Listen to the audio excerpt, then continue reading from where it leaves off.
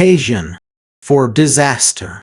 Close your eyes for just a moment. Let the world outside fade away, and welcome, my friends, to Stories of Crime.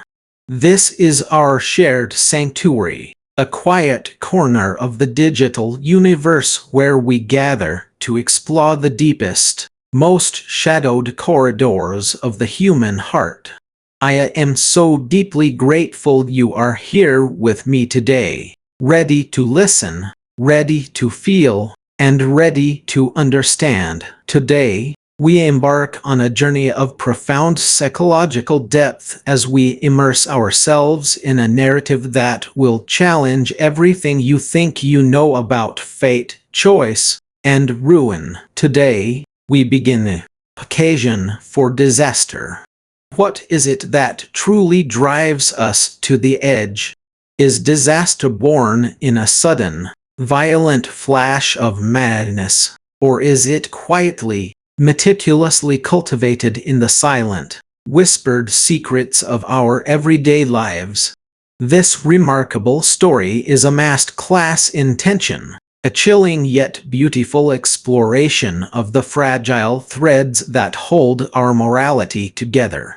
It forces us to look closely at the human condition, at those pivotal, breathless moments when ordinary people stand at the precipice of their own undoing, deciding whether to step back into the light or plunge headfirst into the beautiful, terrifying abyss.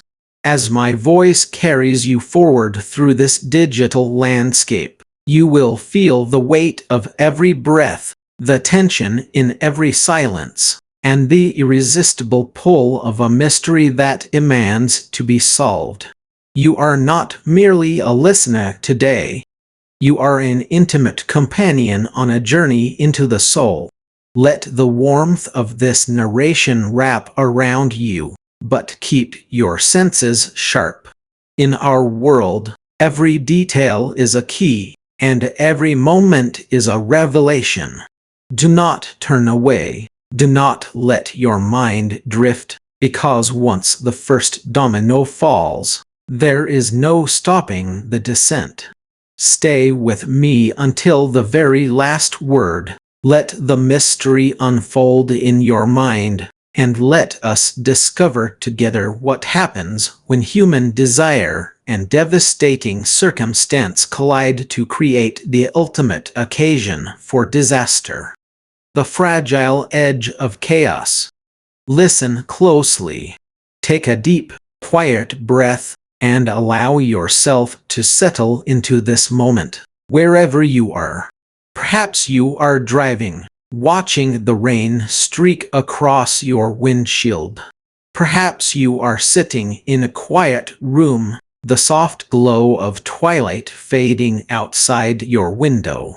Wherever you are, I want you to listen to the silence that surrounds you. Within that silence lies a truth that we spend our entire lives trying to outrun. We like to believe that our lives are built on solid ground, that the structures of our careers, our relationships, and our mental well-being are forged from reinforced steel. But the truth is far more delicate. We live our lives on the fragile edge of chaos. Consider the words of the ancient philosophers who warned us that the ruin of a great city begins not with the battering rams of an invading army, but with a single, unpatched crack in the aqueduct.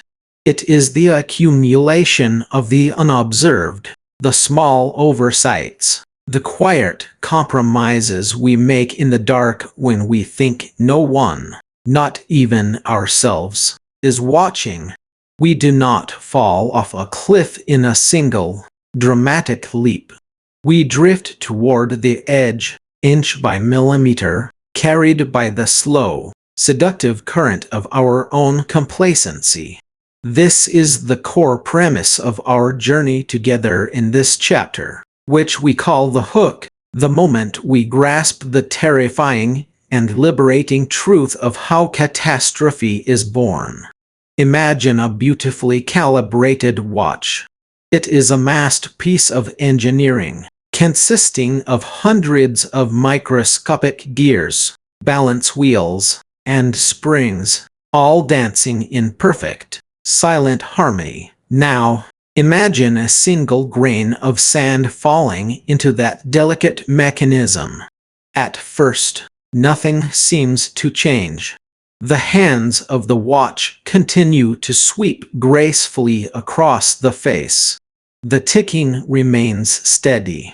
But beneath the surface, that tiny grain of sand is grinding against the teeth of a miniature gear. Friction increases. A microscopic shaving of metal shears off, joining the sand. Another gear begins to slip, just a fraction of a millimeter. Within hours, the watch begins to lose time, a second here, a minute there, until finally, the entire system grinds to a sudden, catastrophic halt. This is the nature of unexpected failure.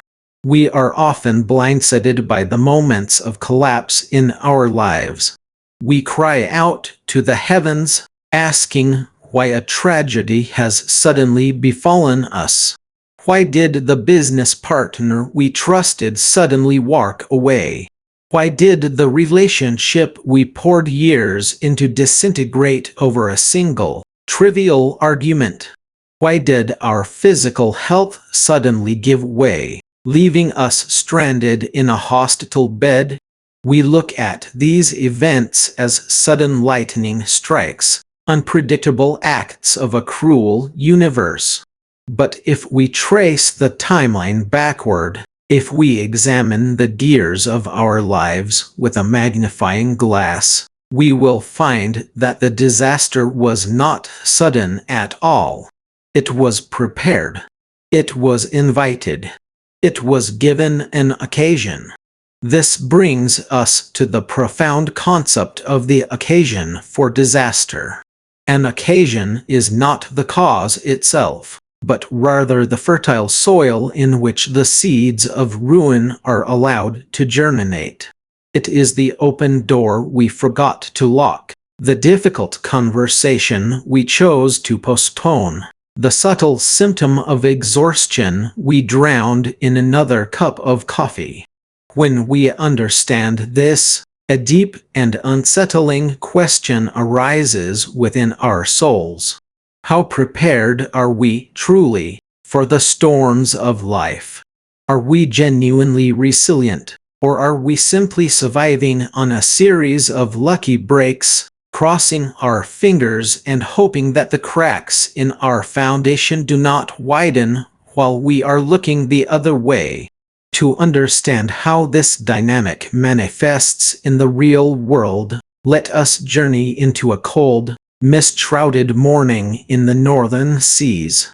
Let us look at the story of Captain Sarah Vance, a woman who had spent 25 years navigating the treacherous, ice-choked waters of the North Atlantic. Sarah was a legend in her field, known for her ironclad discipline and her seemingly intuitive understanding of the ocean. She was commanding a state-of-the-art research vessel, a ship packed with cutting-edge technology designed to make human error obsolete. On this particular morning, the ship was navigating a narrow channel flanked by hidden shoals. The weather was worsening, a thick, gray fog rolling in like a heavy wool blanket, obliterating the horizon. In the warm, brightly lit bridge of the ship, Sarah felt a subtle, familiar tightness in her chest. She had slept only 3 hours the night before, her mind occupied by a quiet, lingering anxiety about her aging farther back home. It was a minor distraction, a personal worry she pridefully pushed to the back of her mind. At the same time, The junior navigation officer on duty noticed a slight discrepancy on one of the secondary radar screens. It was a faint, intermittent flicker, a ghost signal that suggested a shift in the local ice flows. But the officer was young, and he was deeply intimidated by Sarah's formidable reputation. He did not want to appear foolish or overly cautious in front of his legendary captain.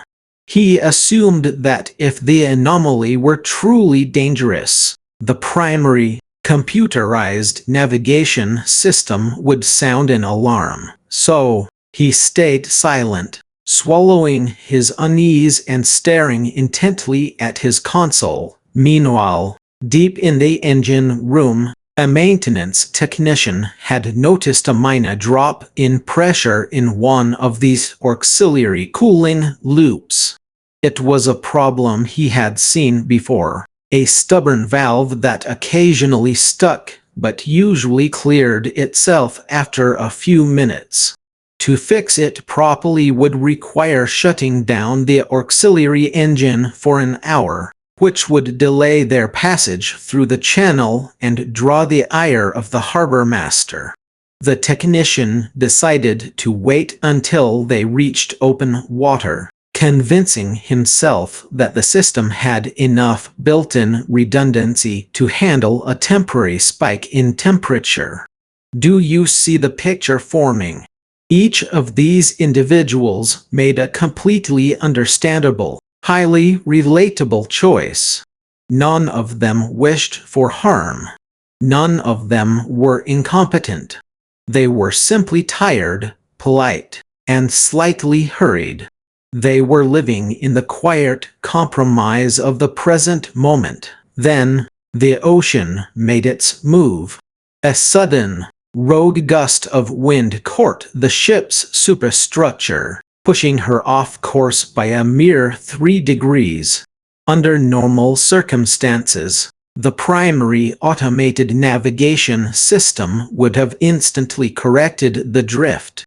But that primary system relied on a sensor located on the bow, a sensor that had been coated in a thin layer of sea ice because the heating element had suffered a minor electrical short 2 days prior, an issue that had been marked as low priority on the maintenance log.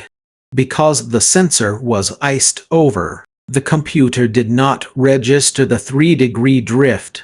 The junior officer saw the deviation on his secondary radar, but because he had already normalized the ghost signals, he hesitated to speak up.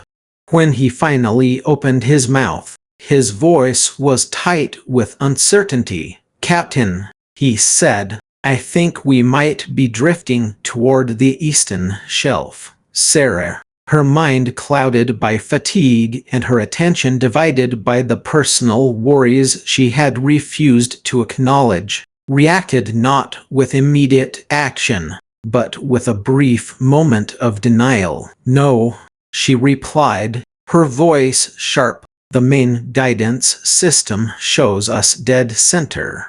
Double-check your coordinates." Those few seconds of hesitation were all the ocean needed. The ship slid onto a submerged ridge of volcanic rock. The impact was not an explosive crash, but a long, sickening, metallic groan that vibrated through the souls of everyone on board. The hull breached, water poured into the engine room, and within minutes, a multi-million-dollar vessel was grounded, helpless, and on the verge of capsizing in the freezing water. As Sarah stood on the tilting bridge, listening to the shrieking of these emergency sirens, her mind did not go to the rock or the wind.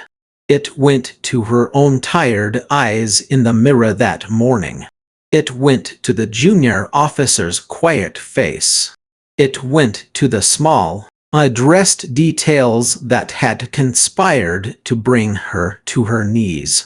She realized, with a crushing weight in her chest, that the disaster had not been caused by the storm. It had been caused by the accumulation of the ignored. If we analyze this story psychologically, we discover something profound about the human subconscious. We are wired for efficiency, not for absolute truth. To survive in a world filled with millions of sensory inputs, our brains rely on heuristics, mental shortcuts that allow us to make quick decisions without processing every single detail. One of the most dangerous of these shortcuts is what psychologists call the normalization of deviance. This is the insidious process by which we become accustomed to small, unsafe practices or minor errors because they do not immediately lead to bad outcomes. Think of a time when you drove your car while slightly intoxicated, or when you texted while driving, or when you skipped a crucial check at work. When nothing bad happened, your brain registered a dangerous lesson.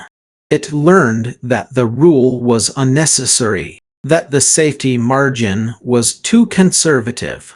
The boundaries of what you considered safe shifted outward. You normalized the deviance.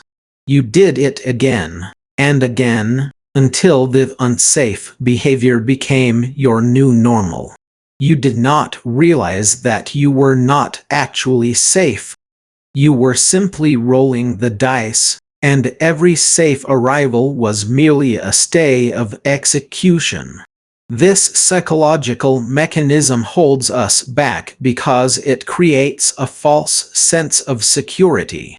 It breeds an arrogance that blinds us to our own vulnerability. We begin to believe that our past successes are a guarantee of future safety. We forget that the universe does not keep a ledger of our good intentions. It responds only to the physical reality of our choices. When we ignore the small things, we are essentially building a house of cards and praying that the wind never blows. How do we break this cycle? How do we step back from the fragile edge of chaos and reclaim our footing? This is where we must extend a soothing, mentor's hand to ourselves. We must learn to practice what I call the daily calibration. This is not our practice of hypervigilance or anxiety-inducing perfectionism. It is a practice of gentle, radical honesty. Every evening, when the clamor of the day has quieted down, take 10 minutes to sit in silence. Ask yourself 3 simple questions. First, what did I ignore today because it was uncomfortable to face? Was it a subtle change in a loved one's tone of voice? Was it a persistent ache in your physical body? Was it an uneasy feeling about a project at work? Name it. Bring it out of the shadows of your subconscious and into the light of your conscious mind. Second, ask yourself, where did I choose convenience over integrity? I am not talking about grand moral failings. I am talking about the small shortcuts. Did you agree to something you knew you couldn't deliver? Did you let a minor misunderstanding with a friend go unresolved because you didn't want to deal with the awkwardness of an apology? And third, ask yourself, what is the smallest, most immediate step I can take tomorrow to restore the boundary? You do not have to rebuild the entire wall in a single day. You only have to lay one brick with absolute care. If you ignored a loved one's sadness, your step tomorrow is to sit with them, look them in the eyes, and say, I noticed you seemed a bit distant yesterday, and I want you to know I am here to listen. If you ignored an uneasy feeling at work, your step is to send the email, ask the clarifying question, or double-check the figures. By doing this, you are manually resetting the gears of your life. You are clearing out the sand before it can grind the mechanism to a halt. Let us transition now to another facet of this great truth, the concept of the silent cascade. This is the process by which failures do not just accumulate, but actively feed into one another, creating a momentum that quickly becomes unstoppable. To understand this, let us step into the quiet, sterile world of a hospital intensive care unit. It is 3 o'clock in the morning. The fluorescent lights cast a pale, cold glow over the linoleum floors. The air smells of antiseptic and stale coffee. Nurse Clara is in the middle of her 14th consecutive hour on shift. She is a deeply compassionate woman, a nurse who chose this profession because she wanted to be the comforting presence in a patient's darkest hour. But tonight, she is drowning. The unit is understaffed, and 2 of her patients are in critical condition, requiring constant, minute-by-minute monitoring. In room 4, an elderly man named Arthur is recovering from major heart surgery. In room 6, a young woman is fighting a severe infection. Clara's mind is a blur of medication dosages, Roman 4 pump alarms, and chart entries. Her feet ache with a deep, throbbing pain, and a dull headache is blooming behind her eyes. A doctor walks into the unit, hurrying to an emergency in another department. As he passes Clara, he handwrites a quick order for Arthur's medication on a slip of paper, leaving it on the desk. He is rushing, and his handwriting is a hasty scribble. He intends to prescribe a mild sedative to help Arthur sleep, but the name of the drug he writes looks remarkably similar to a potent heart medication designed to lower blood pressure. Clara picks up the slip of paper. She glances at it, her tired eyes processing the words through the filter of her exhaustion. Her brain, seeking efficiency, registers the name of the heart medication because that is what Arthur has been receiving for the past 3 days. A faint alarm bell rings in her subconscious. Is this the right dose? It seems unusually high. But Clara is exhausted, and she knows the doctor is a brilliant specialist who rarely makes mistakes. She does not want to call him and wake him or interrupt his emergency to ask what might be a stupid question. She silences the alarm bell. She goes to the automated medication dispensing cabinet. The drawer opens, but because the hospital pharmacy is also short-staffed, the medication vials have been stocked quickly. A vial of the potent blood pressure drug has been placed in the slot next to the sedative. The packaging is nearly identical, featuring the same blue label and white cap. Clara, her focus splintered by the sound of an alarm going off in room 6, reaches into the cabinet, grabs the vial without verifying the barcode scan, and walks toward room 4. As she enters Arthur's room, she finds him awake, looking confused and frightened. He looks at her with watery eyes and whispers, "I don't feel right, nurse. My chest feels heavy." Clara's heart squeezes with empathy. She wants to comfort him, to sit with him and hold his hand. But the alarm in room 6 is growing louder, more insistent. She tells herself that if she can just administer this medication quickly, it will help Arthur rest, and then she can run to help the other patient. She injects the drug into Arthur's Roman 4 line. Within 90 seconds, the silent cascade reaches its peak. The potent drug rapidly enters Arthur's bloodstream. His blood pressure, already fragile from the surgery, plummets. The monitor beside his bed begins to emit a frantic, high-pitched wail. Clara, who was just about to leave the room, spins around, her face draining of color. She looks at the screen, her mind freezing in terror as she realizes what has happened.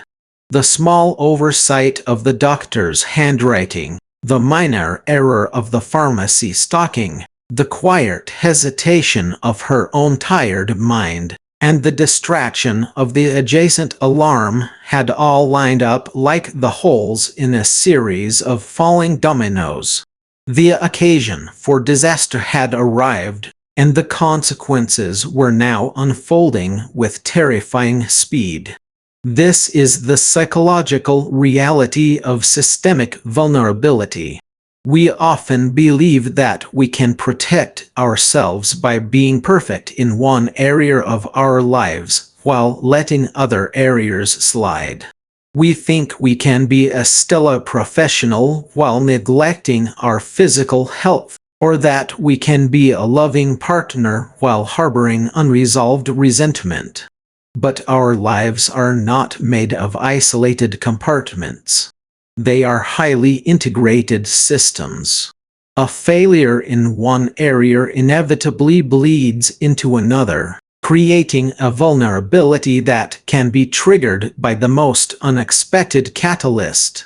This is beautifully illustrated by the Swiss cheese model of accident causation, developed by cognitive psychologist James Reason. Imagine several slices of Swiss cheese lined up side by side. Each slice represents a layer of defense in our lives, our routines, our safety habits, our support systems, our physical health. Each slice has holes in it, representing temporary weaknesses or minor oversights. Under normal circumstances, a hazard passing through a hole in the first slice is stopped by the solid part of the second slice.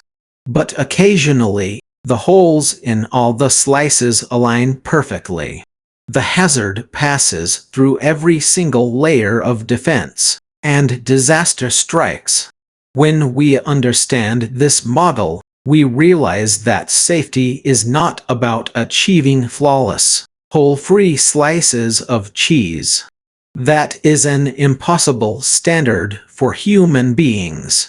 We are, by our very nature, imperfect and prone to error. Rather, safety is about ensuring that the holes do not align.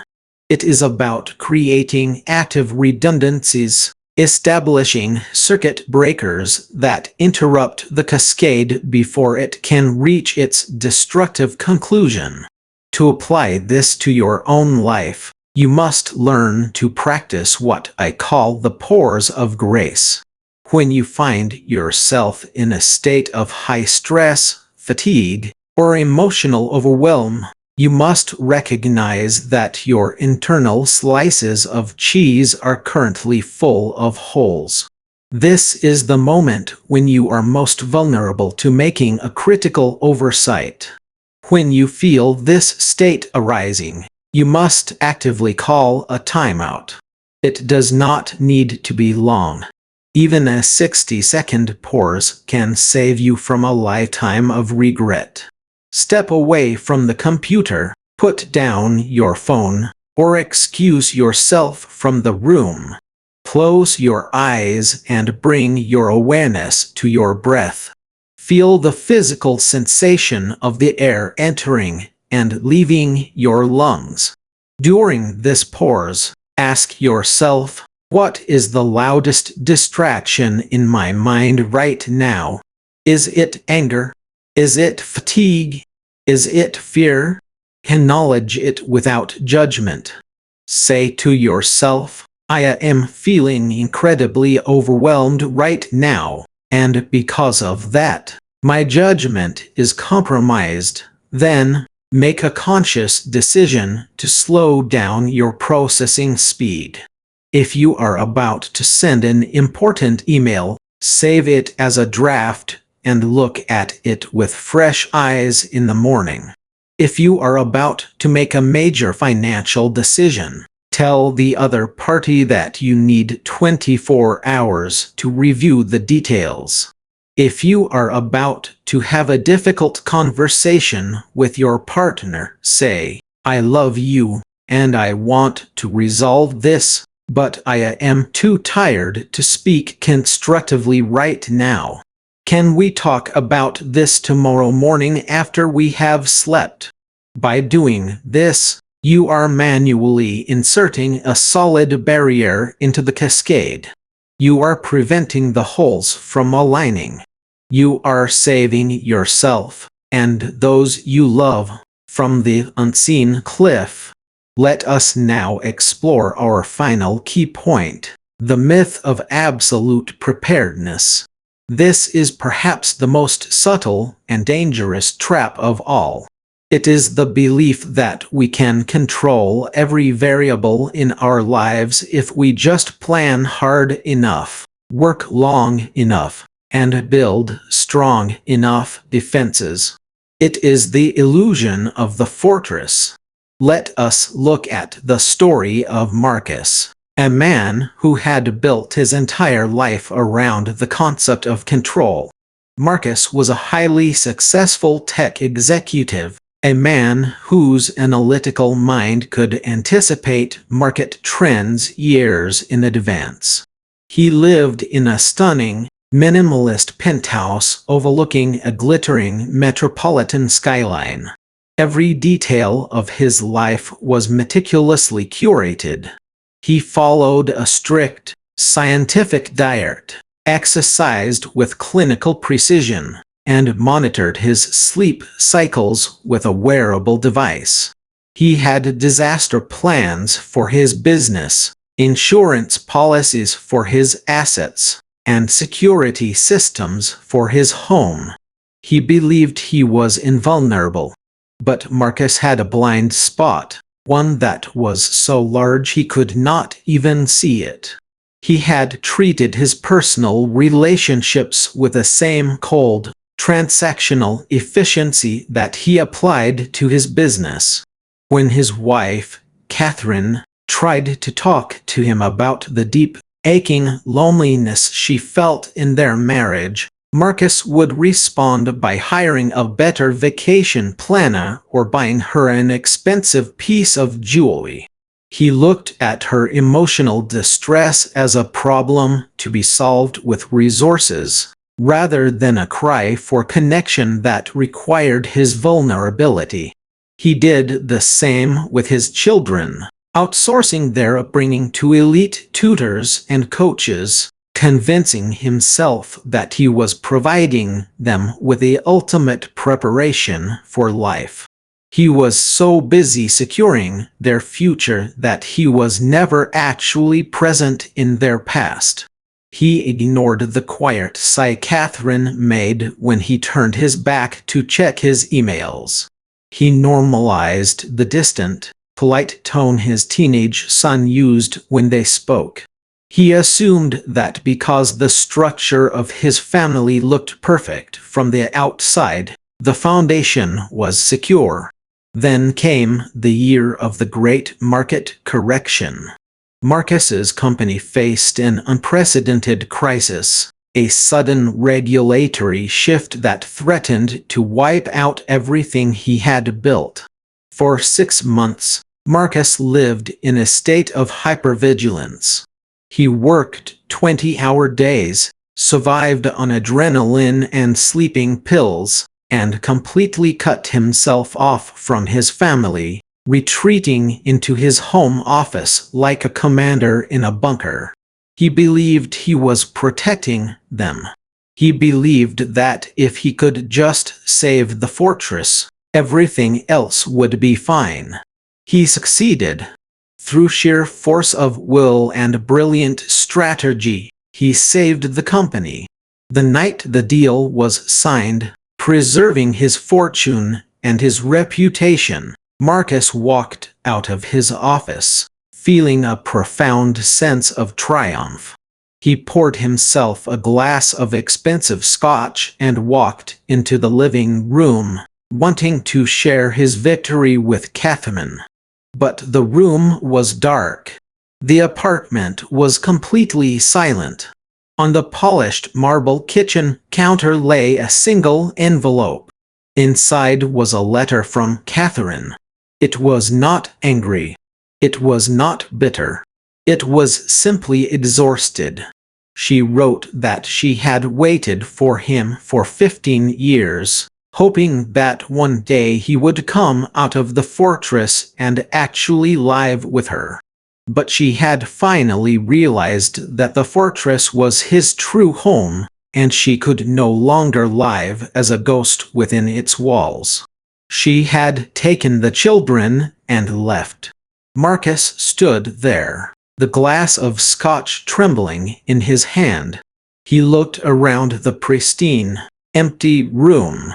He had prepared for every market crash, every technological disruption, every security threat.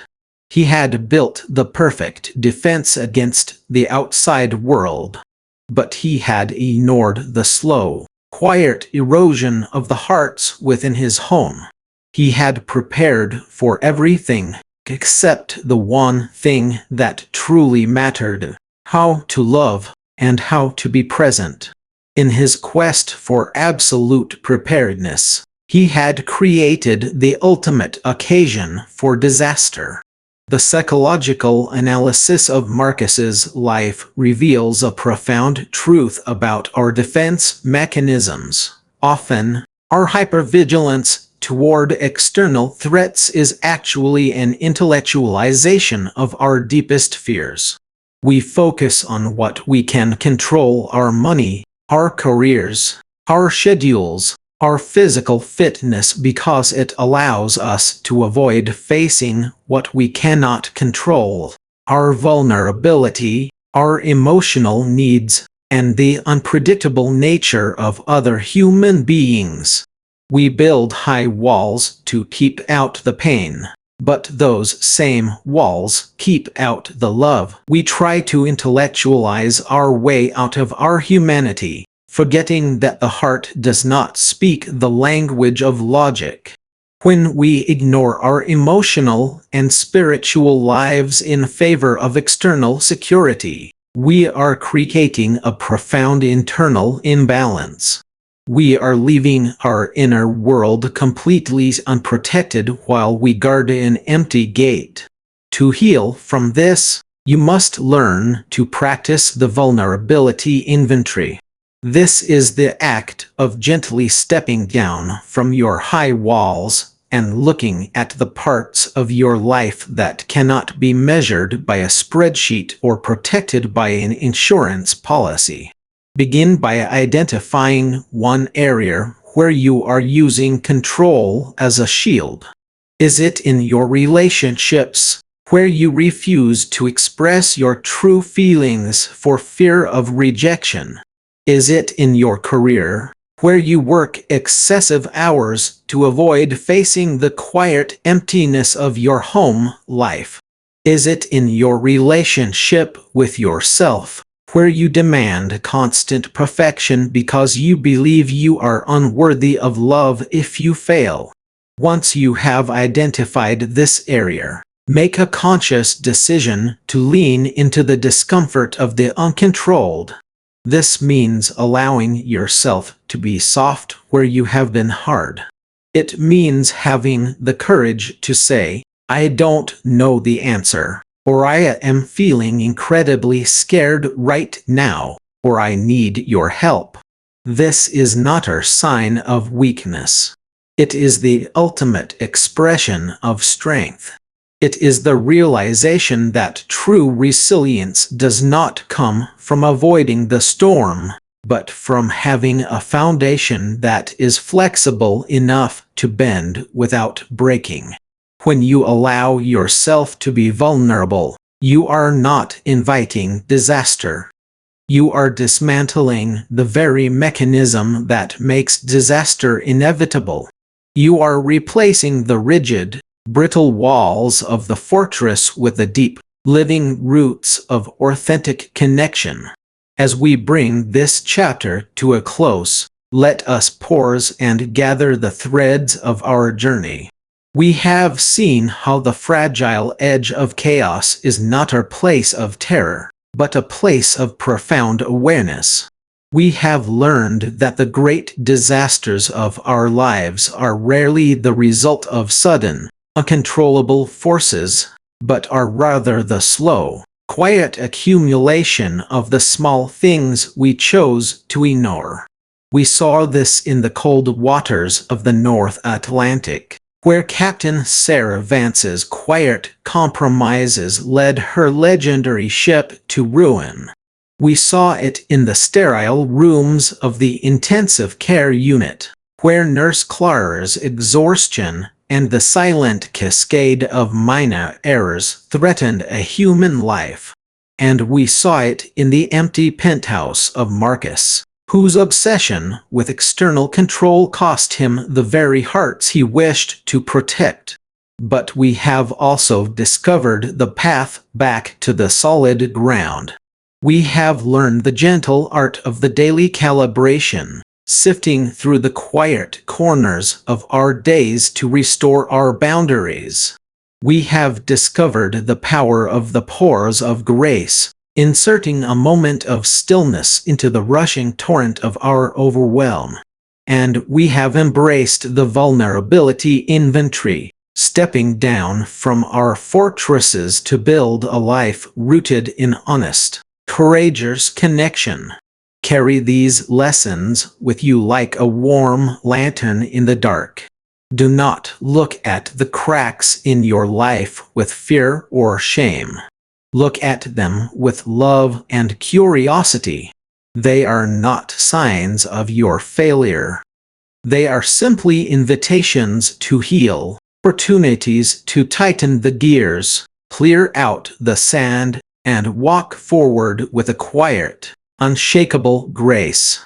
For as we prepare to take our next step together, as we prepare to look deeper into the shadows of our own human nature, we must understand that the greatest disasters are not those that happen to us, but those we carry silently within. In our next chapter, we will venture into that very territory. We will explore the anatomy of the blind spot, looking at the hidden patterns of our minds that prevent us from seeing the truth, even when it is staring us directly in the face. Listen closely, my friend. The journey is just beginning, and the light is growing brighter with every step we take. Let us turn the page together. The anatomy of a crisis. Close your eyes for just a moment, if it is safe to do so, and let yourself settle into the space you occupy right now. Feel the weight of your body against the chair, the soles of your feet resting on the floor, and the quiet, steady rhythm of your own breath. We begin our journey here, in the stillness, because stillness is the very canvas upon which every crisis is painted. You might be listening to these words while driving down a rain-slicked highway, or perhaps you are sitting in a dimly lit room, nursing a cup of tea that has long since gone cold, carrying a quiet heaviness in your chest that you cannot quite name.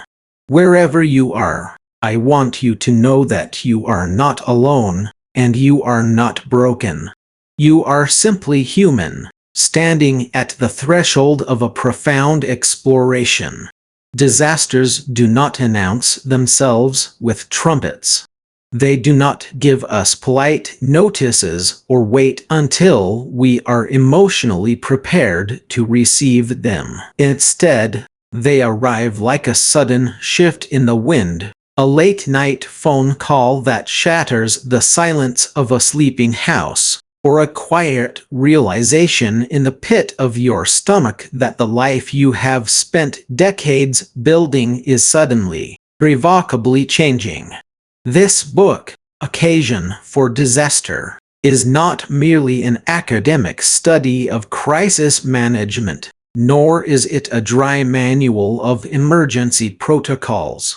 It is a deeply personal, psychological, and spiritual map designed to guide you through the darkest valleys of human experience and lead you back to the light of your own resilience. My name is your companion on this journey, and my perspective has been forged not in the sterile ivory towers of theory, but in the trenches of real-world devastation. For years, I have walked alongside individuals, families, and organizations as they stood amid the smoking ruins of their lives, their careers, and their dreams. I have sat in the quiet, sterile rooms of ICU wards where families whispered their final goodbyes.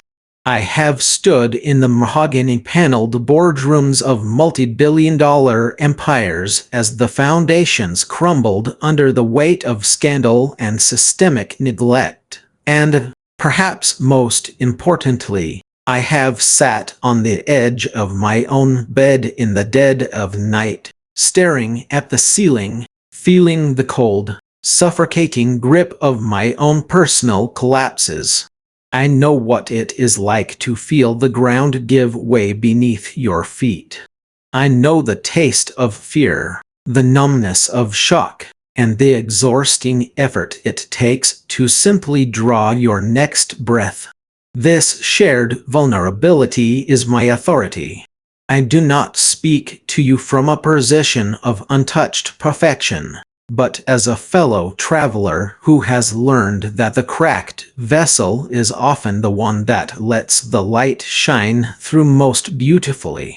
To truly understand a crisis, we must first define what constitutes an occasion for disaster. The word occasion is fascinating. It comes from the Latin occidere, meaning to fall down or to perish. But over time, it has come to represent a timely opportunity, a favorable juncture, or a cause. This dual meaning lies at the very heart of our study.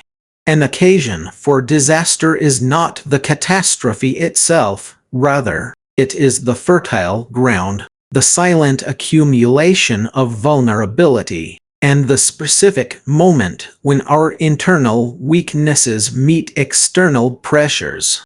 It is the dry underbrush waiting for a single, stray spark. When we look at a collapsed bridge, we see the dramatic plunge into the water. But the disaster did not begin when the concrete cracked.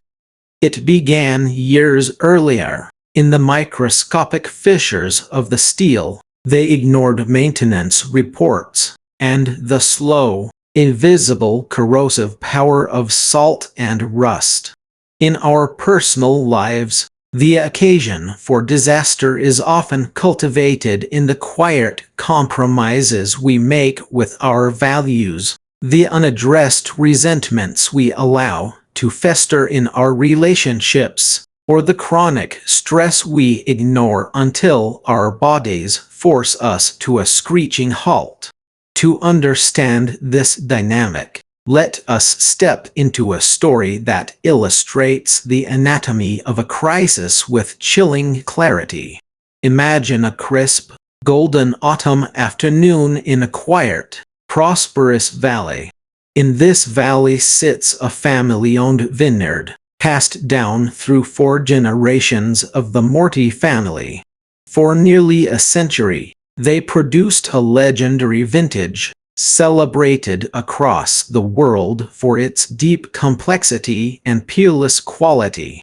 The Patriarch, a proud and fiercely traditional man named Giovanni, ran the estate with an iron hand and an unwavering belief that the old ways were infallible.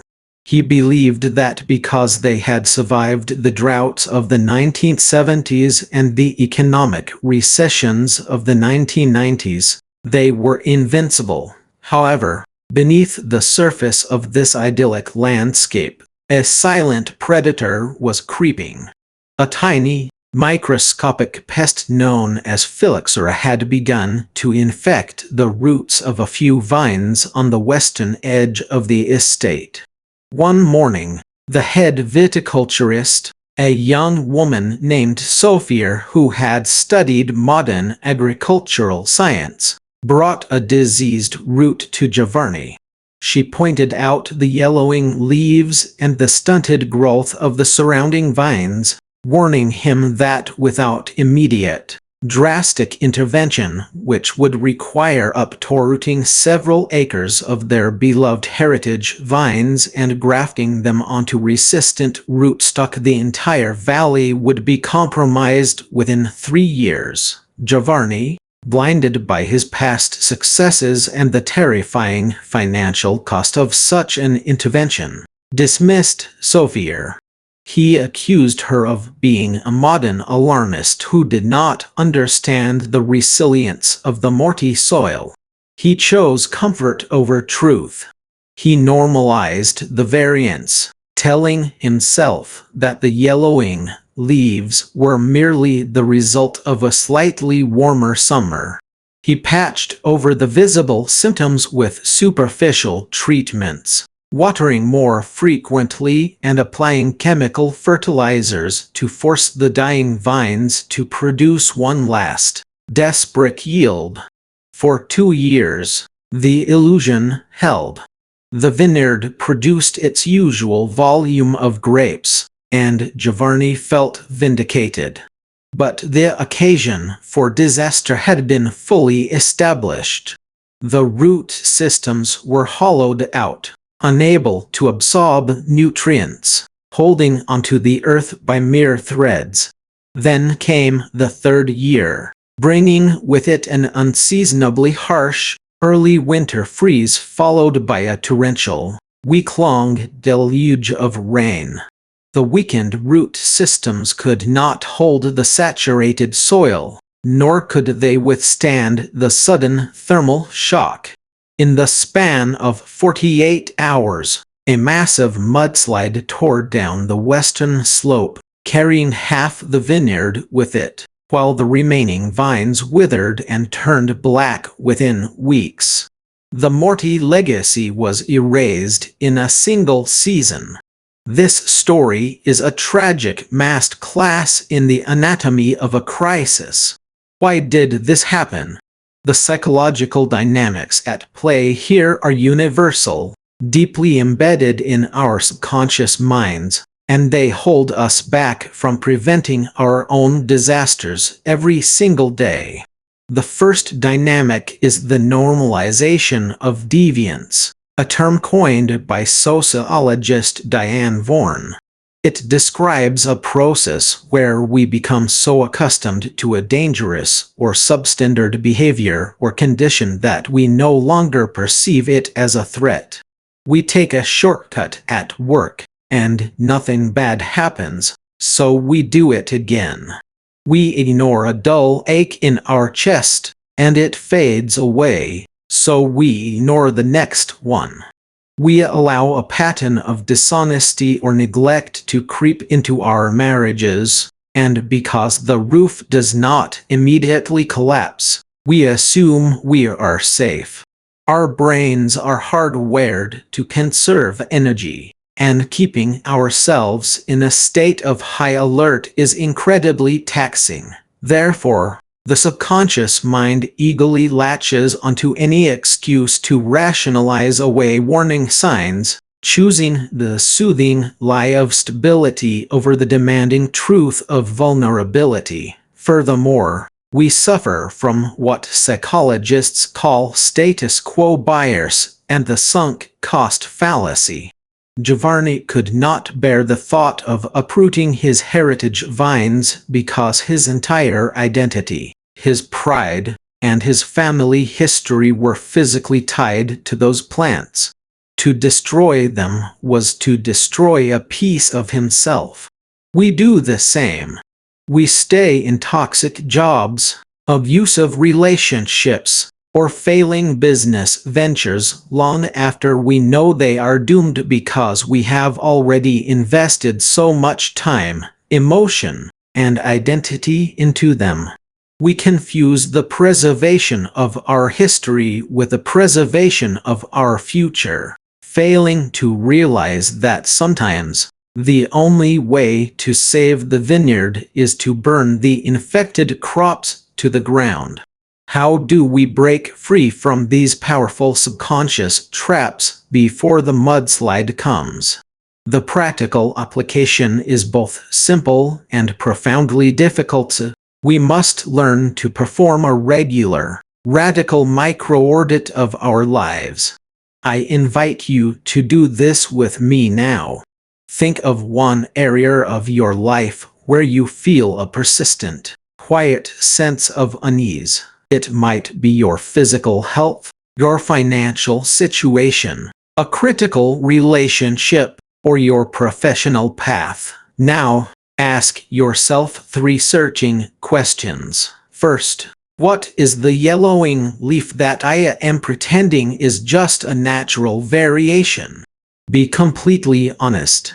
What is the warning sign you have been explaining away to maintain your comfort? Second, what is the cost of my inaction over the next 6 months, 1 year, and 5 years? Paint that picture clearly. Do not let your mind turn away from the potential pain. Third, what is one courageous, truth-aligned action I can take within the next 24 hours to address this root issue, no matter how small or uncomfortable it may feel? This micro-orbit is your spade, allowing you to dig beneath the surface of your life and inspect the roots before they rot.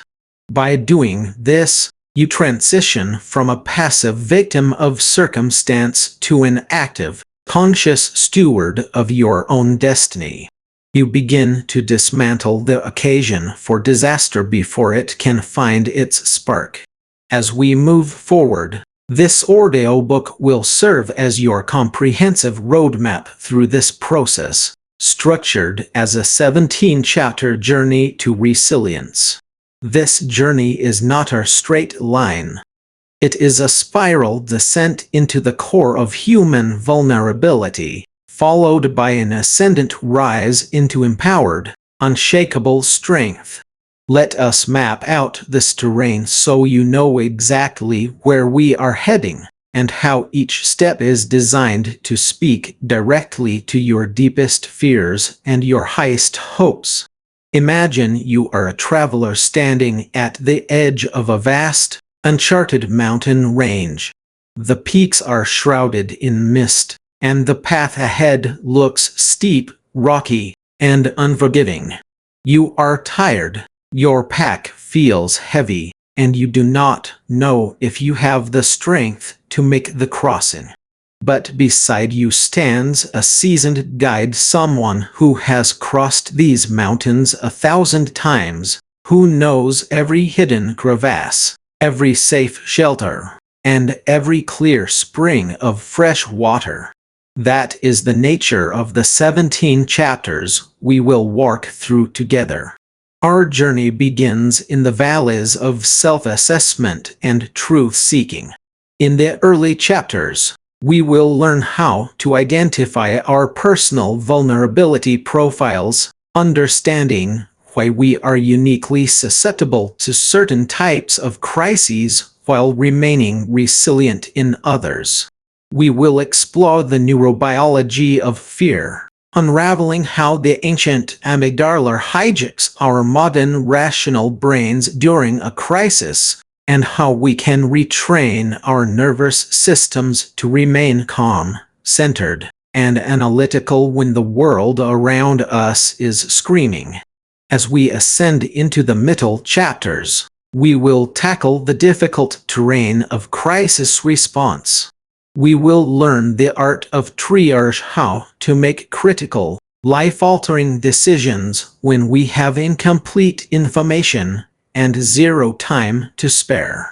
We will explore the power of radical acceptance, learning to look at a devastating reality without denial, without blame, and without despair, accepting it completely so that we can begin to change it. We will examine the psychological architecture of grief and loss, understanding that every major crisis involves the death of an old identity, and we must learn how to mourn that loss properly before we can hope to build a new one. In the final, triumphant chapters, we will emerge onto the high plateaus of post-traumatic growth. We will discover how to harvest wisdom from our pain, transforming our deepest scars into sources of profound empathy, strength, and leadership. We will learn how to rebuild our lives on foundations that are not merely strong, but anti-fragile, a term coined by Nassim Nicholas Taleb to describe systems that actually grow stronger and more resilient when subjected to stress, shocks, and volatility. Finally, we will explore how to build a legacy of resilience, passing on the lessons of our triumphs and our survival to those who walk the path behind us. To understand the beauty and the necessity of this 17-step journey, let us listen to another story, one of physical survival that mirrors our psychological quest. Several years ago, a search and rescue team was dispatched to the rugged wilderness of the Pacific Northwest. A young hiker named Marcus had become separated from his group during a sudden, blinding blizzard. As the temperature plummeted far below freezing, and the snow fell so thickly that he could not see his own hand in front of his face, Marcus made a series of critical errors. He panicked, ran blindly through the woods, tripped over a fallen log, and fell down a steep embankment, breaking his ankle and losing his backpack in the process. When the search team finally located him 18 hours later, Marcus was in the advanced stages of hypothermia. He was curled into a tight ball beneath a cedar tree, shivering violently, his mind slipping into a dangerous, dreamlike state of apathy. The team lead, a veteran rescuer named Sarah, did not simply pick Marcus up and carry him out. To do so in his fragile, hypothermic state could have triggered cardiac arrest, a phenomenon known as rescue death. Instead, Sarah sat down in the snow beside him. She spoke in a warm, steady, rhythmic voice, establishing human connection and pulling his mind back from the edge of darkness. She wrapped him in warm, dry blankets, but she did so slowly, allowing his core temperature to rise gradually. She gave him warm, sweet fluids to sip, refueled his body's internal furnace, and gently splinted his broken ankle to prevent further nerve damage.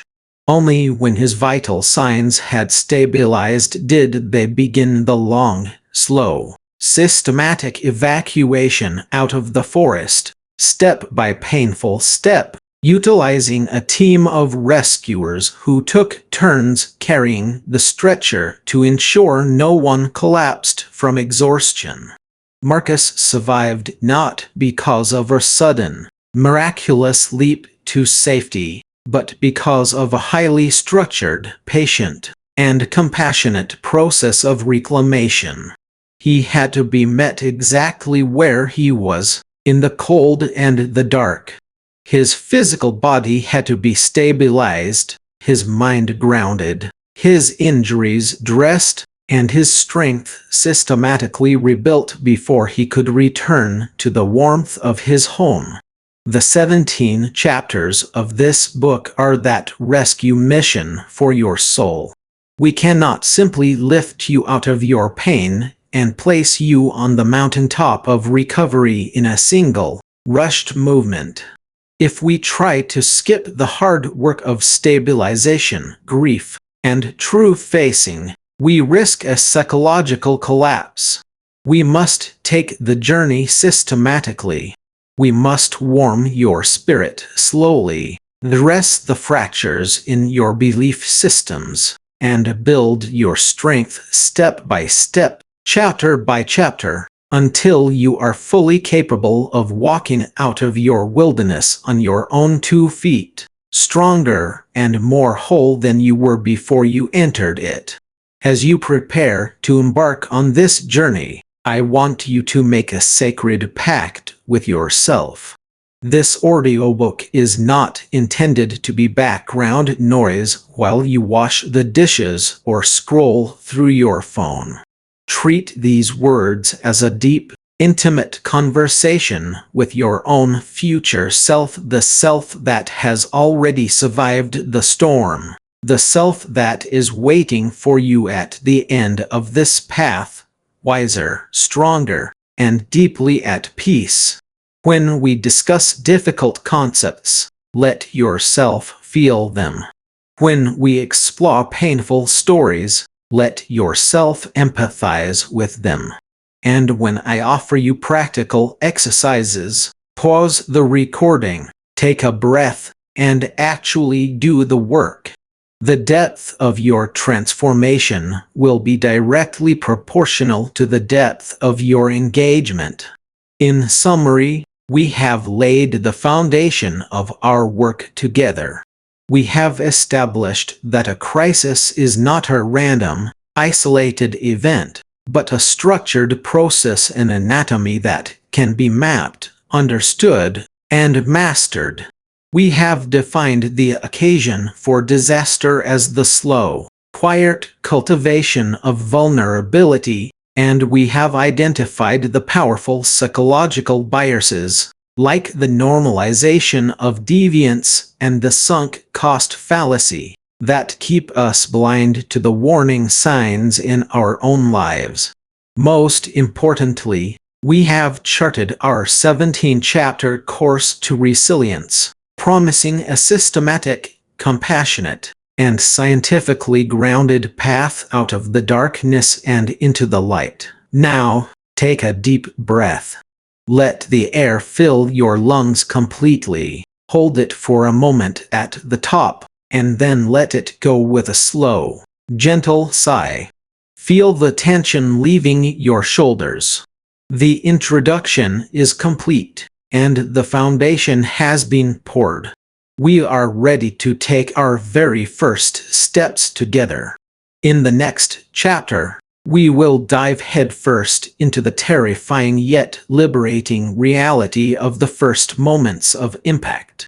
We will explore what happens to your mind and body when the crisis first breaks, and we will discover the single most important psychological anchor that will keep you from being swept away by the initial wave of panic. Step forward with me now into the light of truth, for your journey has officially begun. Chapter 1: The Illusion of Stability. There is a quiet, almost beautiful deception in a structure that stands tall against a stormy horizon. We look at the towering monuments of our lives, our institutions, our careers, and our families, and we draw a deep, comforting breath of security.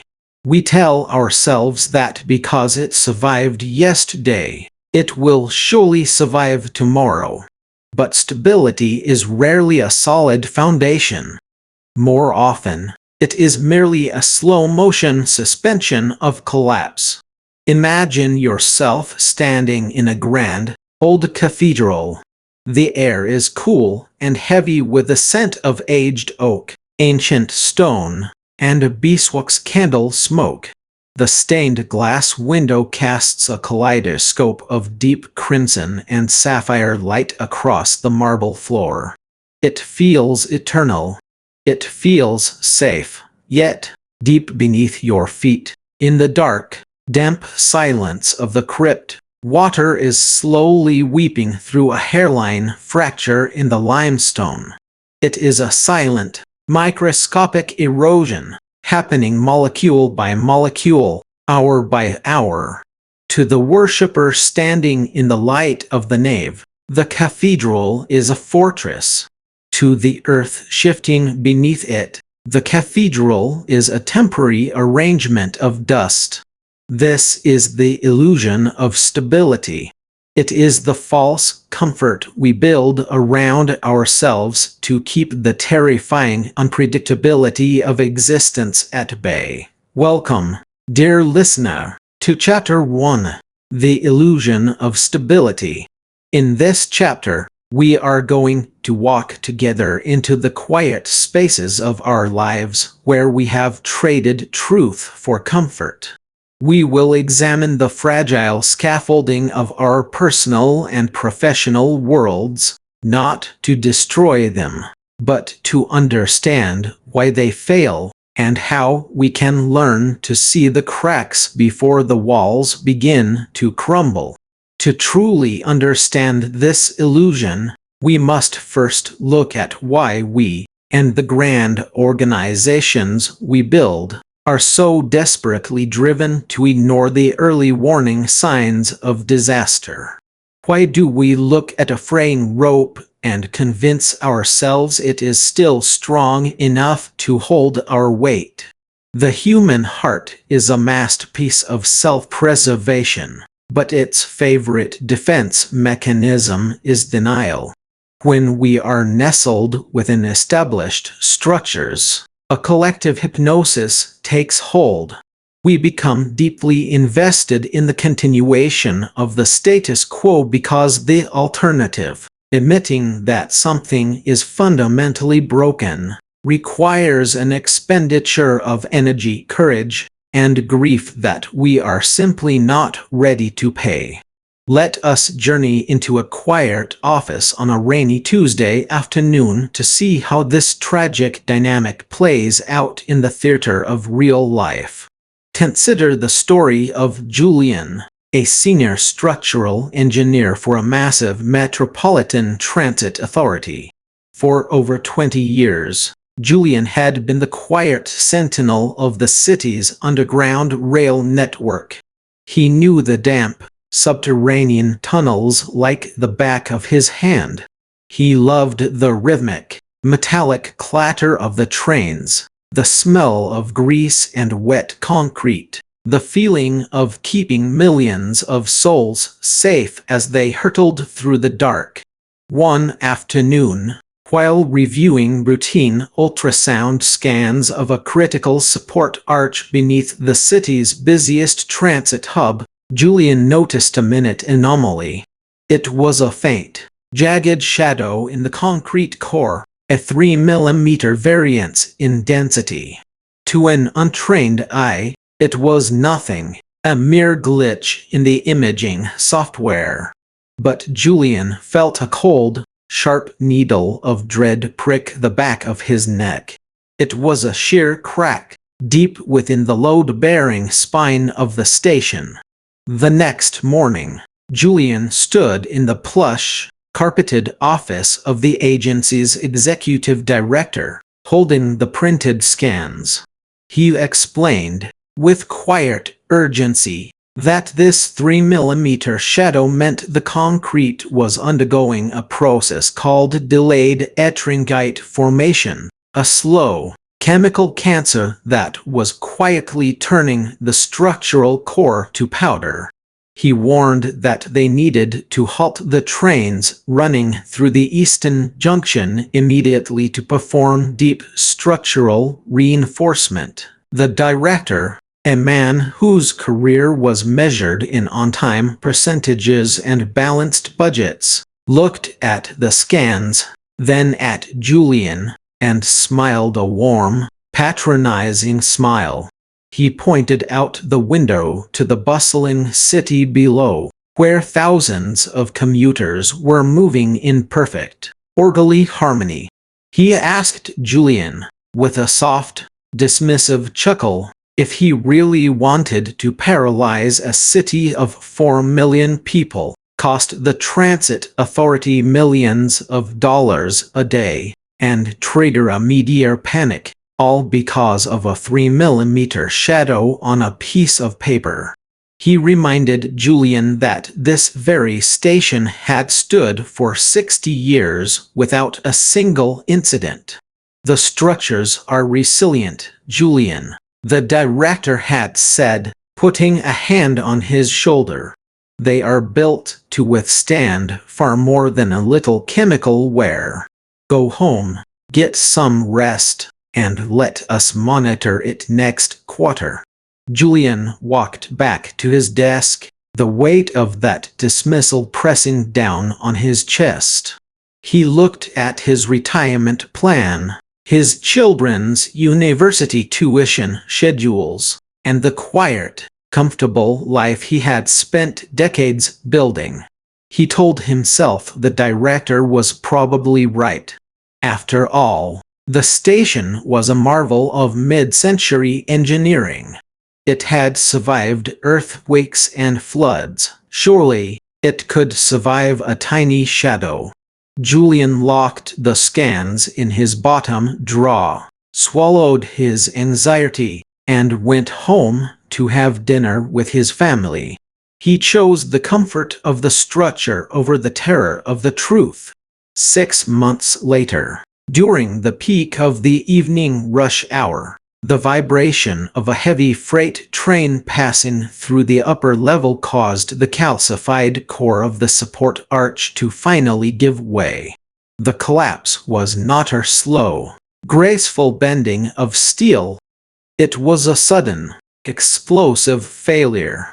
The roof of the Easton Junction imploded, burying 3 passenger cars beneath tons of rubble and concrete dust. In a matter of seconds, the illusion of stability vanished, replaced by the screaming chaos of a preventable catastrophe. What happened to Julian and the transit authority is not an isolated incident of corporate negligence.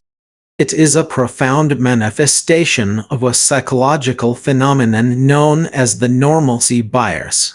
Our brains are fundamentally prediction engines, designed to minimize cognitive load by assuming that what has happened in the past will continue to happen in the future. This bias is a warm, heavy blanket that wraps around our subconscious, whispering that tomorrow will be exactly like today. It creates a powerful, invisible barrier that prevents us from processing information that contradicts our sense of safety.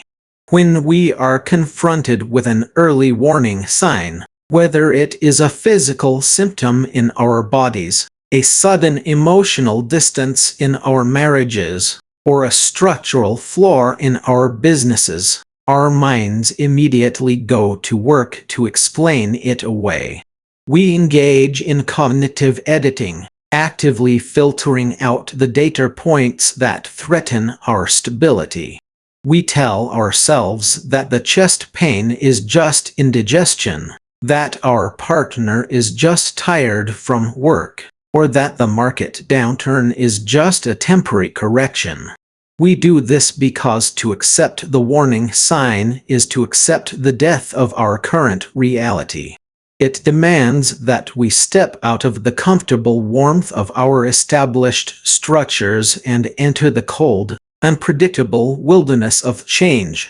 To break free from this hypnotic trance, we must learn to cultivate what psychologists call anomalous awareness. This is the practice of actively searching for and honoring the small discrepancies in our lives. It is the willingness to look directly at the 3 mm shadow and ask, what if this is the crack that brings down the temple? If you are listening to this and feeling a quiet stirring of recognition in your own heart, let me guide you through a gentle, step-by-step process to help you orbit the structures of your own life. First, I want you to take a deep, slow breath and find a quiet space within your mind.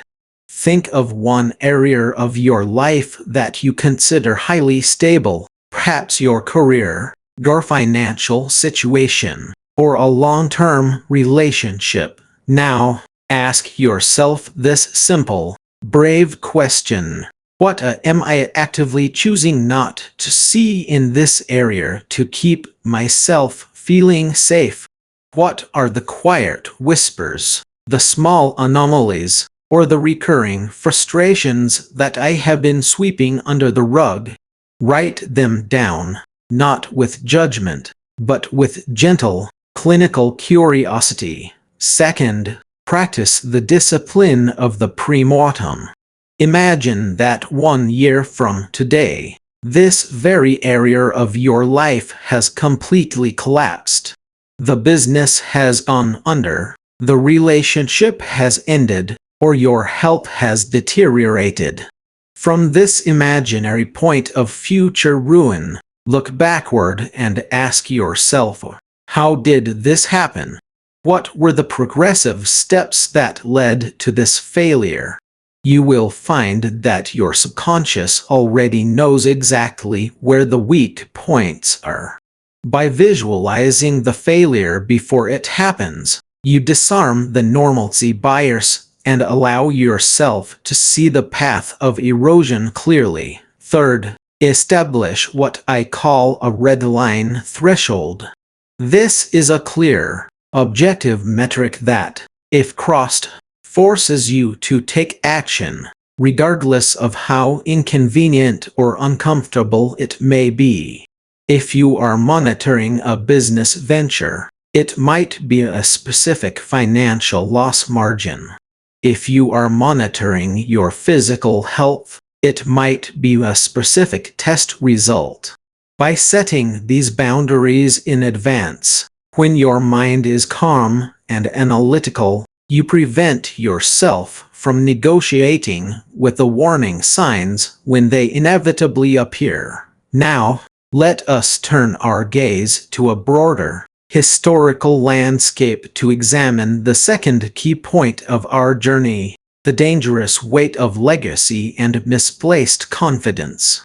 When we look at history, we see that the grandest empires, the most powerful corporations, and the most revered institutions do not fall because they lack resources.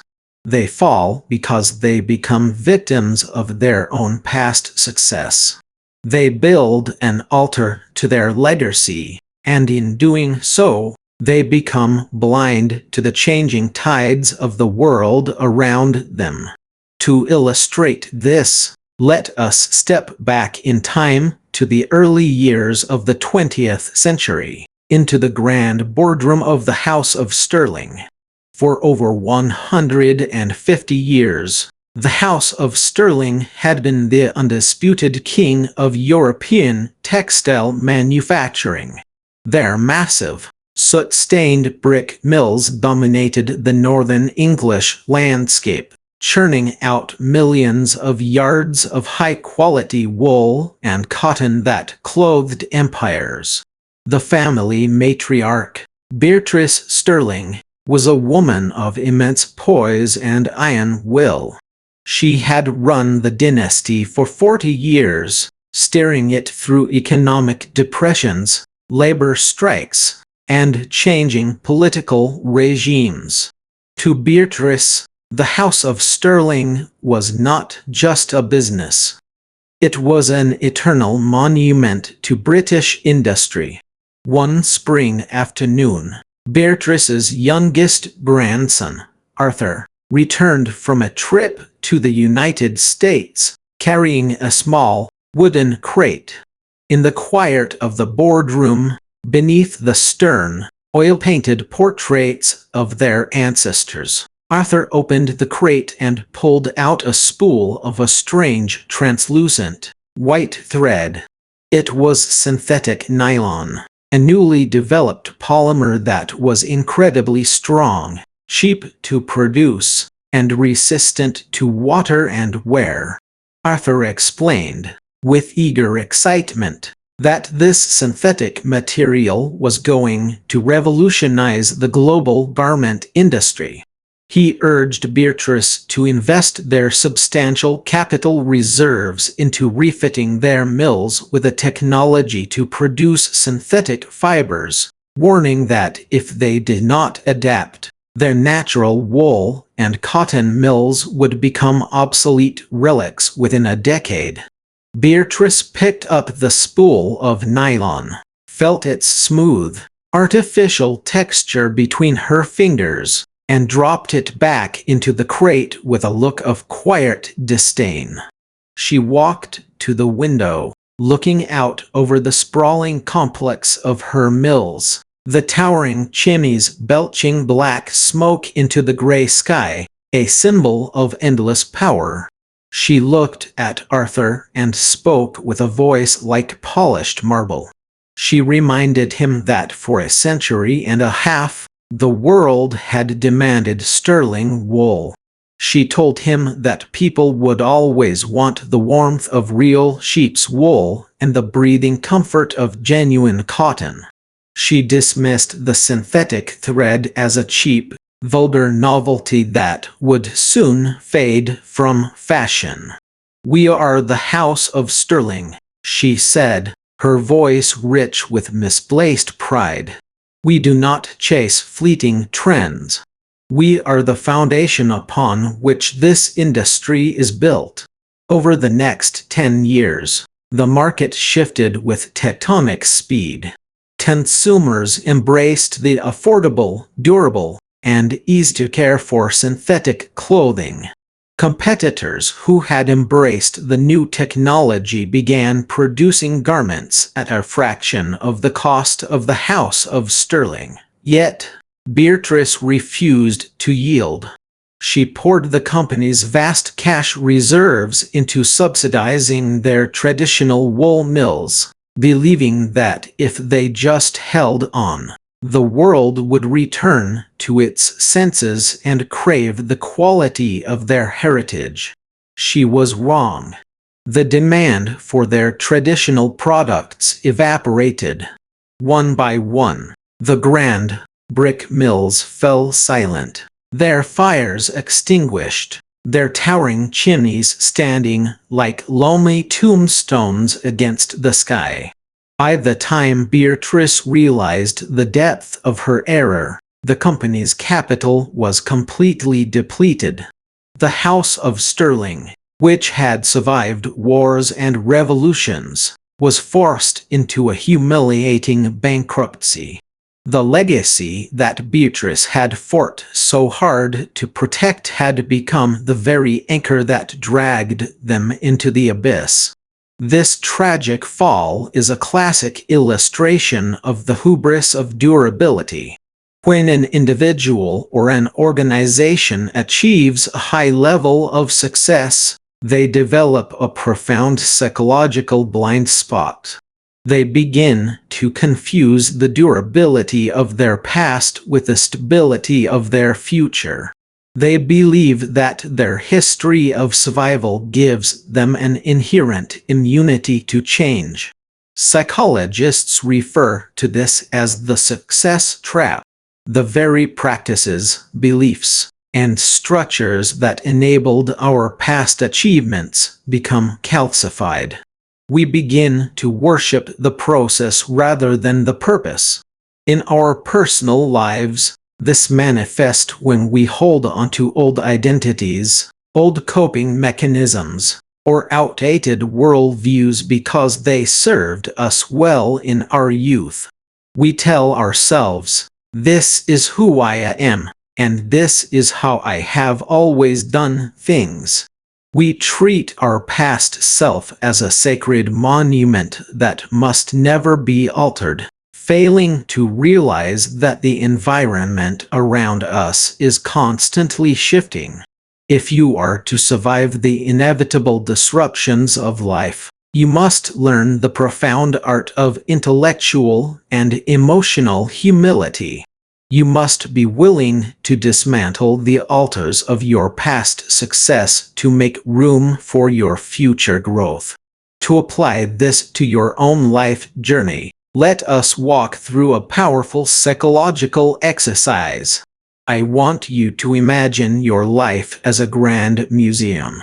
Walk through the corridors of this museum in your mind. See the exhibits of your past achievements, your old career titles, your long-held beliefs, and your old ways of interacting with the world. Walk up to each exhibit, look at it with deep gratitude and love, and then ask yourself this liberating question. Is this exhibit still alive, or is it a fossil? Is this way of thinking, or this professional identity, serving my present growth, or am I keeping it on display simply because I am afraid of the empty space its departure would leave?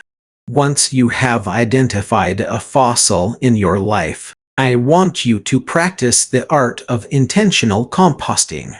Do not violently rip it away with self-hatred or regret. Instead, gently lay it down.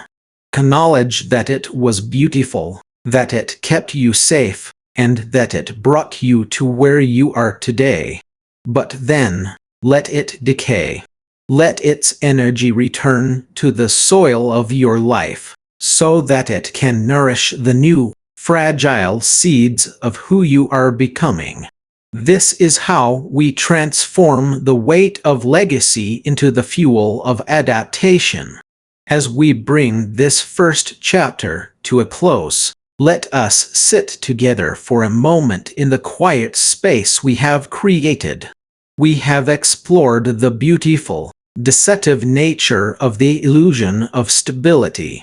We have seen how our minds, driven by the normalcy bias, will actively ignore the 3mm cracks in our foundations to avoid the discomfort of change. We have watched Julian choose the comfort of silence over the risk of truth, only to witness the inevitable collapse. We have seen how the House of Sterling, blinded by the glory of its legacy, mistook its past durability for future immunity, and fell victim to the success trap. Stability is not the absence of change.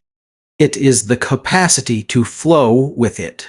The only true security we can ever possess in this wild, beautiful, and unpredictable life is not found in the strength of our external structures, but in our willingness to see the truth, our courage to adapt, and our capacity to rebuild. As you step forward into your day, carrying these insights in your heart, prepare yourself.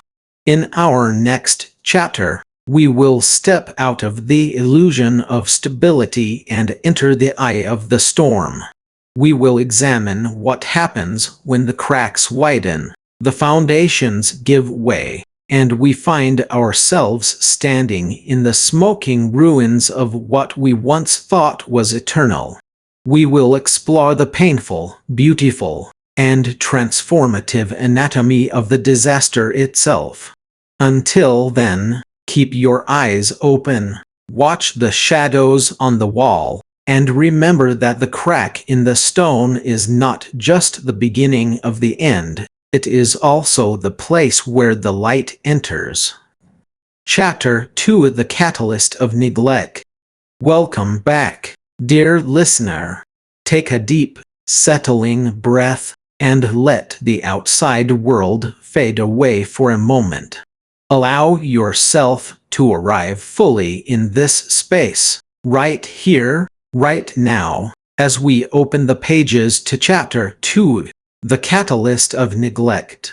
There is an ancient, quiet truth that we often choose to ignore in the frantic rush of our daily lives, and it is this: great ruins are rarely created by sudden, explosive catastrophes. Instead, they are slowly, methodically built by the quiet accumulation of things left undone.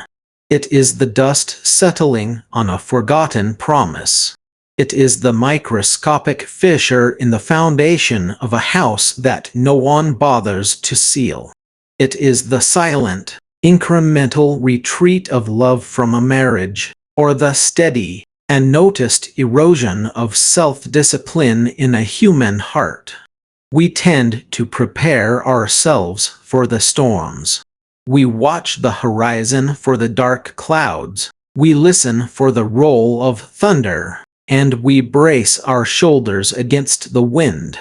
But the real disaster, the one that truly breaks us, is almost always an inside job. It is the slow, invisible rot that happens when the sun is shining and we believe everything is perfectly fine. The philosopher might tell us that neglect is the quietest form of violence we can commit against our own lives, and indeed, it is. It does not announce itself with trumpets.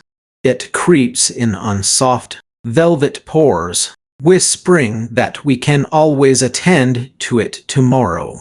But tomorrow is a debt that eventually comes due, and the interest rate of neglect is staggeringly high.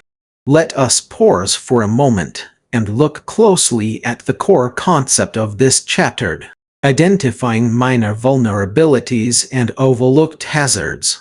Imagine a massive, majestic ship, engineered with the finest steel, designed to cross the most turbulent oceans. It represents your life, your dreams, your relationships, your health. When we look at this ship, we admire its grand scale, its polished brass, its powerful engines. But beneath the waterline, out of sight and out of mind, there is a tiny rivet that has begun to loosen. It is a space no larger than a grain of sand, yet water is patient. Water does not need a massive breach to sink a vessel. It only needs an invitation. How do these small gaps become major entry points in our lives? It begins with the illusion of stability. When everything seems to be going well, our brains naturally enter a state of energy conservation. We stop looking for the small discrepancies. We assume that because the bridge held yesterday, it will hold today, and it will surely hold tomorrow. But this is the trap of deferred attention. Every time we walk past a small problem without fixing it, we are subtly teaching our subconscious mind that our environment is not worth protecting. We are telling ourselves that we are powerless to maintain our own sanctuaries. To understand this classic, heartbreaking dynamic, let us step into a story. I want you to picture a man named David. David was an extraordinary structural engineer, a man of immense talent who was deeply respected in his field. He was tasked with overseeing the safety and maintenance of a massive concrete reservoir dam situated high above a sleeping valley town. David was a perfectionist by nature, but he was also a man carrying a heavy load of exhaustion. He had spent years focusing on the grand scale of his projects, the highly visible achievements that won him accolades and promotions. One chilly autumn morning, during a routine inspection of the dam's massive western wall, David noticed a faint, damp stain on the concrete. It was no larger than a teacup, A mere discoloration, perhaps a tiny weeping of water through a hairline crack. It was a minor vulnerability, an infinitesimal hazard. In his mind, the calculations were clearer. The concrete was 10 feet thick, reinforced with high-tension steel. A small damp spot was completely normal for a structure of this age. Besides, he had a massive board meeting in the city that afternoon, a presentation that could secure funding for his next legacy project. He made a mental note to have a crew look at it next month, climbed into his car, and drove away. The damp spot was a gap. It was an entry point. As the winter came, the water trapped inside that microscopic fissure froze. And as water freezes, it expands. The ice pushed against the concrete with a quiet, relentless force, widening the crack by a fraction of a millimeter. When the spring thaw arrived, more water rushed into the newly opened space. Still, from the outside, the dam looked magnificent, reflecting the golden sunlight of a new season. David returned to the site months later, his mind preoccupied with budget overruns and administrative politics. He saw the damp spot had grown to the size of a dinner plate, but it still looked so small compared to the vastness of the wall. He deferred the maintenance once more, convincing himself that there was still time. Then came the night of the great storm. It was a torrential downpour that pounded the valley for 48 hours straight. The reservoir filled to capacity. The pressure behind the concrete wall reached astronomical levels. Deep inside the structure, at the precise point of that neglected, waterlogged fissure, the concrete began to sigh. The steel reinforcements, weakened by months of slow corrosion, finally snapped. In a single, terrifying instant, the hairline crack became a gaping maw. The wall did not just leak. It exploded. Millions of gallons of water tore through the breach, rushing down into the valley, destroying homes, tearing up trees, and forever altering the landscape of the town below. As David stood on the edge of the ruined valley the next morning, the mud squelching beneath his boots, the devastating truth settled into his chest like a block of lead. The disaster was not caused by the storm. The storm was simply the catalyst. The disaster had been written months ago, in the quiet moment when he chose to walk away from a damp spot on a concrete wall. When we analyze this psychologically, we must ask ourselves, why do we do this? Why do highly intelligent, capable human beings ignore the damp spots in their own lives? The answer lies in the concept of cognitive load and the subconscious search for safety. Our minds are bombarded with thousands of inputs every day. To cope, our brains perform a process called cognitive filtering, sorting information into categories of urgent and non-urgent. Unfortunately, minor vulnerabilities rarely feel urgent. A slightly strained tone in your partner's voice during morning coffee does not feel like an emergency. A slight tightness in your chest when you climb the stairs does not feel like a crisis. A small charge on your credit card statement that you do not recognize does not feel like financial ruin. These things are categorized as white noise. We tell ourselves we will deal with them when we have more energy, more time, or more resources. But psychologically, This deferral creates what is known as chronic subterranean anxiety.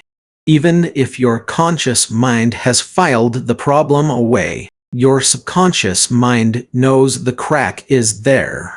It knows the water is rising.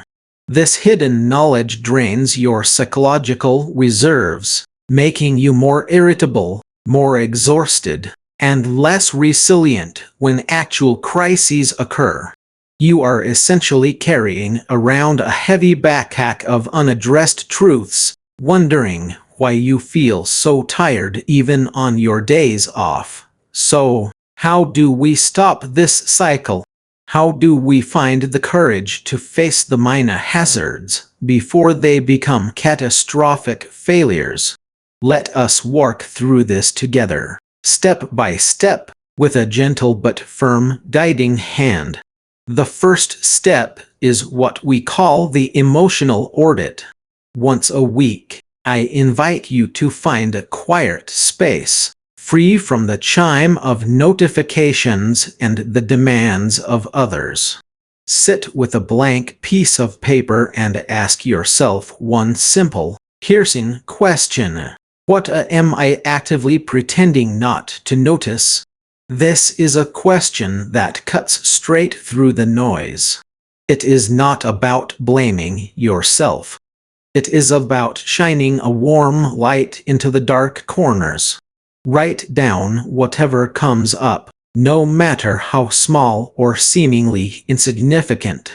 It might be a lingering feeling of resentment toward a friend, a strange rattle in your car engine, or a feeling of deep dissatisfaction with your current career path. Do not judge what you write. Just let it exist on the paper. The second step is the micro-maintenance protocol. When we look at our list of vulnerabilities, we often feel overwhelmed. The sheer volume of things that need attention can paralyze us, leading to even more neglect. To combat this, you must adopt the rule of 5 minutes. Choose one item from your list and commit to spending just 5 minutes addressing it today. You do not have to solve the entire problem. If it is a difficult conversation you have been avoiding, write down the first 3 sentences you want to say. If it is a cluttered desk that drains your energy, clean just one drawer. If it is a health concern, make the phone call to schedule the appointment. By taking action, no matter how small, you break the spell of avoidance. You tell your subconscious mind, I am a person who takes care of things. I am safe. I am capable. Now, let us turn our attention to our second key point, the devastating cost of deferred attention. To explore this, we must look not at structural concrete, but at the delicate, exquisite fabric of human connection. Neglect in relationships is perhaps the most painful form of decay, because it happens so quietly that by the time we realize what has been lost, the distance can feel insurmountable. Consider the story of Clara. Clara was a world-class concert violinist, a woman whose life was a beautiful tapestry of discipline, passion, and artistic triumph. She lived in a world of soaring melodies, standing ovations, and intense, consuming focus. She had a daughter named Lily, a quiet, observant child who loved to paint. In the early years, Lily would bring her paintings to Clara, her eyes shining with hope, wanting her mother to see the worlds she had created on canvas. But Clara was always preparing for the next big performance. She would look up from her sheet music, give a brief, distracted smile, and say, "That is beautiful, sweetheart. But Mommy is right in the middle of a very difficult passage. Put it on the table, and I will look at it later. Later rarely came. Clara did not stop loving Lily. In fact, she believed she was working hard to provide Lily with a beautiful life, full of opportunity and security. But she was deferring attention. She was walking past the small damp spots in their connection. When Lily stopped bringing her paintings to the music room, Clara did not notice. She assumed Lily was simply growing up, becoming more independent. When Lily's voice grew quieter at the dinner table, Clara attributed it to teenage moodiness.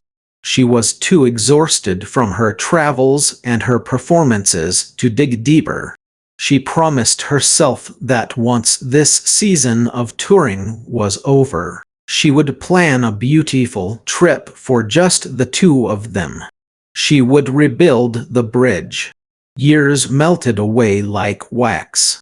The tours ended, the awards were won, and the violins were finally laid to rest in their velvet-lined cases.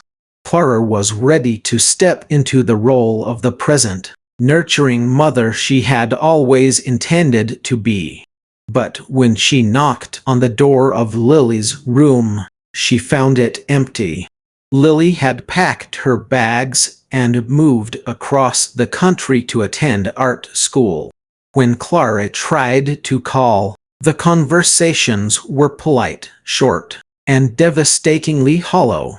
There were no arguments, no dramatic screaming matches, no moments of betrayal. There was only a vast, cold ocean of silence.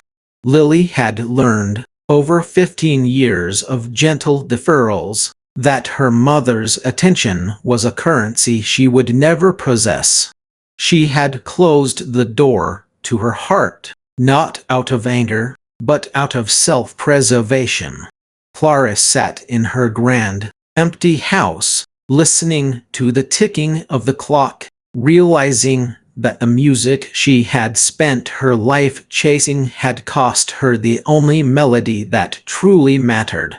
This story illustrates a profound psychological concept known as the normalization of decay. When we defer attention in our relationships, our brains normalize the declining quality of the connection. We adapt to the silence. We tell ourselves that this is just what happens over time, that passion fades, that children grow distant, that friendships naturally drift apart. But this is a comforting lie we tell ourselves to avoid the pain of our own negligence. Every time we choose our phones over looking into our partner's eyes, every time we say not now to a child's bid for connection, we are creating a micro fissure. And because human beings are incredibly resilient, we adapt. We find other ways to meet our needs. But that adaptation comes at a price, the slow, systematic calcification of the heart. If you are listening to this and feeling a sharp, familiar ache in your chest, please know that you are not alone. This is not our condemnation. It is an invitation. The beauty of identifying these vulnerabilities is that as long as there is breath in your body, there is an opportunity to begin the work of restoration. The practical application for reclaiming neglected spaces in your relationships starts with a practice of active attunement. This means actively looking for the bids for connection that those around you are making. A bid can be as subtle as a sigh, a shared glance, or a casual question about your day. When you perceive a bid, make a conscious decision to turn toward it rather than away from it. Put down your phone. Close your laptop. Look at the person speaking to you. Show them, through your physical presence and undivided attention, that they are the most important thing in the room at that moment. This simple act of turning toward someone is the psychological equivalent of sealing a leak in a dam. It prevents the slow erosion of trust and rebuilds the foundation of safety. Another step in this process is the confession of neglect. It takes immense strength to go to someone you care about and say, "I realize I have been distracted lately.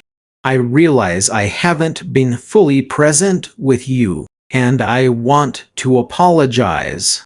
I want to hear how you are doing, and this time, I am really listening." This act of vulnerability is incredibly powerful. It validates the other person's silent pain, showing them that their feelings of loneliness were not in their head, and that you care enough to bridge the gap. As we bring this chapter to a close, let us reflect on the profound journey we have taken together. We have explored the silent, insidious nature of neglect, tracing how microscopic vulnerabilities and deferred maintenance can lead to catastrophic structural and emotional failures. We have looked into the depths of our own psychology, uncovering why we avoid the small truths, and we have armed ourselves with gentle, practical tools to begin the healing work. Remember, the catalyst for disaster is never the sudden storm. It is the vulnerability we chose to ignore when the weather was calm. But by choosing to look, by choosing to care, and by choosing to act, we transform ourselves from passive observers of our own decline into active guardians of our destiny. Take this knowledge with you as you move forward.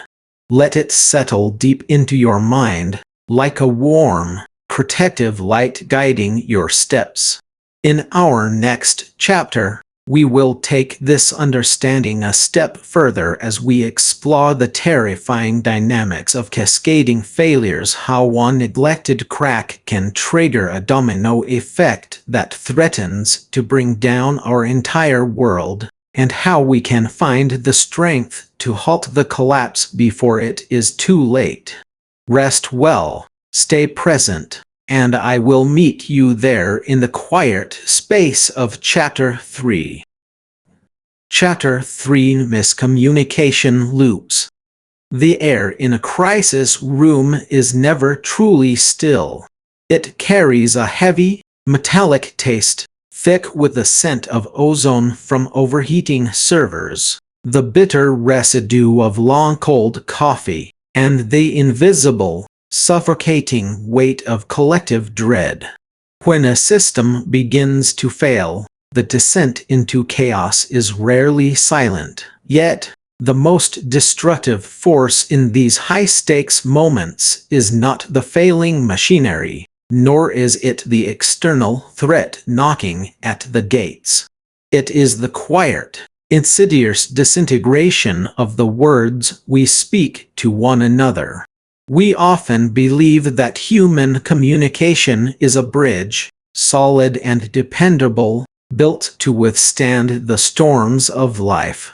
But in truth, under the immense pressure of an escalating crisis, that bridge behaves more like a delicate spiderweb, easily torn by the slightest gust of panic. The greatest illusion of communication, as the playwright once wrote, is that it has actually taken place. When the alarms begin to chime and the stakes rise to life-altering heights, we do not merely talk. We project our deepest fears, our assumptions, and our desperate hopes onto the canvas of our conversations. What follows is a tragic phenomenon known as the miscommunication loop, a psychological spiral where the very efforts we make to understand each other only drive us further into the dark. Have you ever stood in the center of a storm, speaking at the top of your lungs, only to realize that your words are being swallowed by the wind?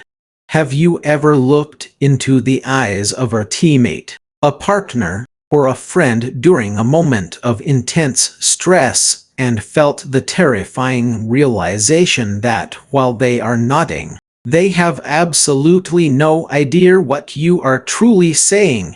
This is the human struggle at its most raw and vulnerable. We are social creatures wired for connection, yet when our survival mechanisms are triggered, our ability to connect is the very first thing to fracture. Let us journey into this breakdown of team communication during escalation, analyzing the subtle, devastating ways our words fail us when we need them most, and discovering the profound, heart-centered strategies that can restore clarity to the most chaotic of storms. To understand the anatomy of a communication failure, we must first look at how easily the mind distorts information under pressure. Consider a high-stakes scenario inside the control room of a major regional power grid during an unprecedented summer heatwave. The demand on the system is surging to its absolute limit. In this high-pressure environment, we meet Sarah, the lead operations director, and David, the chief field engineer. Outside, the sun is a merciless white disk in a bruised sky, and inside, the temperature displays are flashing a warning red. Sarah sits at her console, her eyes darting across a screen that resembles a map of burning veins. Her heart rate is elevated, her breathing shallow. She picks up the radio to contact David, who is standing in the deafening, vibrating heart of a substation miles away. Sarah tells David that they need to isolate the northern transformer immediately because the load is reaching critical levels. David, shouting over the roar of the cooling fans and the hum of high-voltage electricity, hears the urgency in her voice but misses the specific modifier. He hears her say to isolate the transformer, but his mind, gripped by the fear of a systemic blackout, interprets this as a command to shed the entire northern grid block. He replies with 3 simple words, "I am on it." To Sarah, those 4 syllables are a soothing balm. She assumes David is performing the precise, delicate bypass operation they practiced in simulations. To David, those same syllables are a declaration of drastic emergency action. He pulls the heavy manual switches, plunging a critical medical facility and 300,000 homes into darkness.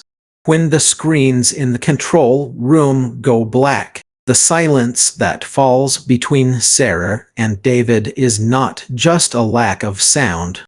It is a chasm of misunderstanding. What went wrong in this brief, catastrophic exchange? It was not our lack of intelligence, nor was it a lack of dedication. It was the devastating phenomenon of the illusion of transparency. In our minds, our intentions are crystal clear.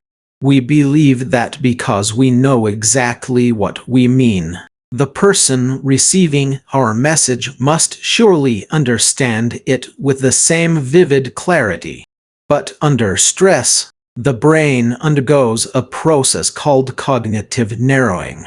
Our field of vision constricts, our working memory shrinks, and our ability to process complex linguistic nuances evaporates. We begin to fill in the gaps of incomplete information with our own worst fears.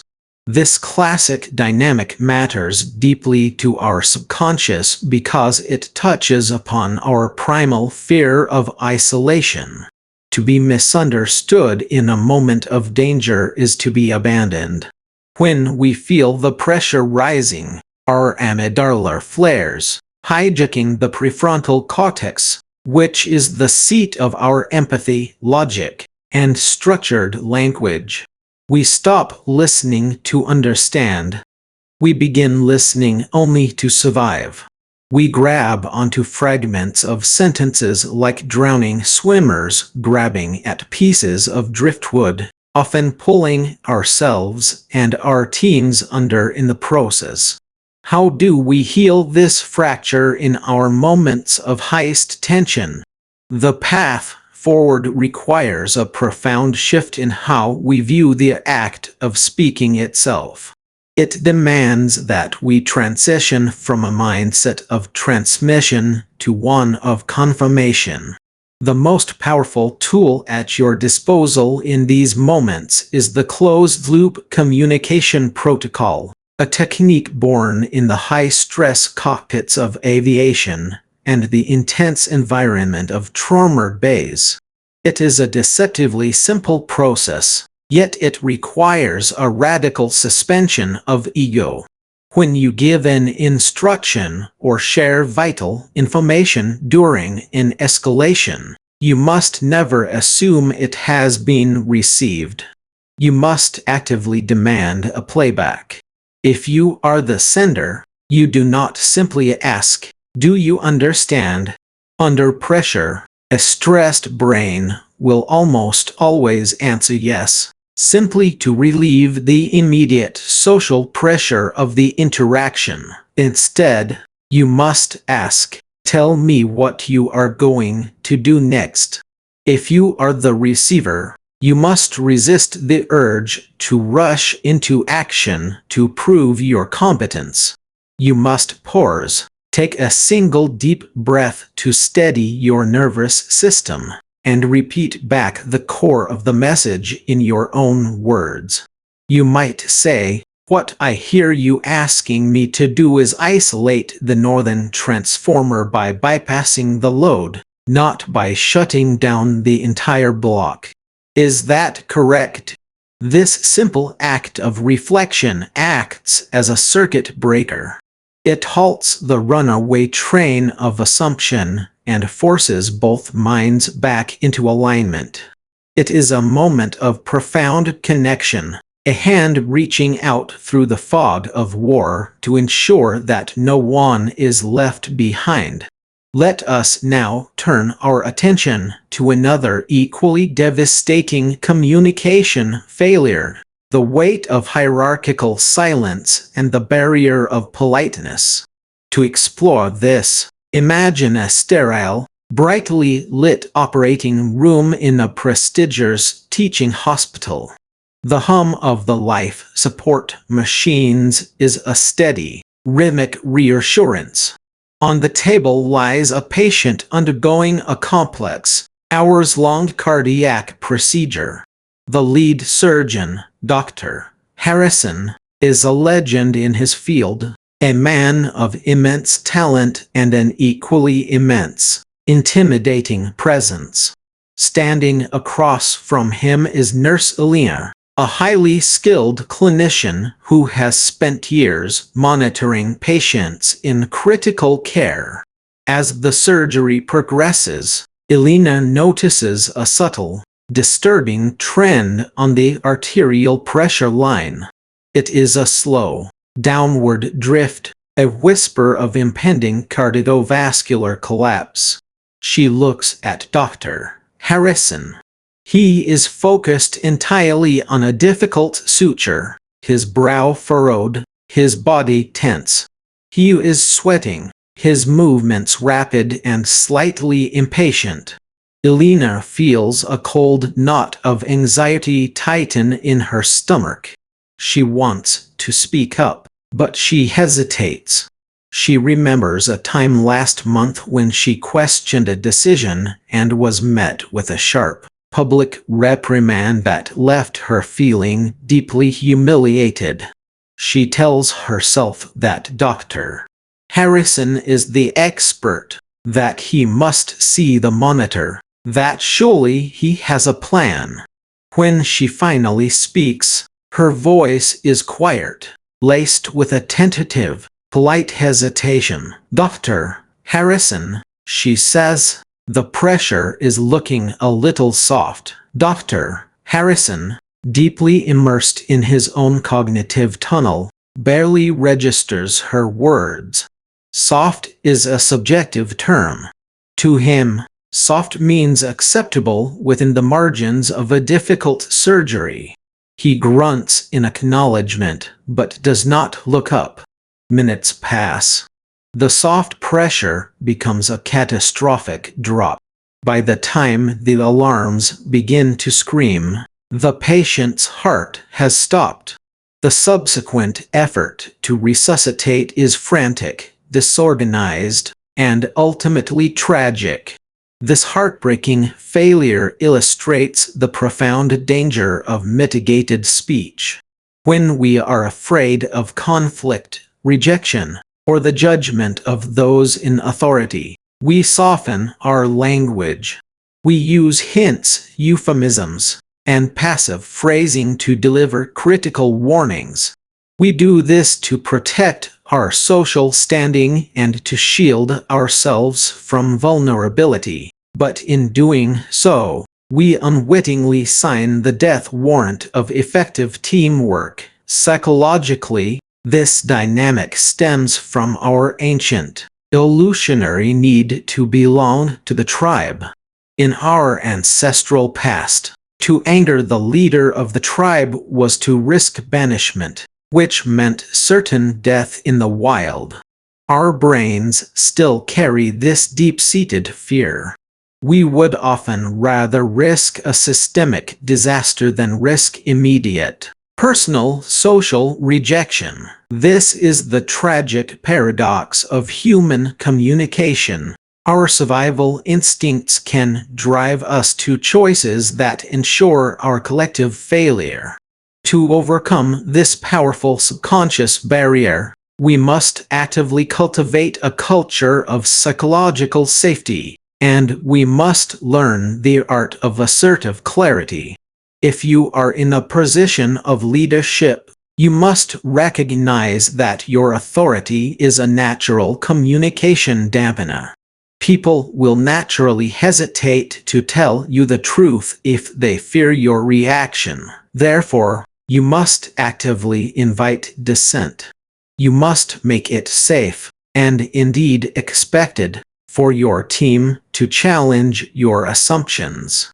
You can do this by asking open, vulnerable questions. What am I missing right now? What is the biggest risk in the plan I just proposed? If you are a team member speaking up in a crisis, you must learn to bypass polite mitigation in favor of structured assertion. A highly effective method for this is the advocacy inquiry loop. It consists of 4 distinct steps designed to cut through cognitive noise and command attention without causing defensive reactions. First, state the person's name to capture their attention. Dr. Harrison. Second, state exactly what you see, using objective, indisputable data. The arterial pressure has dropped 30 points in the last 5 minutes. Third, state your interpretation of that data. I believe the patient is going into shock. Fourth, propose a direct, actionable next step. We need to stop the suturing and administer a vasopressor now. This structured approach removes the emotional ambiguity from the message. It does not attack the leader's competence, rather, it shines a brilliant, unyielding spotlight on the reality of the situation. It forces the receiving mind to snap out of its cognitive tunnel and confront the unfolding crisis head-on. As we look closely at these patterns of miscommunication, we begin to realize that the breakdown of information flow is not a technical problem to be solved with better radios or faster software. It is a deeply human, emotional challenge that requires us to show up with absolute presence, courage, and vulnerability. Every time we speak during an escalation, we are making a choice.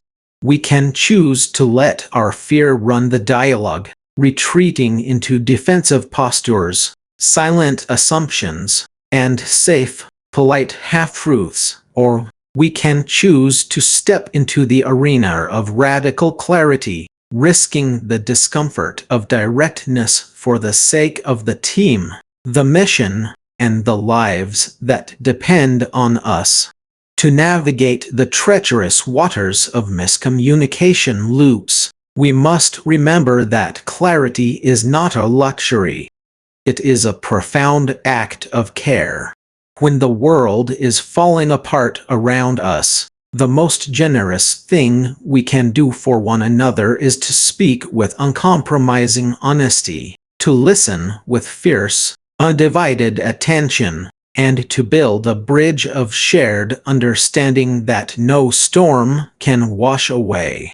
In this chapter, we have peeled back the layers of our communication failures, exploring the psychological quicksand of cognitive narrowing, the illusion of transparency, and the silent trap of mitigated speech.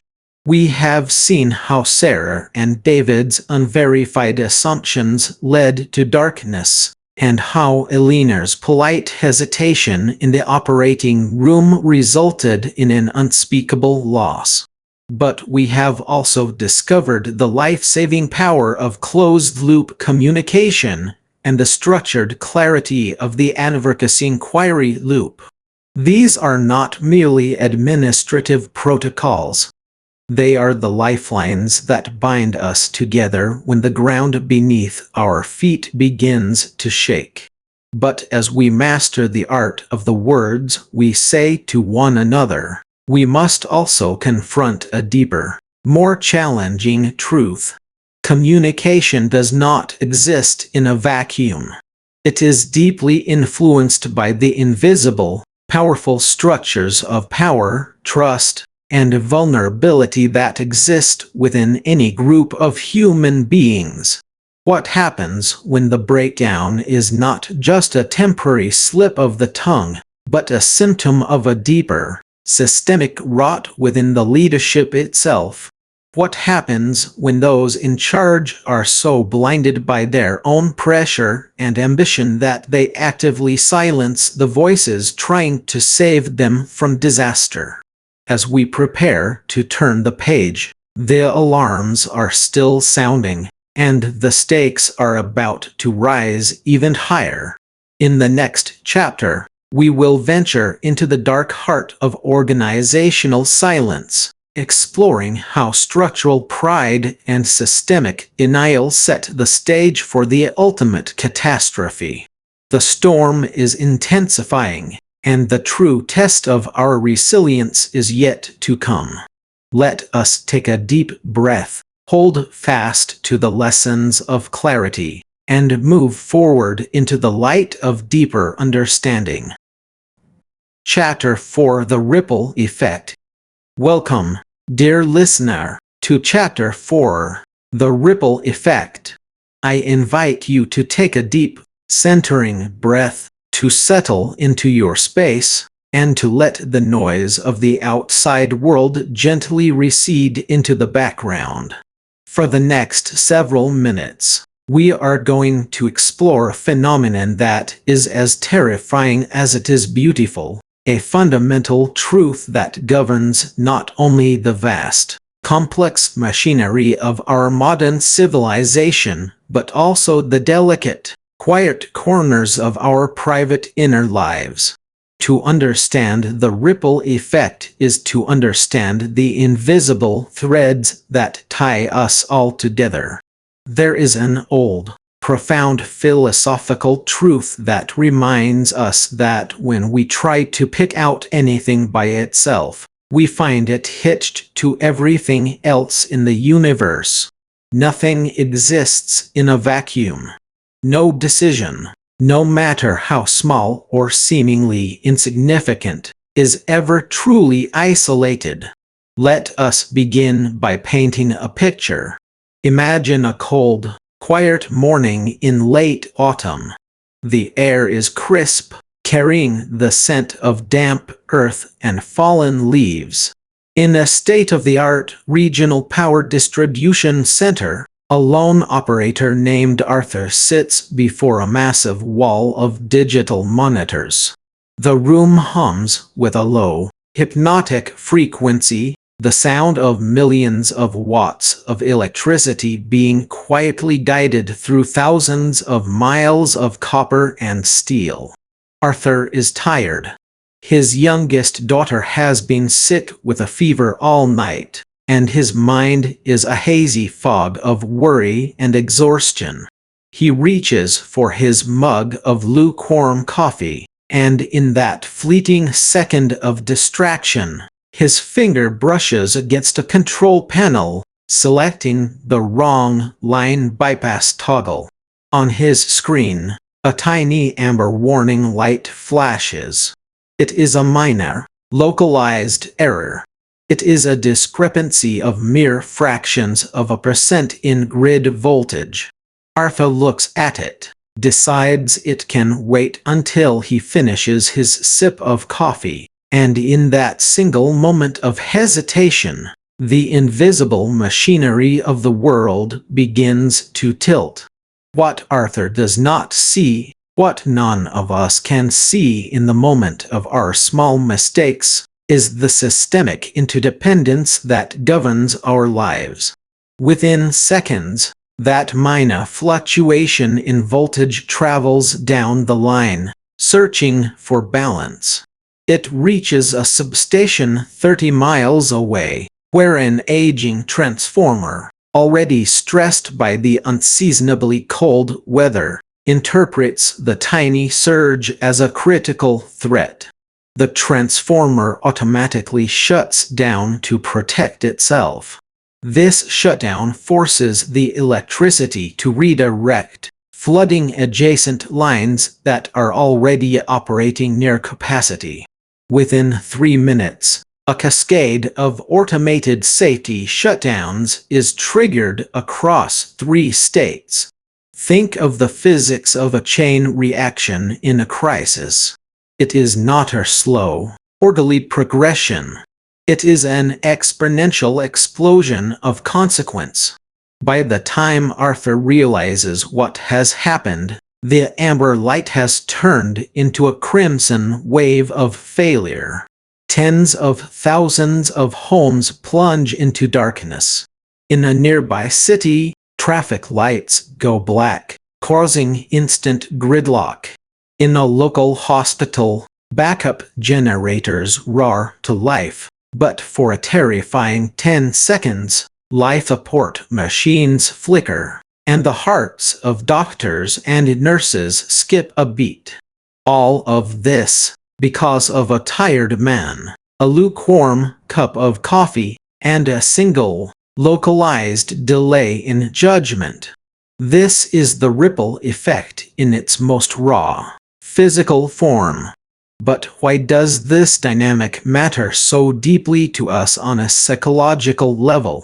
Why does it strike such a chord of vulnerability in our subconscious? It is because we are all, in our own ways, operators sitting before our own complex control panels, terrified that our small, hidden mistakes will somehow bring down the entire system of our lives.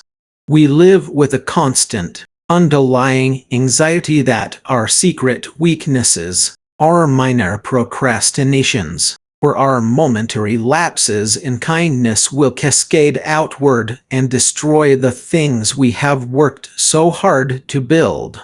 Let us look closely at this psychological dynamic. We often suffer from a cognitive bias known as the illusion of isolation. We like to believe that our actions can be compartmentalized. We tell ourselves that the harsh word we spoke to our partner this morning has nothing to do with how we perform at our job in the afternoon. We believe that the tiny shortcut we took on our tax returns or the small lie we told a friend exists in a vacuum. But our subconscious mind knows better. It knows that every action we take creates a vibration that travels through the entire structure of our character. When we act with dishonesty or carelessness in one area of our lives, we create a microfracture in our self-respect. That microfracture weakens our resilience, making us more susceptible to collapse when the storm of life inevitably hits us. Consider, for a moment, another story. This is the story of Eleanor, a brilliant and ambitious financial analyst working for a highly respected investment firm in the heart of London. Eleanor was someone who prided herself on perfection. She was the first to arrive and the last to leave. But under the polished exterior, Eleanor was drowning in a sea of imposter syndrome and exhaustion. One Tuesday afternoon, while managing a high-volume portfolio, she made a simple math error on a spreadsheet, overvaluing a client asset by a few £1,000s. It was a mistake that could have been easily corrected if she had flagged it immediately. But Eleanor was terrified of looking weak. She was terrified that this single, localized error would shatter the illusion of her perfection. So, she chose to hide it. She made a minor adjustment to another account to cover the discrepancy, promising herself she would fix it the next week. But the next week brought new pressures, and to keep the first adjustment hidden, she had to make 3 more. Within 6 months, that initial, insignificant error of a few £1,000s had snowballed into a complex web of deceit involving millions of pounds. The psychological toll on Eleanor was devastating. She stopped sleeping. She became irritable, alienating her colleagues and her family. Her mind was constantly occupied with maintaining the fragile dam she had built to hold back the flood of her initial mistake. One morning, the dam broke. An external audit revealed the discrepancies, and within 48 hours, Eleanor's career was over. Her reputation was ruined, and the firm suffered a massive blow to its credibility. When we look at Eleanor's story, we see that the true disaster was not the initial mathematical error. The disaster was the psychological chain reaction that followed. It was her fear of vulnerability, her inability to say, "I made a mistake," that allowed a tiny ripple to become a devastating tsunami. How do we apply this understanding to our own lives? How do we stop these destructive cascades before they overwhelm us? As your mentor through this journey, let me offer you a gentle, practical guide, a way to navigate the complex grids of your own existence with grace and awareness. The first step is what I like to call the practice of early detection and radical honesty. We must train ourselves to look at our life's warning lights without fear or denial. When you notice a small area of neglect in your life, Whether it is a lingering misunderstanding with a loved one, a minor health issue you have been ignoring, or a small bad habit that is starting to take root, do not turn away.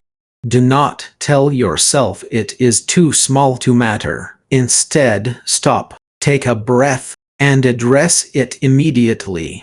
Acknowledge the error with compassion, but also with absolute clarity. By resolving the issue when it is still small, you cut off the energy that fuels the chain reaction. The second step is to cultivate systemic awareness. We must learn to see the connections between our daily habits and our long-term destiny. Ask yourself, if this small choice I am making today were to be multiplied by 365 days, what would the landscape of my life look like? If you choose to eat a healthy meal today, it might seem insignificant in the moment.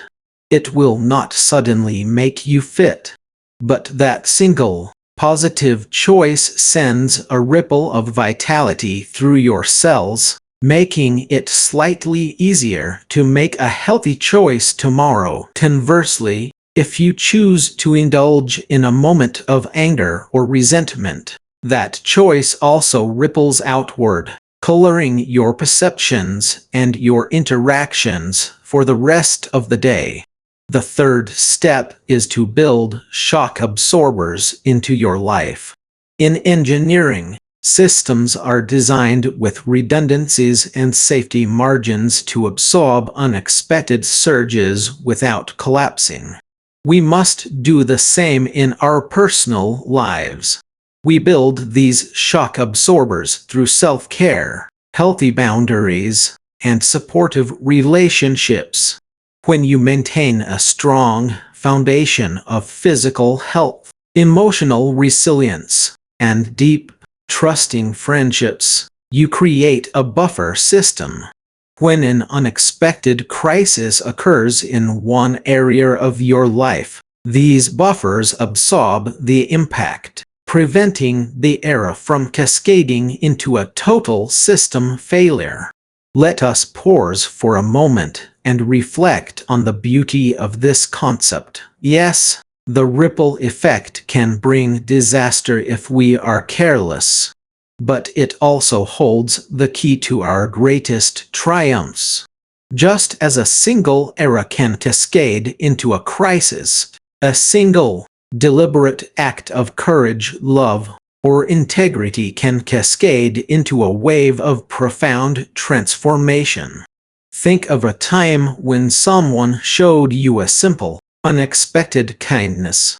Perhaps it was a stranger who held the door for you and gave you a warm, genuine smile on a day when you were feeling utterly alone. That small gesture cost them nothing, yet it lifted your spirits, giving you the energy to go home and be more patient with your children. Your children, feeling loved and secure, went to school the next day and stood up for a classmate who was being bullied. That classmate went home with a renewed sense of hope, believing for the first time that the world was a safe and kind place. This is the positive ripple effect. It is the exquisite, quiet orchestration of human connection. Every time you choose honesty over convenience, every time you choose forgiveness over resentment, every time you show up for yourself with love and respect, you are sending a positive frequency out into the world. You are contributing to a chain reaction of healing that you may never fully witness, but which is, nonetheless, incredibly real. As we bring this chapter to a close, let us summarize the journey we have taken together. We have explored the deep, systemic interdependence that connects all things. We have looked at how physical and psychological chain reactions operate, pulling back the curtain on the hidden dangers of neglect and fear. We have learned that our smallest actions are never truly small, and we have acquired the practical tools to monitor our inner warning lights, to cultivate systemic awareness, and to build the shock absorbers that protect our peace. But our exploration of disaster and recovery is far from complete. In this chapter, we have seen how errors cascade outward, building momentum as they travel through a system. But what happens when the disaster has already struck? What do we do when the grid has gone entirely dark, when the dam has burst, and we find ourselves standing in the ruins of what we once knew? How do we find the strength to begin again when the ripple effect has done its worst? In our next chapter, Chapter 5, The Architecture of Recovery, we will step directly into the aftermath of the storm. We will explore the profound, sacred process of rebuilding from the ground up. We will look at how to find order in the midst of chaos, how to heal the deep wounds of regret, and how to construct a new life that is not only stronger but infinitely more beautiful than the one we lost. I encourage you to carry the lessons of the ripple effect with you as you move forward.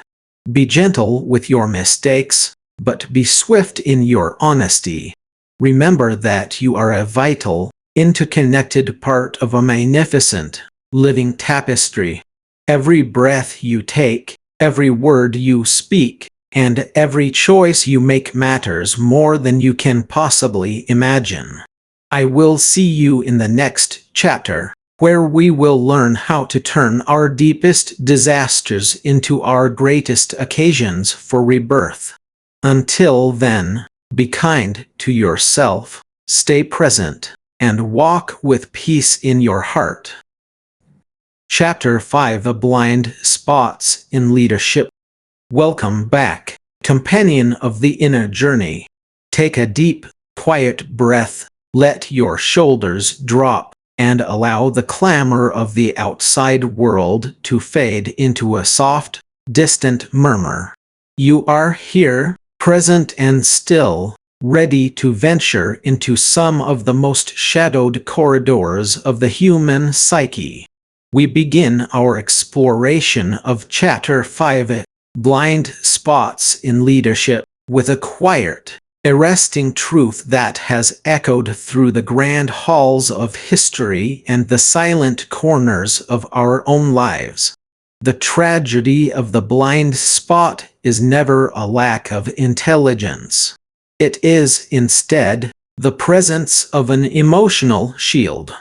We fail to see impending danger not because our eyes are closed, but because our hearts are trying to protect themselves from a truth they are not yet ready to carry.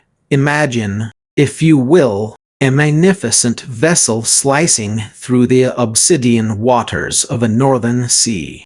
The air is so cold it stings the lungs, carrying the sharp, metallic scent of encroaching winter. On the bridge stands the captain, a figure of seasoned authority, surrounded by state-of-the-art instruments, detailed maps, and a crew that hangs on every command. The captain has crossed these waters 100 times. He knows the currents like the pulsing of his own veins. He is confident, relaxed, bathed in the warm, yellow glow of the cabin lights while the infinite, freezing dark stretches out beyond the glass. Yet, just below the surface of those black waters, a colossal shelf of ice waits in silent, motionless patience. The radar is humming, the warnings are there, but they are dismissed as mere static, as temporary anomalies in an otherwise perfect system.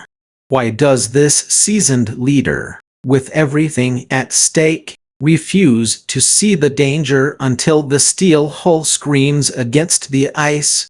This is the great, recurring mystery of leadership. Whether you are guiding a multinational corporation, leading a small family unit, or simply trying to steer the course of your own precious life, why do we, when standing on the very precipice of disaster, so often close our eyes to the yawning chasm ahead?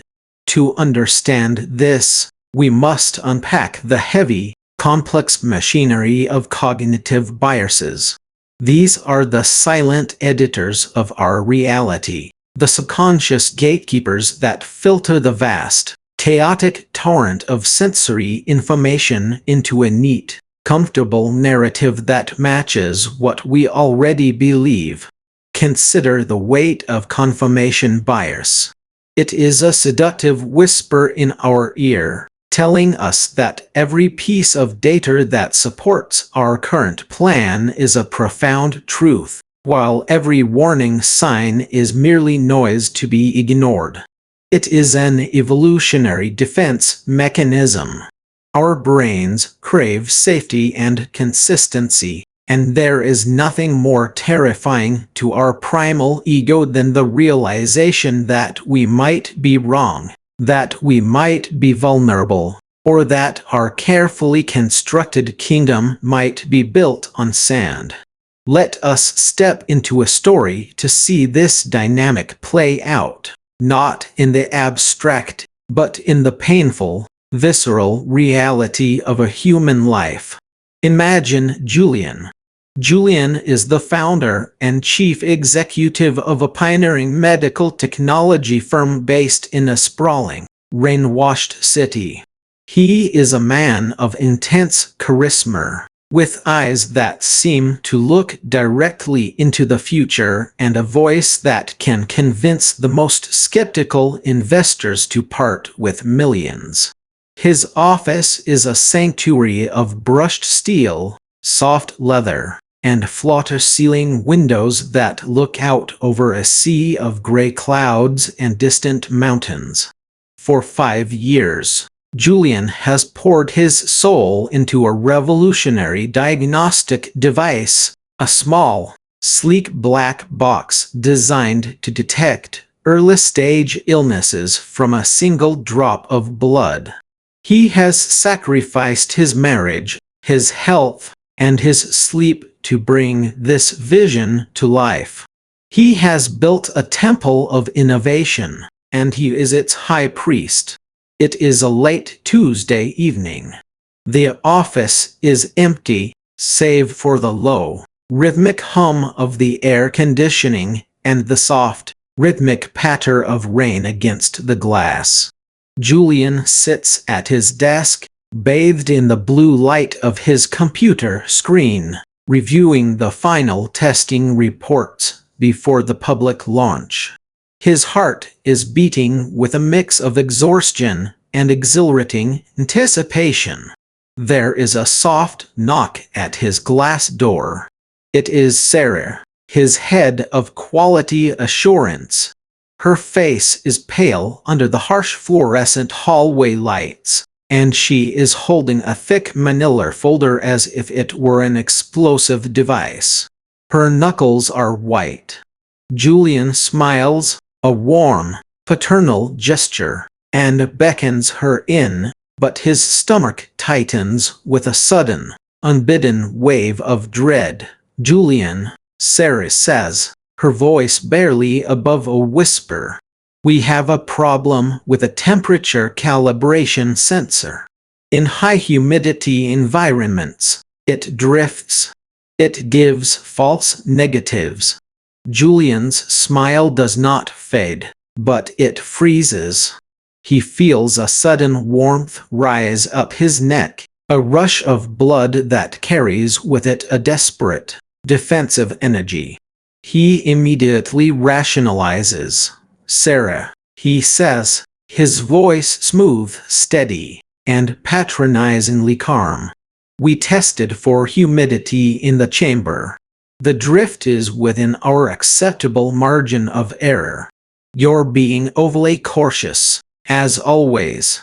That's why I love you, Sarah. But we have to look at the bigger picture here. Sarah steps closer, placing the folder on his desk. It lands with a heavy, dull thud. "No, Julian," she says, her eyes pleading. "It's not within the margin. If a doctor uses this in a clinic in the humid South, they will miss critical diagnoses. People will get sick. We need to delay the launch by 3 months and redesign the sensor housing." Julian looks at the folder, but he does not open it. To open that folder would be to admit that his 5 years of struggle have not reached their glorious climax. It would mean telling his investors that he failed to meet the deadline. It would mean facing the terrifying possibility that his genius is flawed. His mind, working at lightning speed, constructs an elaborate fortress of denial. He tells himself that Sarah is stressed, that she is risk-averse, that the competitor is about to launch a similar product, and that a delay would be the true disaster. He looks up at her, his voice hardening, wrapping himself in the mantle of decisive leadership. "We are launching, Sarah. We will patch the calibration software in the next iteration. Trust the process. Trust me." In that quiet room, with the rain weeping down the glass, Julian made his decision. He did not see the iceberg because his ego could not survive the collision with his own fallibility. 6 months later, the device failed in 3 major clinical trials, leading to a devastating public recall, a cascade of lawsuits, and the ruin of the company he had sacrificed his life to build. If we analyze Julian's descent under a psychological microscope, we see a classic, tragic dynamic. Julian fell prey to what psychologists call the sunk cost fallacy, combined with an intense dose of status quo bias.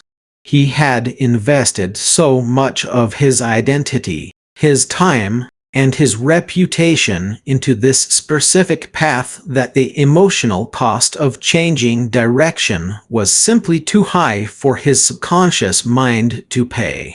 When our identity is fused with our decisions, any challenge to those decisions feels like an existential threat. Our brain reacts to a threat to our ideas in the exact same way it reacts to a physical predator. It floods our system with adrenaline, shuts down our prefrontal cortex, and prepares us to fight, flee, or freeze. Julian fought the data. He fled from the truth.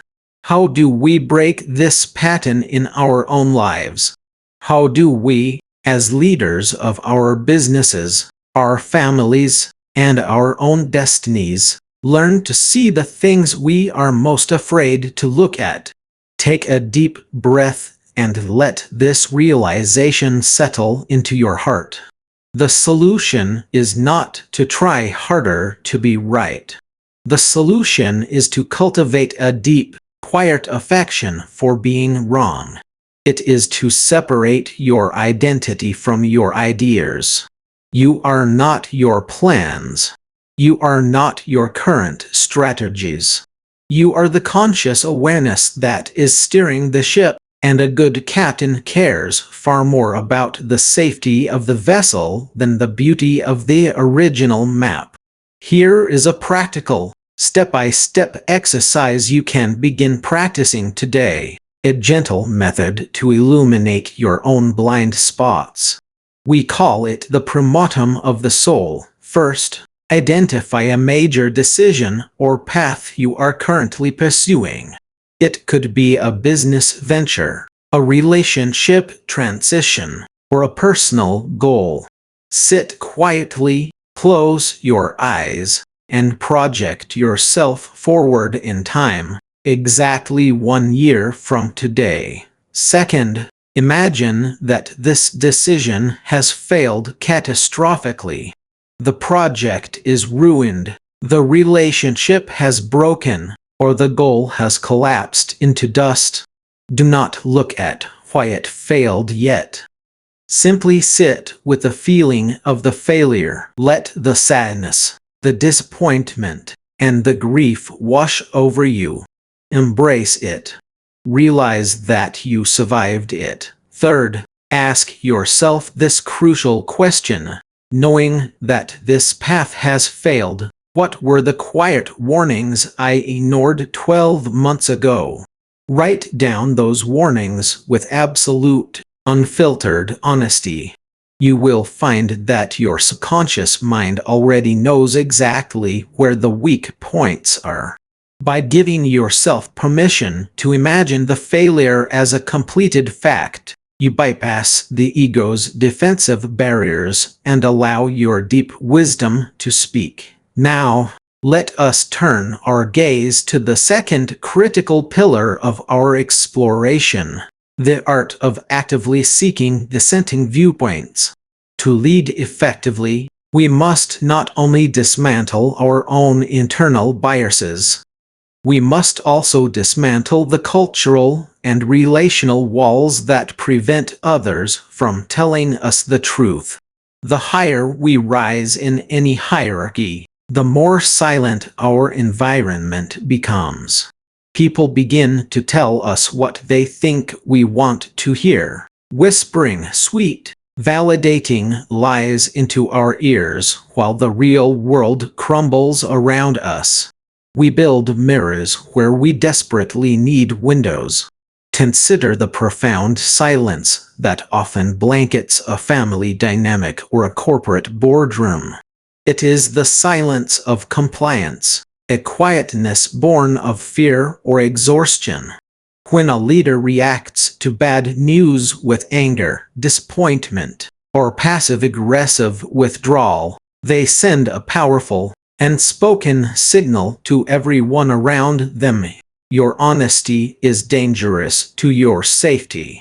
Let us step into another scene, a place of high tension where this dynamic unfolds in the quiet space of an emergency control room.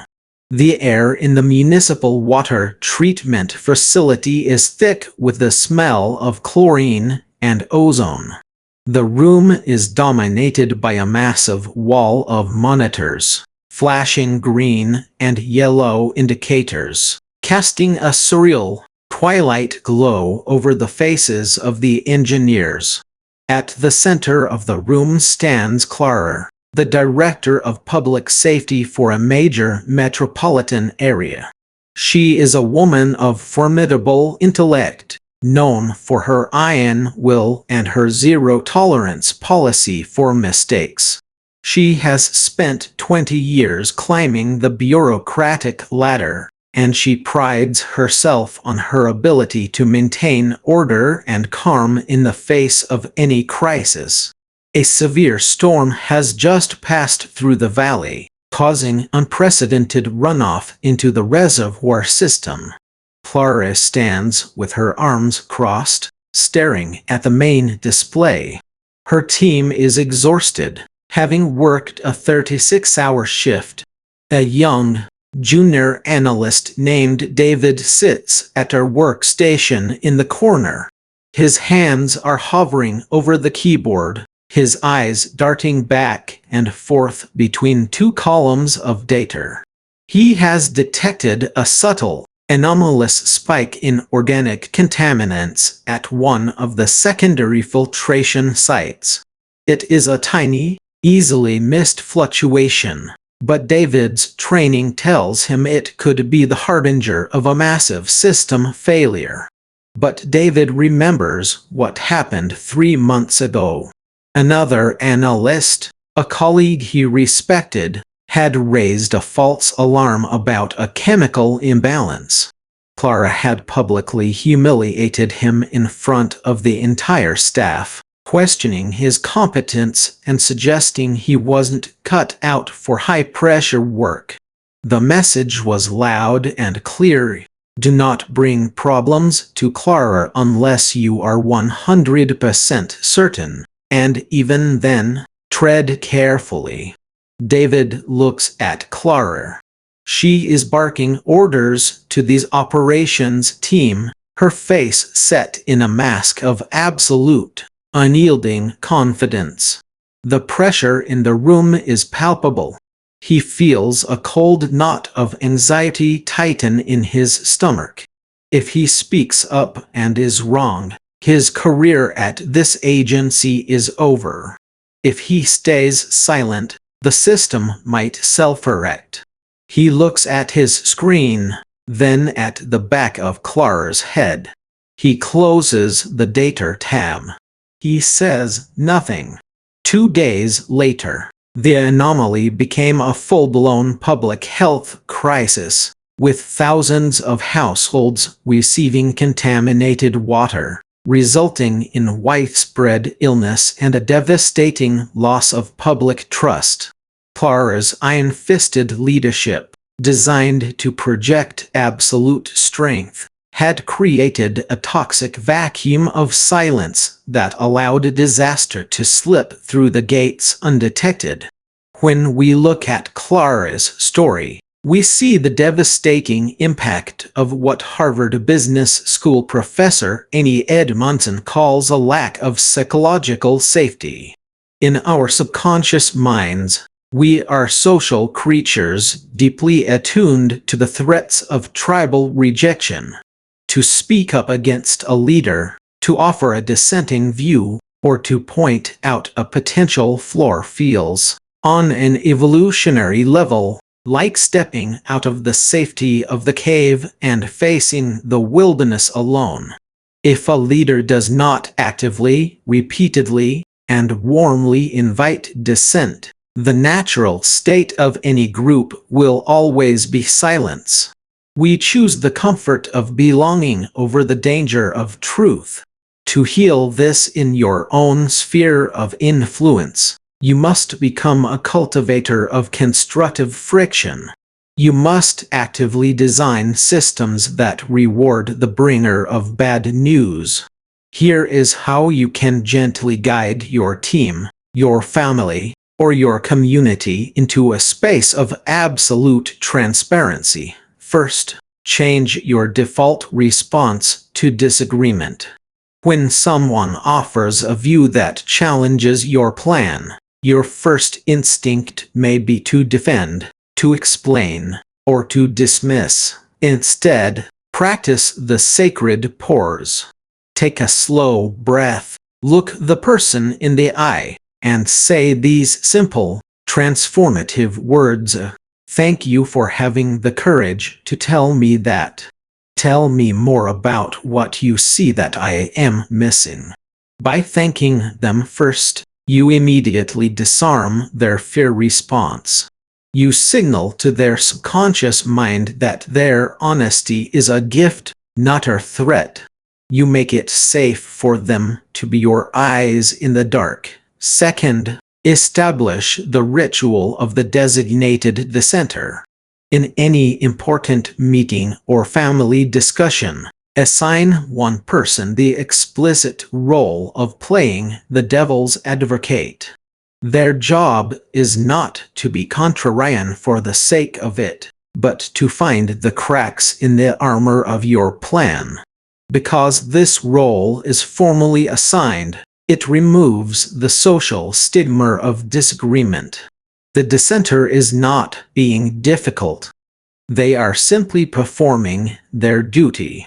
This allows the entire group to explore the dark corners of a decision without fear of social fallout. Let us sit with these thoughts for a moment, letting the depth of these truths settle into the quiet spaces of our awareness. In this chapter, we have walked through the shadows of leadership. We have seen how our own cognitive biases, designed to keep us safe, can become the very walls that blind us to the cliff's edge. We have seen how Julian's pride and Clara's rigid authority created landscapes of silence where disaster could grow unchecked. And we have learned that the true measure of a leader is not their ability to avoid making mistakes, but their courage to look their own errors in the face, to invite the difficult truth, and to build sanctuaries of safety where every voice can speak without fear. As we bring this chapter to a close, let the weight of these lessons rest gently on your shoulders. You are growing stronger, more aware, and more capable of navigating the complex waters of your life. But our journey is far from over.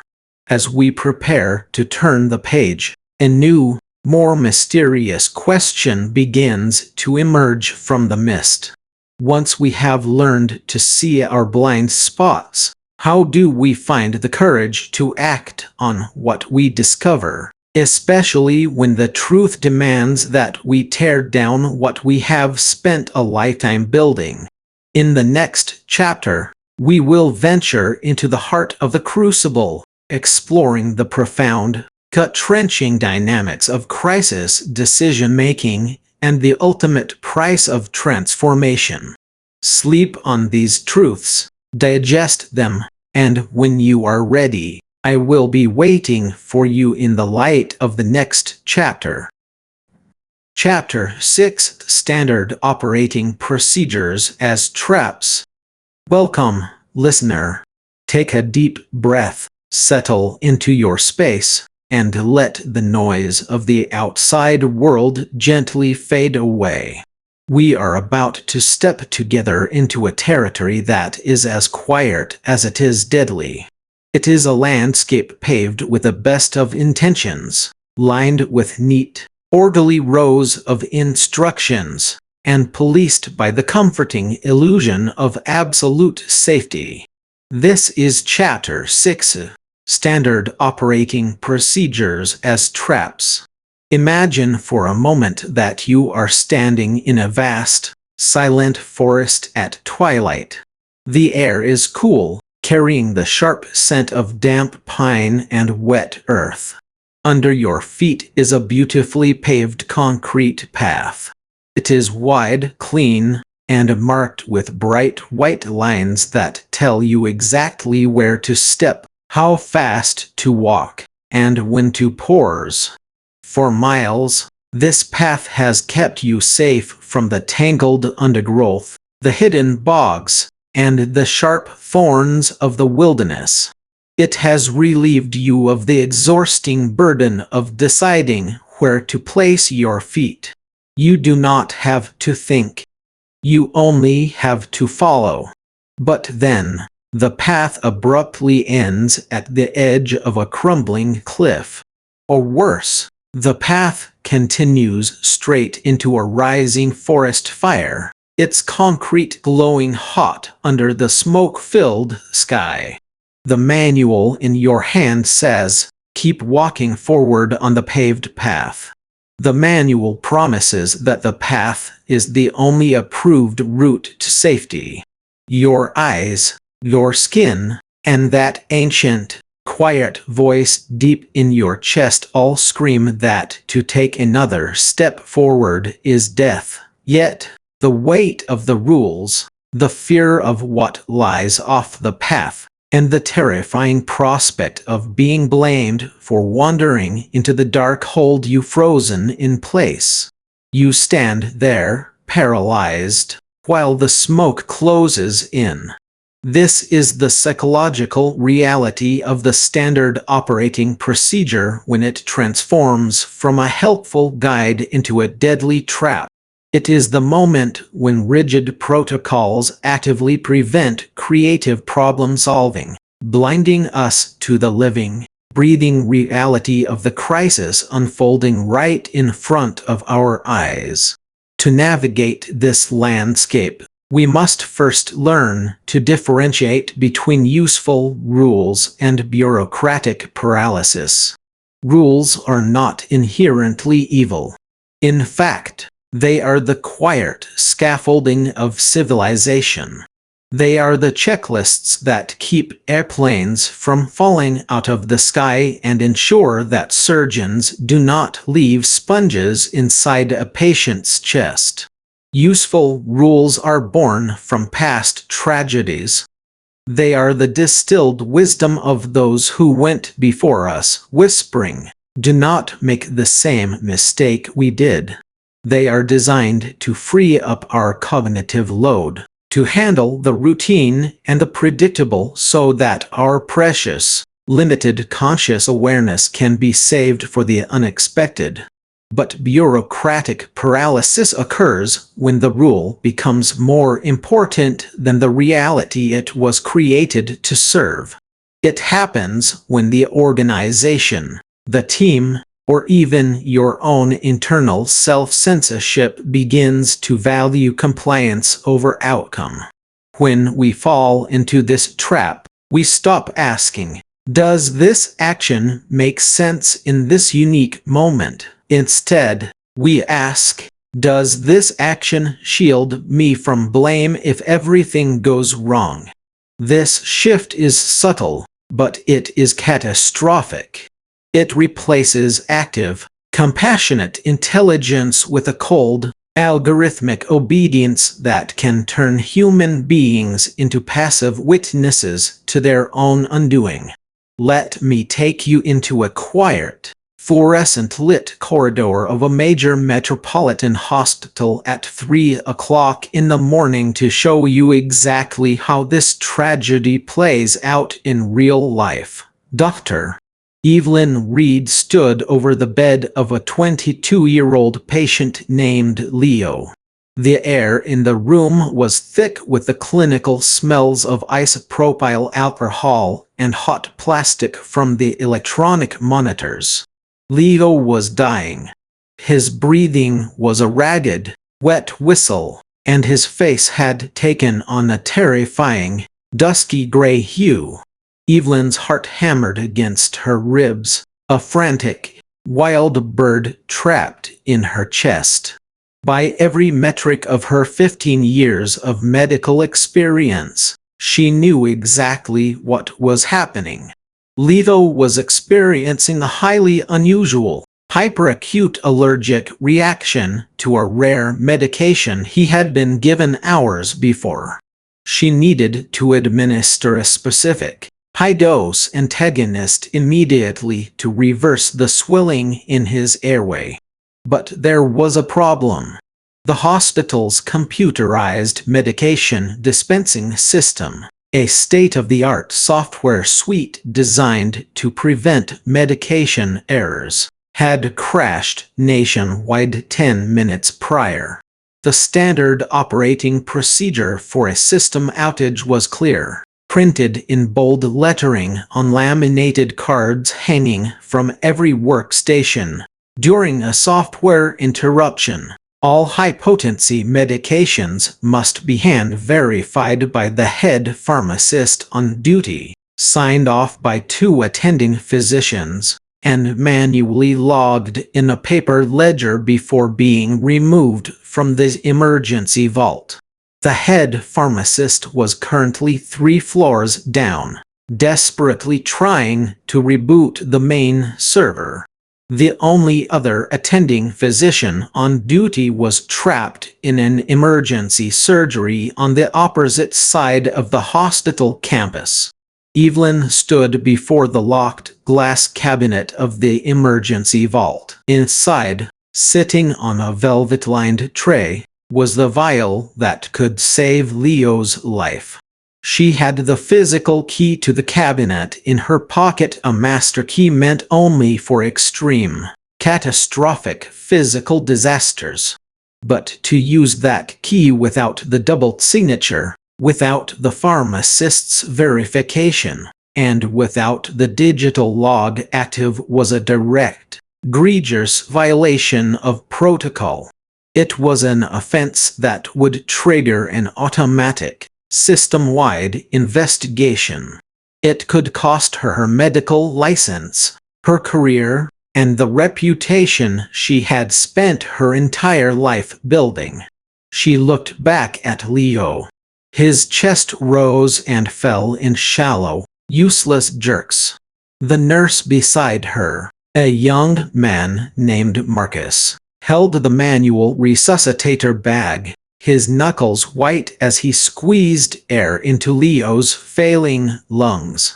"What does the protocol say, doctor?" Marcus whispered, his voice trembling under the weight of the silence. "Should I go find the pharmacist?" Evelyn knew that if Marcus left to find the pharmacist, it would take at least 6 minutes. Leo had perhaps 3. If she followed the protocol, she would be completely protected. If Leo died while they were diligently trying to get the proper signatures, the hospital's legal team would wrap her in a warm, protective embrace of compliance. She had followed the standard operating procedure. It was the system that had failed, not her. She would sleep in her own bed that night, her career intact, her hands clean in the eyes of the law. But her soul would be ruined. In that quiet, agonizing moment, Evelyn felt the terrifying pull of the bureaucratic safety net. It was a physical sensation, like a heavy, warm blanket tempting her to lie down and surrender her agency. It whispered that she was not responsible, that the rules were the master, and she was merely the servant. With a hand that shook but did not falter, Evelyn reached into her pocket, pulled out the master key, and shattered the glass of the lockbox when the key caught in the old, unprimed cylinder.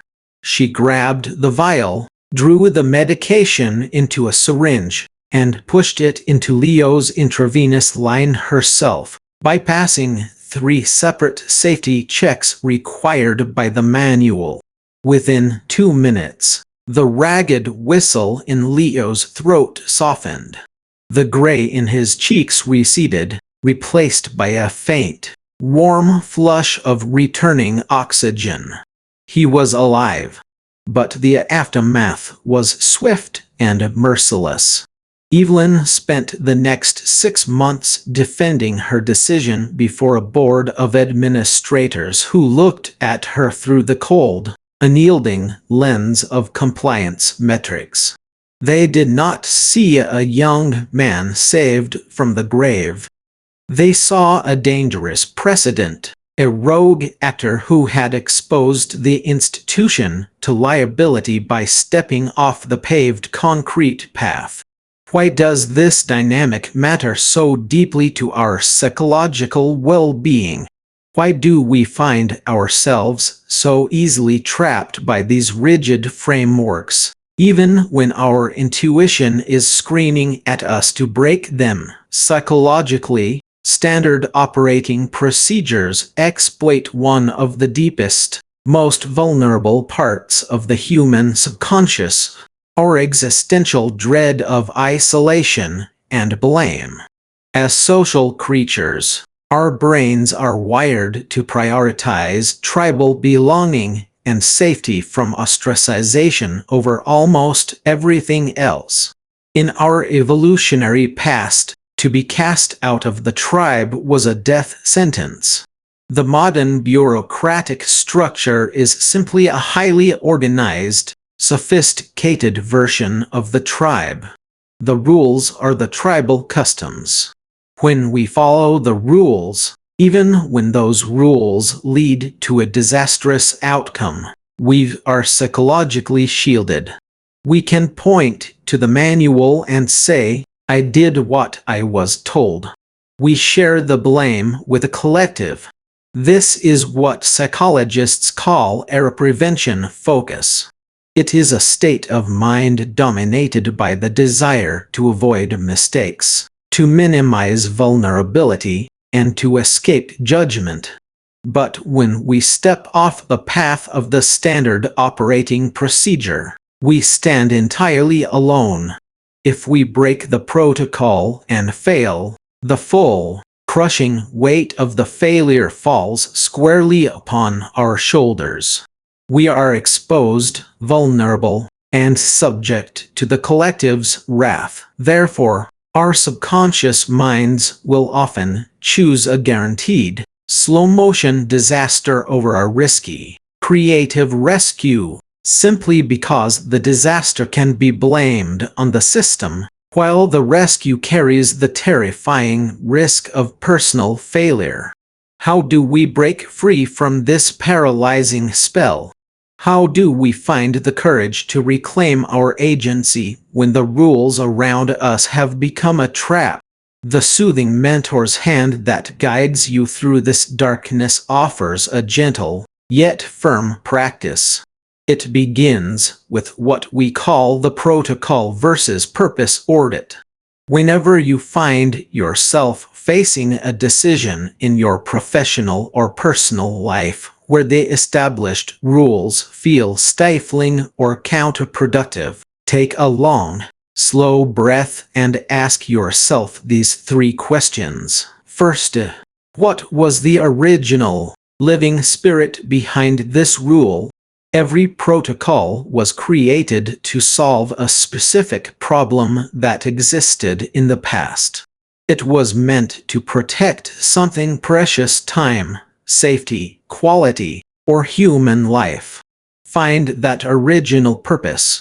Strip away the bureaucratic language and find the warm, human heart of why the rule was written in the first place. Second, does following the letter of this rule in this specific, unique moment actively destroy the very spirit it was designed to protect? If the rule was created to ensure patient safety, but following it now will kill the patient, then the rule has become a self-defeating paradox. It is no longer a tool. It is a weapon of negligence. Third, what is the minimum elegant infraction required to preserve the spirit of the goal? You do not have to become an anarchist, tearing down every boundary in sight. True wisdom lies in the elegant, precise deviation. It is the surgical strike of disobedience that breaks the rule only as much as is absolutely necessary to save the objective, while maintaining respect for the wider order. Let us transition now to our second key point: the necessity of building and encouraging adaptive decision-making frameworks. This is the practice of moving away from rigid, binary rule following and moving toward a dynamic, living conversation with reality. It is the shift from asking, "What is the rule?" to asking, "What does this situation actually demand of me right now?" To understand how this looks when it is executed with breathtaking, artistic precision, let us travel to a remote, sun-baked ridge in the high country of Montana, where the air smells of dry grass, sagebrush, and the distant, electric threat of lightning. The year was 1949, and a young forest firefighter named Marcus Vance found himself standing on the steep, rocky slopes of a gulch, looking up at a wall of flame that was rising taller than a 10-story building. Marcus and his crew of 15 men had been dropped into the valley to contain what was supposed to be a routine, low-intensity brush fire. But the wind, a fickle and violent beast, had suddenly shifted. It was now blowing a gale from the south, pushing the fire up the dry, grassy slope directly toward them at a speed that defied comprehension. The fire was moving at almost 70 miles an hour, consuming the dry cheatgrass like gunpowder. The standard operating procedure for wildland firefighters in 1949 was simple, linear, and drilled into their minds through months of rigorous training. When a fire threatens to overrun your position, you must drop your heavy tools, turn back towards your safety zone, and run up the slope to the ridge atop to escape. The manual stated that physical speed was the only variable that mattered in an escape. Marcus looked up at the ridge. It was still 200 yards away, steep, rocky, and littered with loose shale. He looked back at the fire. The heat was already searing the skin on his neck, and the roar of the flames was so loud it sounded like a freight train barreling through a tunnel. He did math in his head with the speed of a computer, and his heart turned to ice. They could not outrun it. Even if they dropped their tools, the fire would catch them 50 yards before they reached the ridge. The standard operating procedure was a beautifully printed suicide pact. The men around him were already running, their eyes wide with the primal, unthinking panic of prey animals. They were screaming, following the manual, running up the hill, exhausting their precious oxygen in a race they were guaranteed to lose. Marcus stood his ground. He did not run. Instead, he forced his racing mind to slow down, to step outside of the frantic loop of fear and compliance. He looked at the grass beneath his feet. He looked at the wind direction. He looked at the matchbook in his pocket. In that split second of supreme cognitive flexibility, Marcus did something that had never been written in any firefighting manual. It was a move so radical, so counterintuitive, that to his crew, it looked like sheer madness. He struck a match and dropped it into the dry grass directly in front of him, right in his own path. The wind caught the tiny flame, and it immediately flared into a small, fast-moving circle of fire that swept up the hill ahead of him, leaving behind a black, smoldering patch of scorched earth about 30 yards wide. Marcus turned to his men, who were scrambling up the loose rock above him. "Come back!" he screamed, his voice cracking through the smoke. "Get in the black! Lay down in the ash!" But the men did not stop. They looked at Marcus, who was standing in the middle of a self-created fire, and they thought he had lost his mind. To step into the fire was a direct violation of every instinct, every training module, and every rule they had ever been taught. They ignored his shouts, pushed forward up the crumbling slope, and vanished into the thick, orange smoke of the ridge. Marcus was left alone. He pulled his heavy wool handkerchief out of his pocket, wet it with the last remaining drops of water from his canteen, and pressed it over his mouth and nose. He stepped directly onto the hot, smoldering black earth he had just burned. The ground was painfully hot through the thick soles of his boots, but there was no fuel left to burn. The grass was already gone. He lay down flat on his stomach, pressing his face into the dirt, breathing the tiny pocket of cooler air that lingered just inches above the ground. Seconds later, the main wall of the forest fire arrived.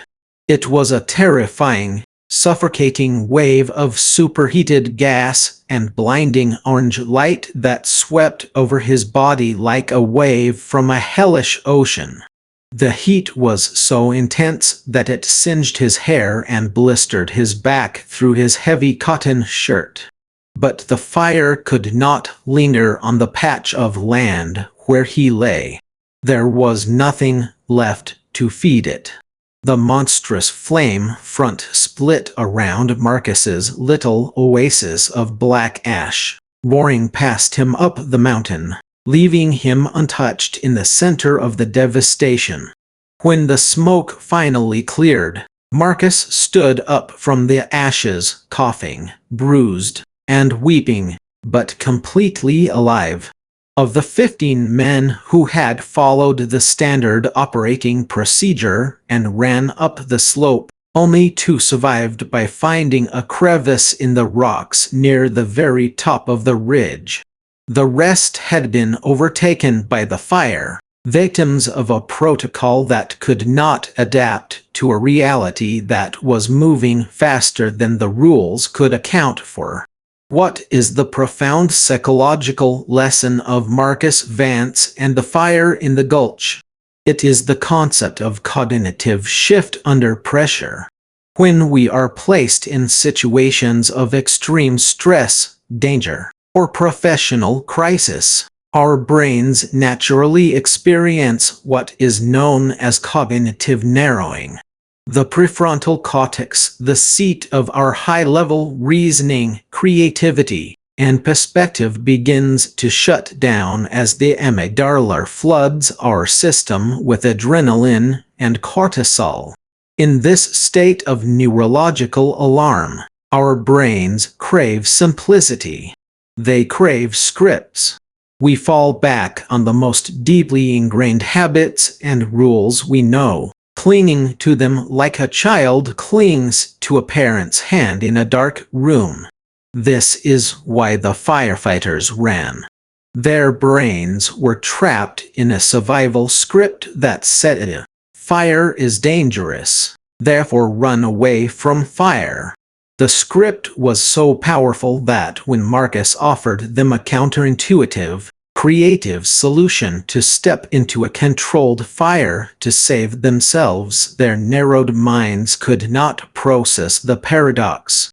They chose the familiar, fatal script over the unfamiliar, life-saving deviation. To build an adaptive decision-making framework, we must train ourselves to resist this cognitive narrowing. We must learn to view rules not as rigid stone walls, but as flexible guardrails. This requires us to practice what modern psychologists call the commander's intent mindset. This is a concept borrowed from the military, where plans rarely survive the first contact with the enemy. Commander's intent is a simple, elegant statement that defines what success looks like at the end of the mission, without specifying exactly how to get there. It might be, "We must secure this hill so that the main force can pass safely through the valley. If the road to the hill is blocked, or if the bridge is blown up, the soldier does not sit by the side of the road waiting for a new manual to be written. The soldier knows the intent: secure the hill." They are free indeed. They are expected to use their creativity, their intuition, and their immediate resources to find another way to achieve that intent, even if it means breaking every tactical rule in the book.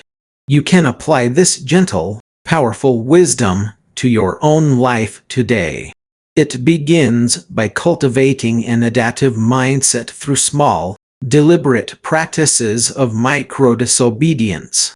In your daily routine, start identifying the places where you follow rules simply out of habit or social conditioning, even when they no longer serve you. Perhaps it is a tedious corporate reporting format that no one actually reads. Perhaps it is an unspoken family rule about how holidays must be spent, which leaves everyone feeling exhausted and resentful. Or perhaps it is a rigid personal schedule that you force yourself to maintain, even when your body is crying out for rest.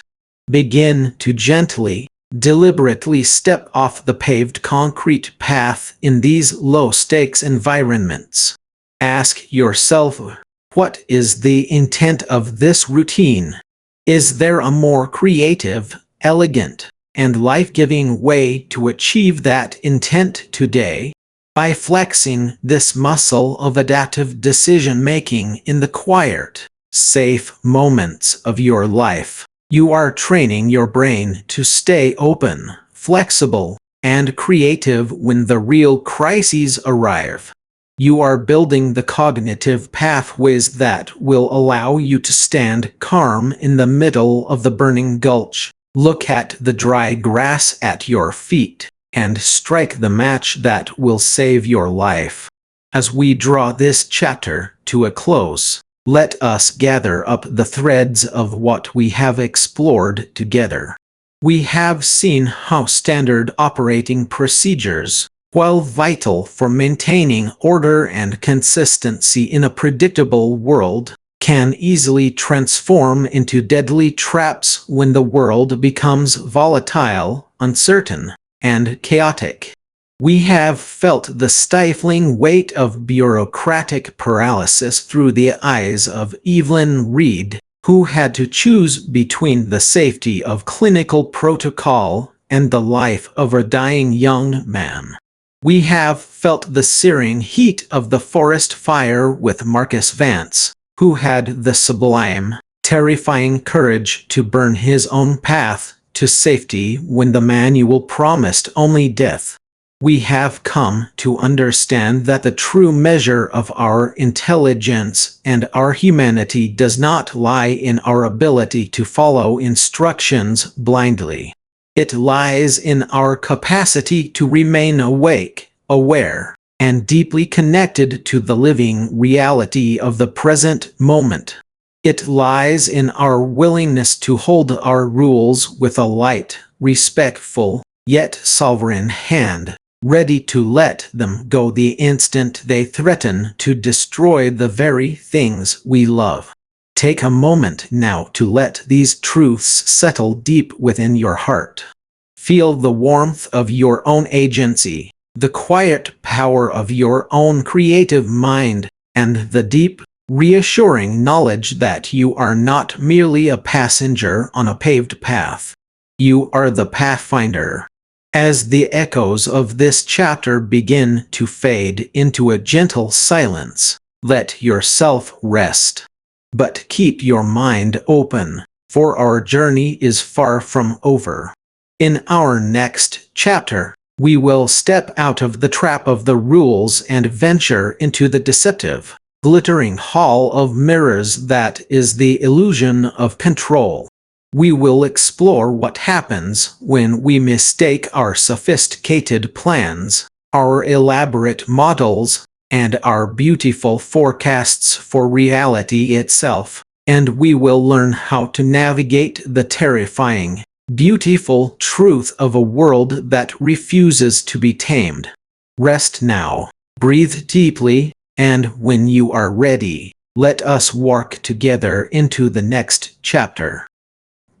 Chapter 7: The Human Element of Panic. There is an ancient, quiet truth that we often choose to forget in the bright, structured safety of our daily lives. It is the truth that our civilization, with all its towering glass skyscrapers, its intricate digital networks, and its polished professional identities, is built upon an incredibly thin layer of ice. Beneath that ice lies a deep, dark, and turbulent ocean of primal survival instincts. We like to believe we are rational creatures guided by logic, strategy, and intellect. But when the ice cracks, when the unexpected crisis strikes, we are suddenly reminded of our raw, biological vulnerability. Welcome to Chapter 7: The Human Element of Panic. Close your eyes for a moment, if you can, and take a deep, slow breath. Imagine yourself in a moment where everything you have built, Everything you rely on suddenly threatens to collapse. Perhaps it is a sudden, devastating market crash, a catastrophic failure in your organization's core systems, or a personal crisis that blindsides you on an otherwise ordinary Tuesday afternoon. Your chest tightens. Your mouth goes dry. The air in the room suddenly feels heavy, almost impossible to draw into your lungs. Your heart begins to beat with a frantic, deafening rhythm, a wild animal trapped in the cage of your ribs. This is not merely a modern inconvenience. This is the physical manifestation of panic. It is a biological time machine that instantly transports your modern, sophisticated mind back to the ancient savannah, where survival was measured in milliseconds and the stakes were always life or death. Why is it that under extreme stress, our intelligence seems to evaporate? Why do brilliant leaders make disastrously short-sighted decisions when pressure reaches a boiling point? The answer lies in the delicate and sometimes treacherous architecture of the human brain. To understand panic is to understand that we are split-screen creatures.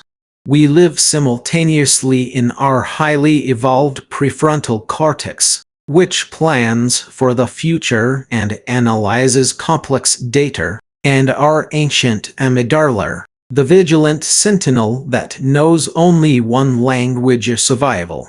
Let us explore the first key element of this psychological landscape, the classic fight, flight, or freeze response, and how it manifests not in the wild, but in the carpeted corridors of our professional lives. When a crisis erupts in a modern professional setting, we rarely face physical predators, yet our brains react as if we do.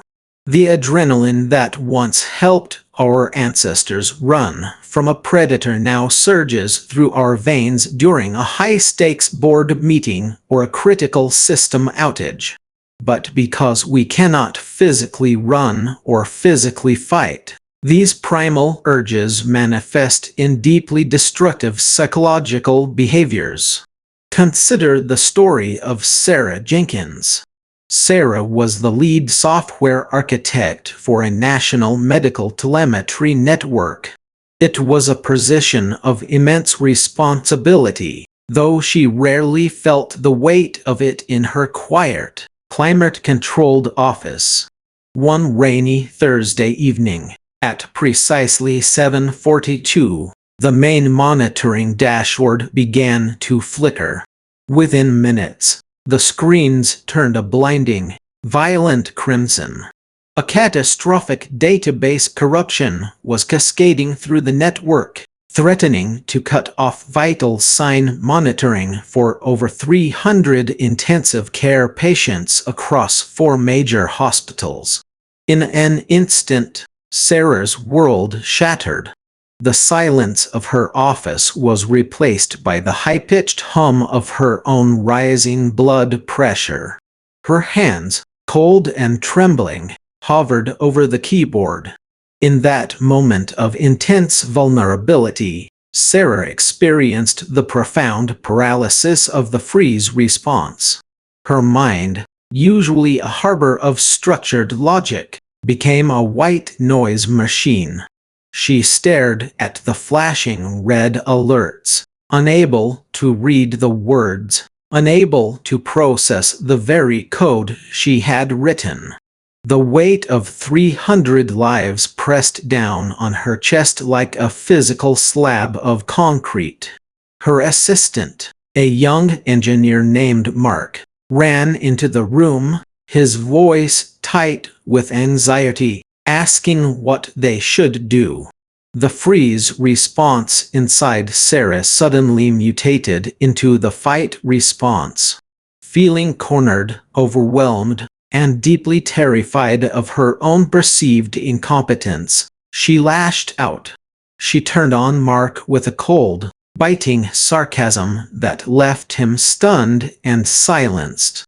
She blamed the junior team. She accused the hardware vendors of sabotage, and she wasted precious, irreplaceable minutes defending her ego rather than solving the problem. Her behavior was not a reflection of her character. It was the desperate, flailing reaction of an amygdala under siege. She was fighting for her professional life, treating her own team as the enemy because her brain could not distinguish between a software bug and a mortal threat. When we look closely at Sarah's story, we see a profound psychological dynamic at play.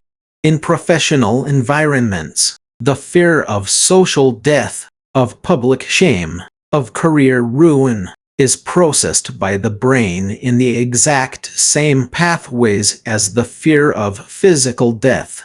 When a crisis occurs, our subconscious whispers that if we fail, we will be cast out of the tribe, left to perish in the cold. This deep-seated fear of isolation and inadequacy holds us back, forcing us into rigid, defensive postures precisely when we need to be flexible and collaborative. How do we guide ourselves forward from this state of paralysis or aggression? The application advice is both simple and profoundly difficult. We must learn to recognize the somatic marker of panic before it translates into action. The next time you feel the icy grip of stress tightening around your neck, do not ignore it. Do not try to power through it with brute force. Instead, pause. Acknowledge the physical sensation. Say to yourself, quietly and without judgment, my body is responding to a threat, but I am safe. By naming the state, you begin to shift the neural activity away from the emotional amygdala and back toward the rational prefrontal cortex. You create a tiny, vital pocket of space between the stimulus and your response. In that space lies your freedom. Encourage your team to do the same. Establish a culture where admitting temporary overwhelm is not seen as a weakness, but as a critical act of situational awareness that prevents catastrophic errors. This brings us to our second key point, the necessity of practical, physiological intervention through breathing and grounding techniques. When panic takes hold, our breathing naturally becomes shallow and rapid. This hyperventilation alters the balance of oxygen and carbon dioxide in our blood, sending a secondary panic signal back to the brain, creating a self-reinforcing loop of terror. To break this loop, we must use our body to quiet our mind. Let us enter another scene. This one set in the high-stress environment of an emergency management center during a severe coastal hurricane. Meet David, a veteran emergency coordinator.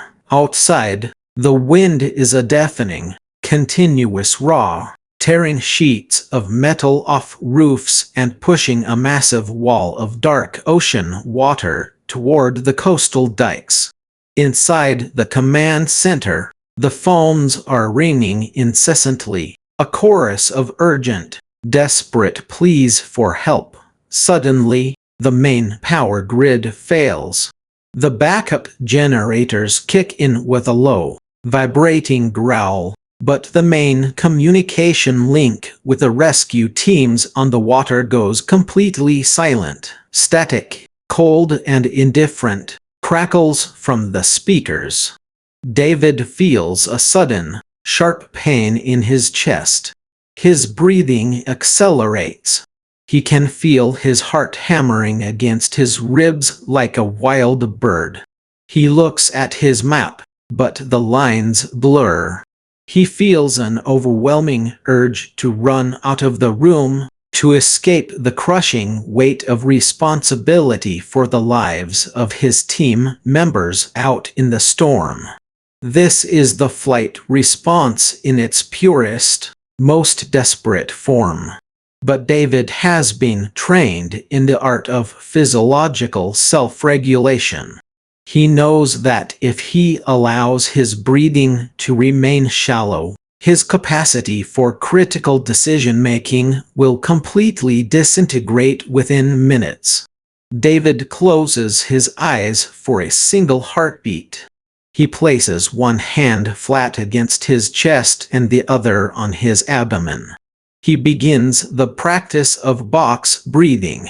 He inhales deeply through his nose, feeling his abdomen expand rather than his chest, counting slowly to 4, 1, 2, 3, 4. He holds that breath, suspended in a moment of absolute stillness, for another count of 4, 1, 2, 3, 4. He exhales slowly, smoothly through his mouth, letting the tension drain from his shoulders, for 4 seconds. 1, 2, 3, 4. And he holds his lungs empty for a final count of 4.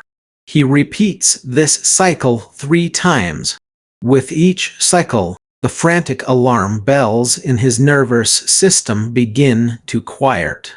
The adrenaline surge is met by the soothing influence of the vagus nerve, which signals his heart to slow down. To anchor himself further, David employs a sensory grounding technique.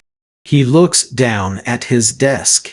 He identifies 5 things he can physically see: the blue ink stain on the corner of his map, the blinking green light on the backup generator panel, the worn leather of his notebook, the condensation on his water glass, and the silver watch on his wrist. He touches 4 things: the cold metal of his watch, the rough texture of the paper map, the smooth plastic of the radio dial, and the solid, comforting oak of his desk.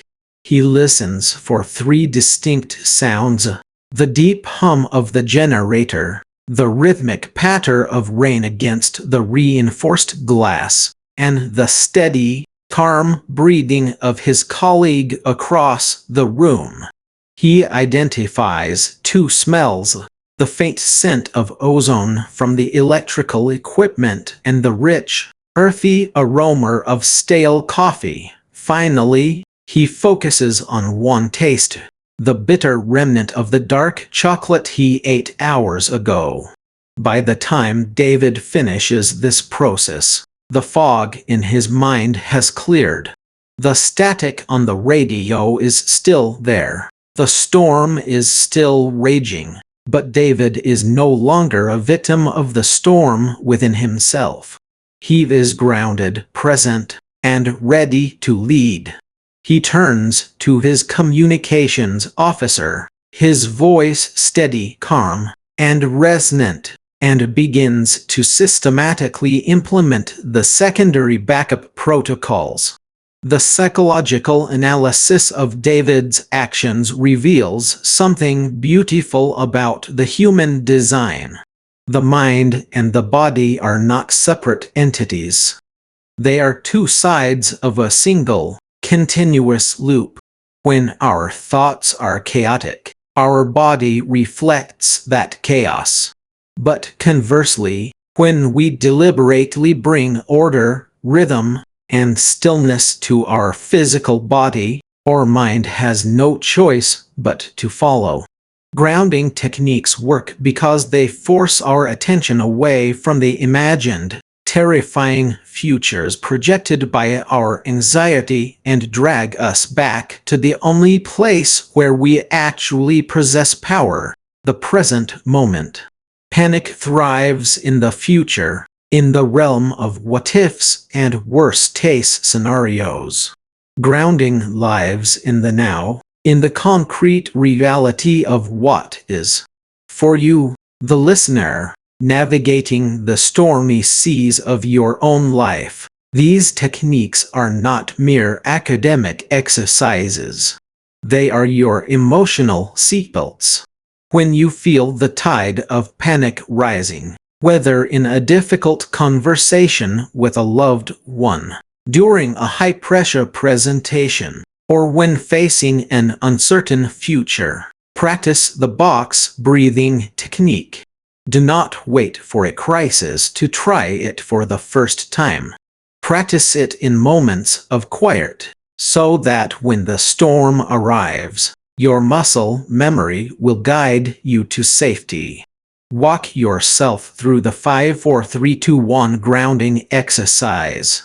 Feel the physical weight of your feet pressing into the floor. Feel the support of the chair beneath you. Remind yourself that you are here, you are breathing, and you are capable of navigating this moment. As we bring Chapter 7 to a close, let us reflect on what we have discovered. The human element of panic is not our design flaw to be ashamed of. It is a testament to our survival as a species, a deep, ancestral protector that has kept us alive through ice ages and predators. But in our modern world, we must learn to be the master of this protector, rather than its servant.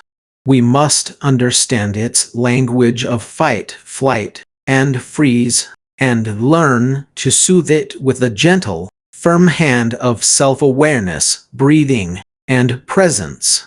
By mastering the human element of panic within ourselves, we do not become emotionless machines. Instead, we become the steady, unyielding anchor for others when their own storms begin to rage. We become the calm voice in the darkness, the reassuring presence that whispers, "We are here, we are together, and we will find a way through." Hold on to this sense of calm and presence as we prepare to transition. In our next chapter, we will take these individual insights and step outward into the wider world. We will explore how panic behaves when it spreads from a single mind to a collective group, how crowds react under pressure, and how you, as a grounded leader, can navigate and diffuse the volatile dynamics of collective panic. The storm may continue to howl outside, but within you, the quiet center has already begun to form. Let us walk forward together into Chapter 8. Chapter 8: Resource Depletion. The silence of a dwindling reserve is unlike any other quiet in the human experience. It is not the peaceful stillness of a Sunday morning, nor is it the calm of a sleeping house. It is a heavy, pressurized silence, filled with the phantom echoes of what used to be abundant. When we talk about resource depletion, we often speak in the dry language of spreadsheets, percentages, and logistics.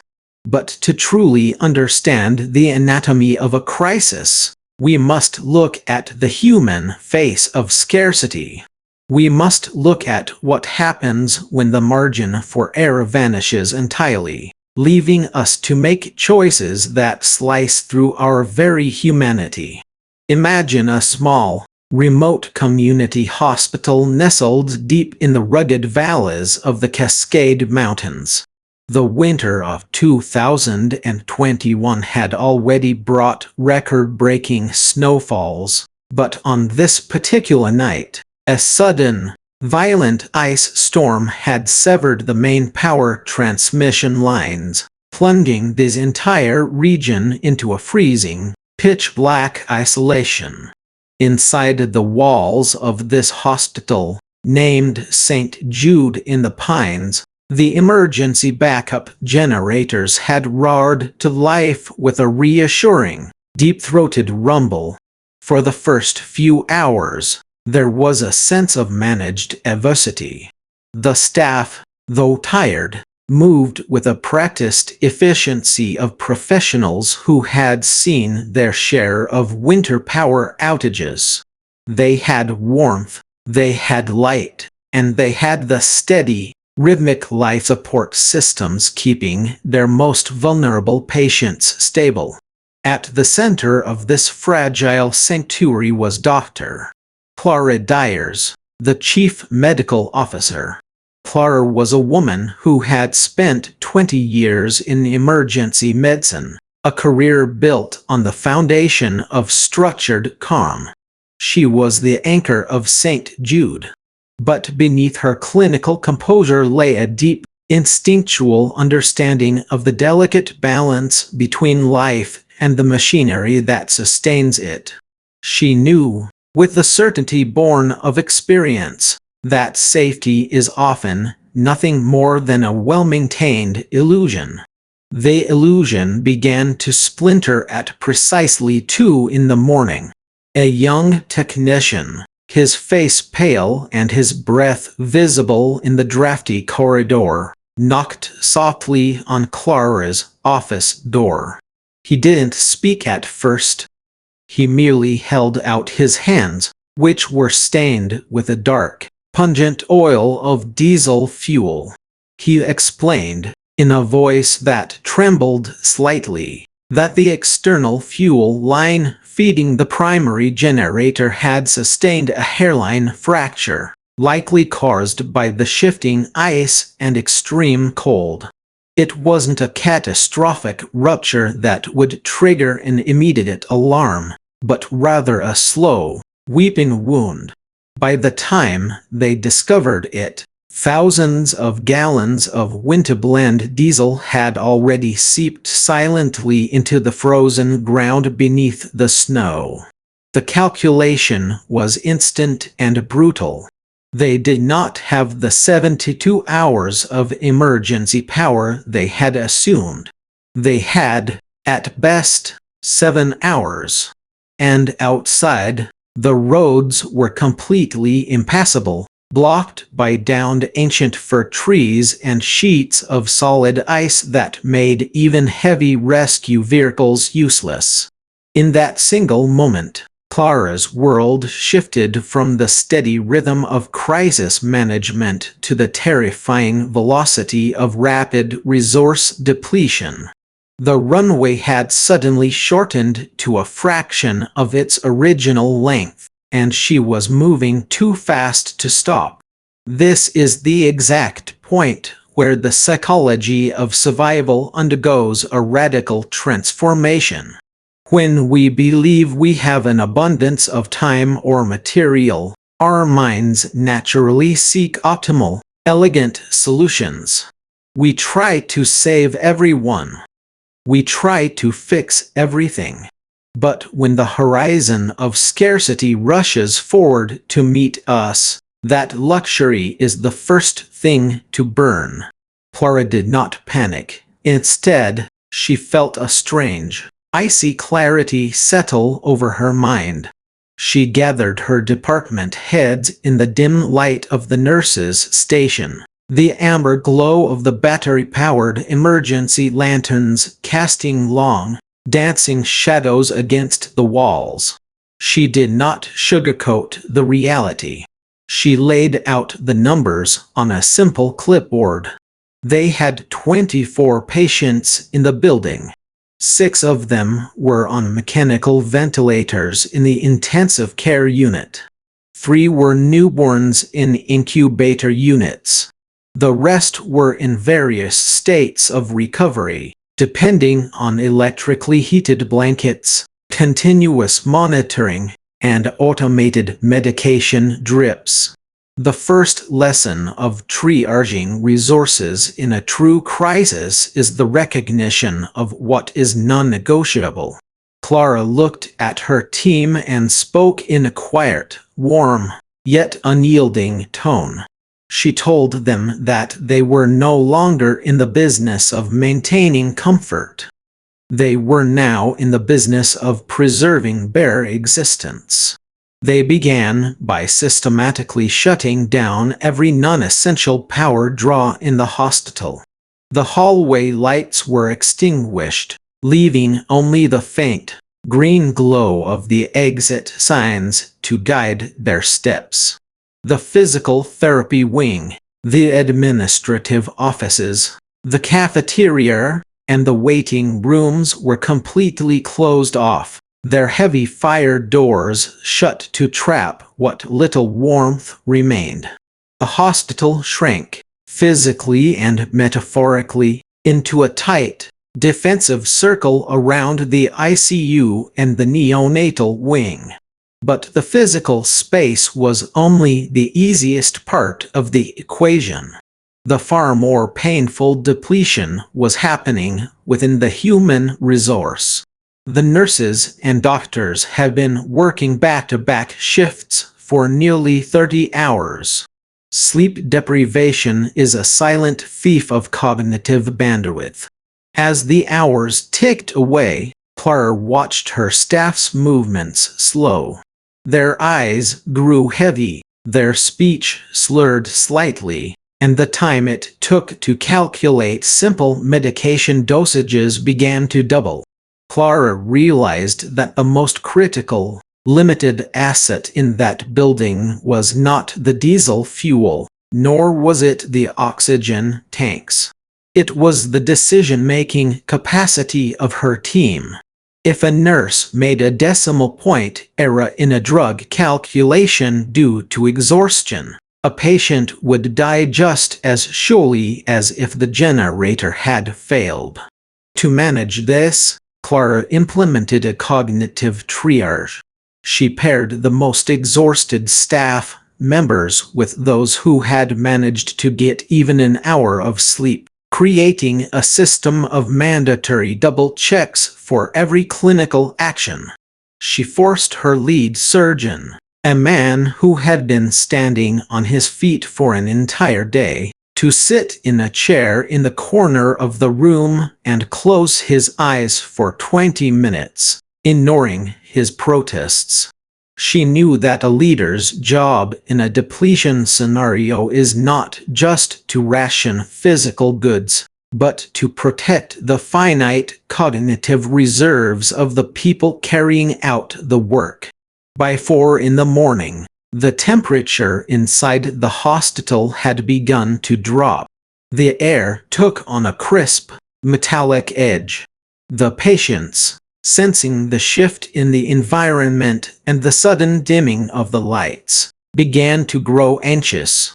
The steady hum of the ventilators seemed louder now in the darkened hallways, a constant reminder of the invisible clock ticking down in the basement. Clara stood at the bedside of an elderly man named Thomas, who was suffering from severe respiratory failure. His ventilator was a modern, power-hungry machine.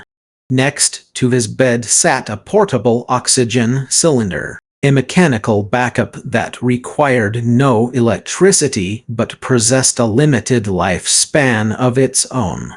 This was the moment of the ultimate, agonizing choice. The generator was failing, and the portable oxygen reserves were finite. If she kept everyone on the high-power mechanical ventilators until the generator died, they would face a sudden, chaotic emergency where 6 patients would simultaneously lose breathing support. But if she began transitioning them to manual, portable systems now, she could control the descent. She could ration the oxygen precisely, patient by patient, based on their clinical likelihood of surviving the night without mechanical aid. Her head nurse, Marcus, a gentle giant of a man who had worked at St. Jude for 15 years, looked at her with eyes full of unspoken pleading. He knew what she was calculating.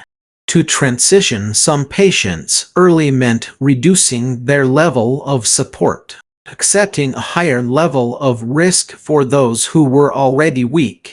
to ensure that the strongest had enough oxygen to last until dawn. It is a terrible thing to look at our human life through the lens of mathematics. Clara felt a heavy, suffocating ache in her chest. She remembered the faces of the families who had left these patients in her care. She thought of her own father, who had passed away in a similar hospital bed years before. The temptation to delay the decision, to hope for a miracle, to wait for the power grid to magically come back online, was almost overwhelming. But Clara knew that hope is not her strategy. In a crisis, waiting to make a difficult decision is, in itself, a decision usually the worst one possible. She placed her hand gently on Marcus's shoulder. She felt the tension in his muscles, the quiet vibration of his fear. She whispered to him, her voice steady but filled with an intense, maternal warmth. She told him that they could not save the machinery. They could only save the people. And to save the people, they had to be brave enough to make the hard cuts before the choice was taken out of their hands. Slowly, methodically, they began the triage. Clara sat with the medical charts, weighing every variable: age, lung capacity, overall prognosis, the strength of their underlying cardiac function. It was not a cold, sterile exercise. It was an act of profound, agonizing stewardship. They transitioned 3 of the stronger ICU patients to the portable oxygen cylinders, closely monitoring their vital signs as their bodies adjusted to the lower, manual flow. For the remaining 3 patients, who were too weak to survive without the full power of the mechanical ventilators, Clara kept them on the generator circuit, pouring every remaining drop of her focus into keeping that generator alive for just a few more hours. Down in the basement, the young technician had wrapped his hands in layers of heavy cloth to protect them from the freezing metal. He stood by the weeping fuel line, physically holding a temporary patch in place, his body shaking with the cold, using his own physical warmth to keep the sealant from freezing and cracking before it could set. It was a beautiful, desperate act of human resilience, a micro-battle fought in the dark to buy the patients upstairs another 30 minutes of breath. As the first faint, gray light of dawn began to seep through the frosted windows of St. Jude, the sound of a distant, heavy engine broke the silence of the valley. A state transportation department snowplow, equipped with a massive V-plow, had finally broken through the drifts, leading a utility repair vehicle and a heavy emergency fuel truck. When the fuel truck finally connected its lines to the hospital's tanks, the generator's pitch changed from a strained, sputtering whine back to its deep, confident roar. The lights flickered, dimmed for a fraction of a second, and then blazed back to life. Clara stood in the center of the ICU, her eyes burning with fatigue, her hands trembling slightly as she leaned against a counter. She looked around the room. All 24 patients were alive. The newborns in the neonatal wing were warm, sleeping peacefully in their incubators. The transition of the ICU patients had been seamless, executed with such precision that not a single life support failure had occurred. They had survived the night, but the victory was not marked by cheering or celebration. It was marked by a deep, quiet exhaustion, and a solemn understanding of how close they had come to the edge of the abyss. This story of St. Jude in the Pines is a testament to a truth that we must all carry with us when we face our own moments of depletion. Scarcity is not just a physical state. It is a psychological crucible.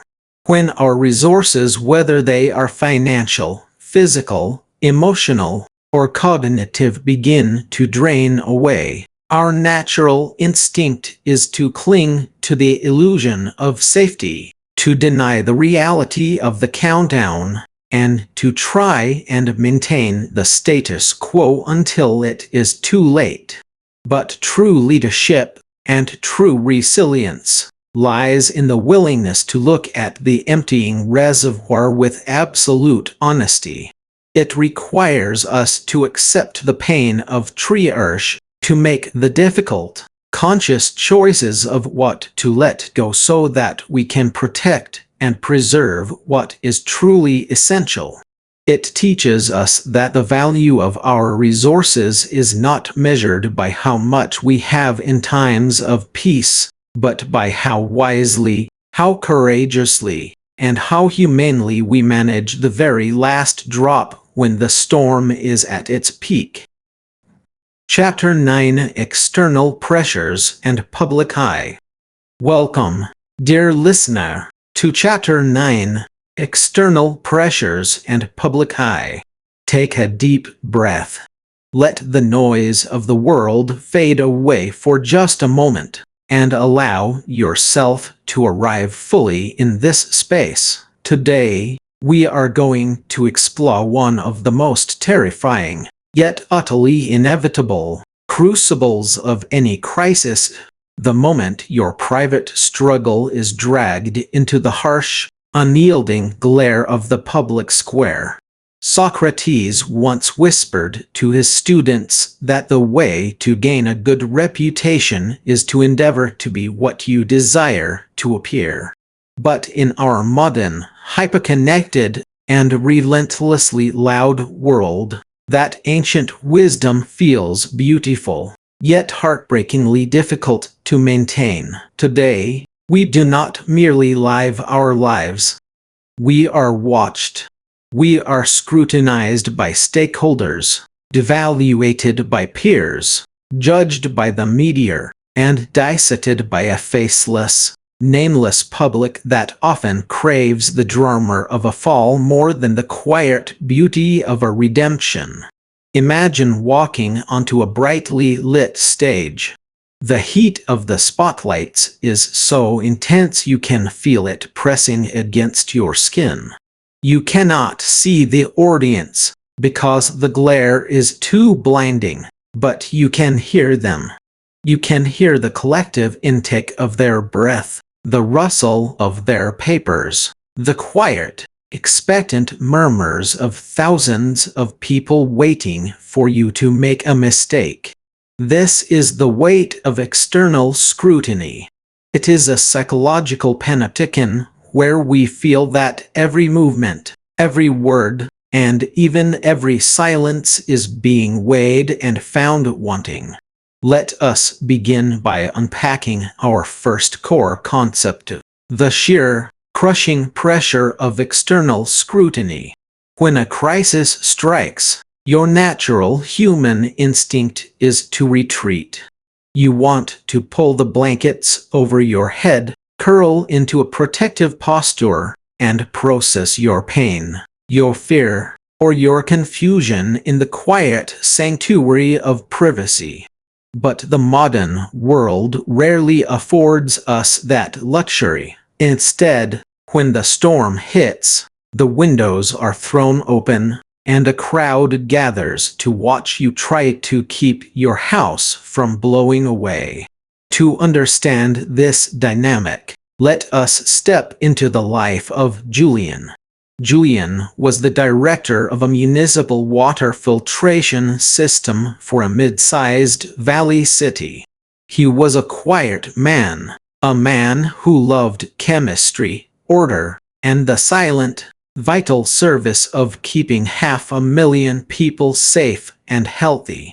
He spent his days in a world of quiet humming pumps, the clean scent of chlorine, and the reassuring stability of digital readouts. But one rainy Tuesday, a rare, systemic failure occurred. An industrial runoff pipe, miles upstream, ruptured, releasing a trace but highly publicized chemical compound into the reservoir. Within hours, Julian's quiet sanctuary was shattered. The local news ran sensationalized headlines. The phone lines at the plant lit up like a Christmas tree. By nightfall, satellite trucks with giant, silver dishes parked outside his gates, their engines idling with a low, menacing rumble. Julian sat at his desk, staring out the window at the flashing red and blue lights of police escorts and the blinding camera flashes of reporters waiting by his car. His palms were damp. His stomach was a cold, tight knot. He could hear the phantom vibrations of his cell phone in his pocket, filled with messages from local politicians demanding immediate, impossible guarantees, and friends asking if his family was safe to drink the tap water. Julian's mind began to play a cruel trick on him. He felt an overwhelming urge to run out the back door, to abandon his post, to hide from the judgment of the crowd. He felt like an imposter, as if the failure of a pipe miles away was a personal indictment of his character, a public exposure of his unworthiness. Why does this happen to us? Let us look at the profound psychology behind this experience. From an evolutionary perspective, public scrutiny triggers our deepest, most primal fear, the fear of social exclusion. For our ancestors, being cast out of the tribe was not merely an embarrassment. It was a death sentence. When we are criticized, watched, or blamed by a group, our amygdala reacts as if we are being hunted by wolves.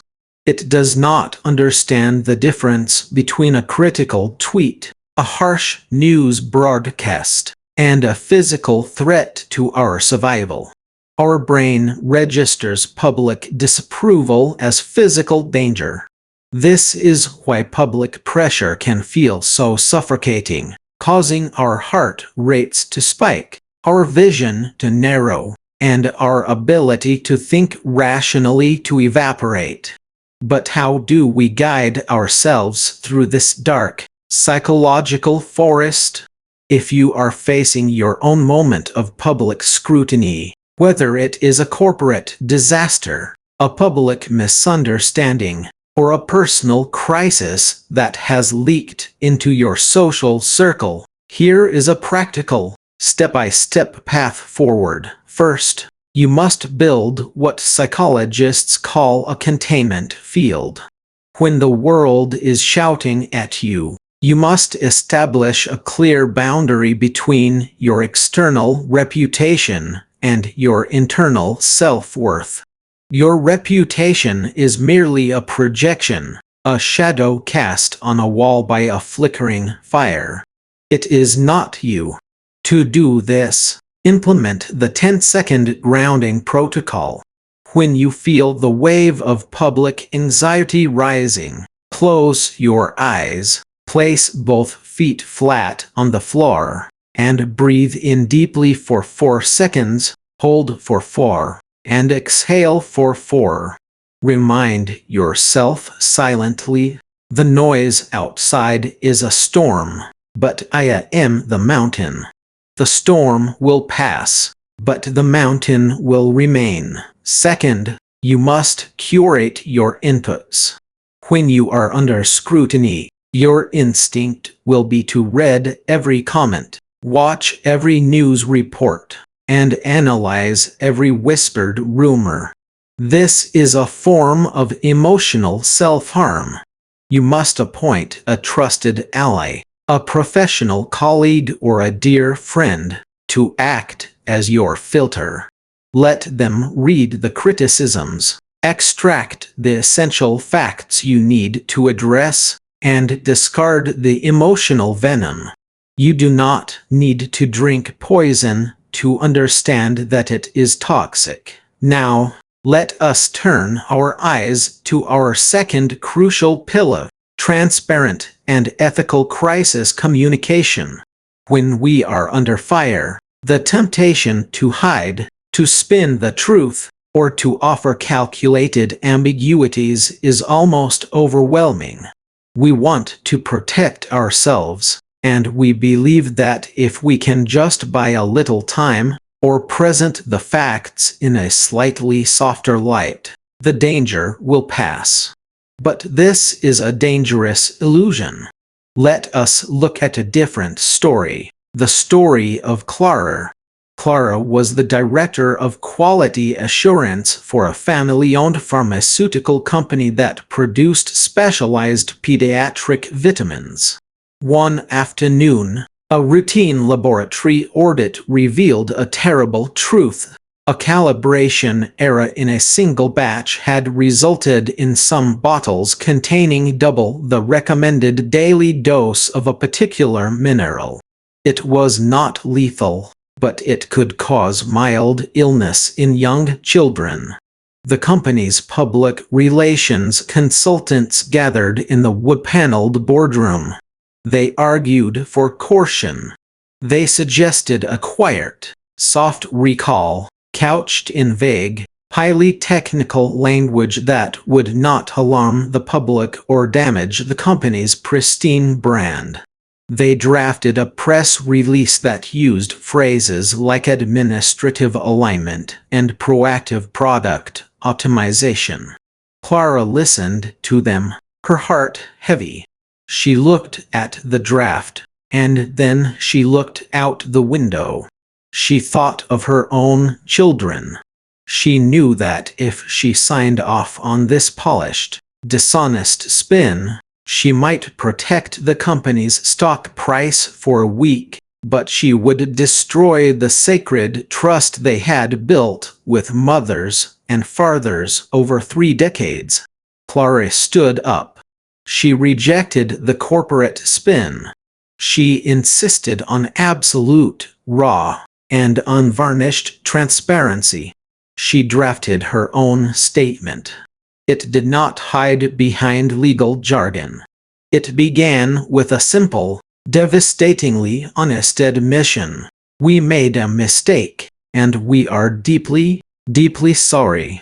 She explained exactly what had happened, how many bottles were affected, how parents could identify them, and what steps they were taking to ensure it never happened again. The immediate reaction was brutal. The headlines were harsh. The stock dropped. But then, something extraordinary began to happen. Because Clara had been so transparent, parents did not feel deceived. They felt protected. They saw a company that valued their children's safety more than its own pride.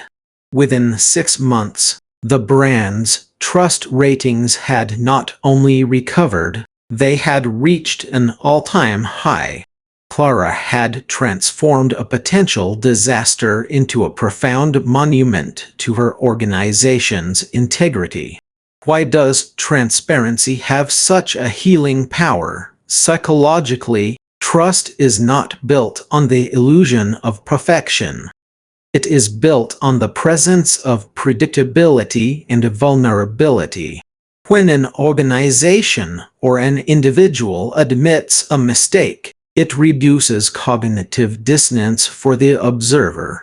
The public already senses that something is wrong. When you try to spin or hide it, you confirm their worst fear, that you are untrustworthy and manipulative. But when you step forward and say, I made a mistake. You match their reality. You disarm their anger. You shift the dynamic from a hostile interrogation to a collaborative process of resolution. If you are currently navigating a situation where you must communicate during a crisis, here is your step-by-step compass for ethical transparency. Step 1. Adopt the radical honesty framework. When communicating, you must answer 3 questions immediately and without hesitation. What happened? What are we doing to fix it right now? And how will we prevent it from ever happening again? Do not wait for the media or your critics to drag these answers out of you. Offer them freely, quickly, and with absolute clarity. Step 2. Speak to the quietest, most rational person in the room. When we are under attack, we tend to write our responses to satisfy our loudest, angriest critics. This is a mistake. You will never satisfy them. Their anger is often fueled by a desire for conflict, not resolution. Instead, speak to the silent majority. Speak to the reasonable, fair-minded observer who is watching to see how you behave under pressure. Speak with dignity, quiet confidence, and humility. Step 3. Cultivate a long-term trust ledger. Understand that reputation is not built in a single day, nor is it entirely destroyed in one, unless you allow dishonesty to enter the equation. Every time you speak the truth, even when it hurts, you are making a deposit into your long-term trust ledger. When a crisis occurs, that ledger is what keeps you solvent.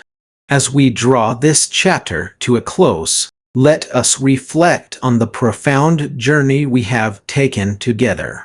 We have stood in the blinding light of public scrutiny with Julian, feeling the primitive terror of the tribe's judgment, and we have learned how to anchor ourselves in our own quiet center.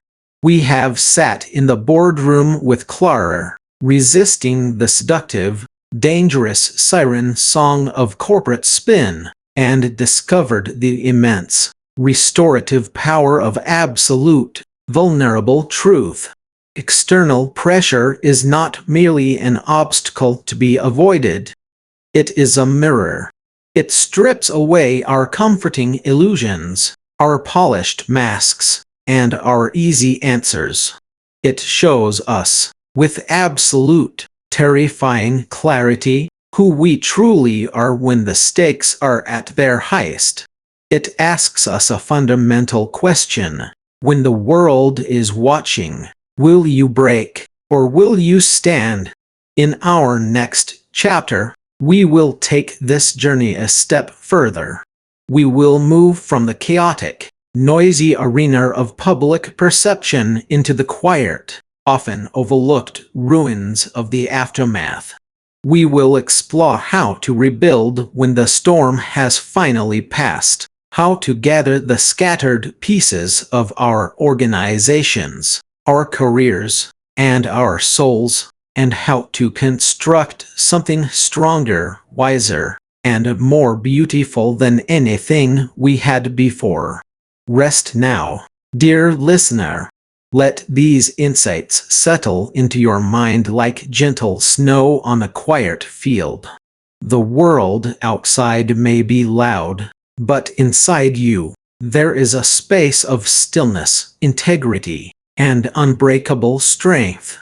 Sleep well, or step forward into your day with your head held high, knowing that you are fully equipped to face whatever glare the world may cast upon you.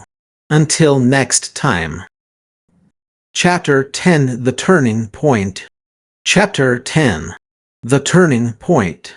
There is a precise, agonizing moment in every looming catastrophe when the air grows thin, The ambient noise fades to a low hum, and a cold truth settles deep in your chest. It is the moment you realize that the path you are on is no longer a viable route to success, but a direct descent into ruin. Yet, how often do we keep walking? How often do we quicken our pace, hoping that sheer willpower will somehow bend the laws of reality to our desires?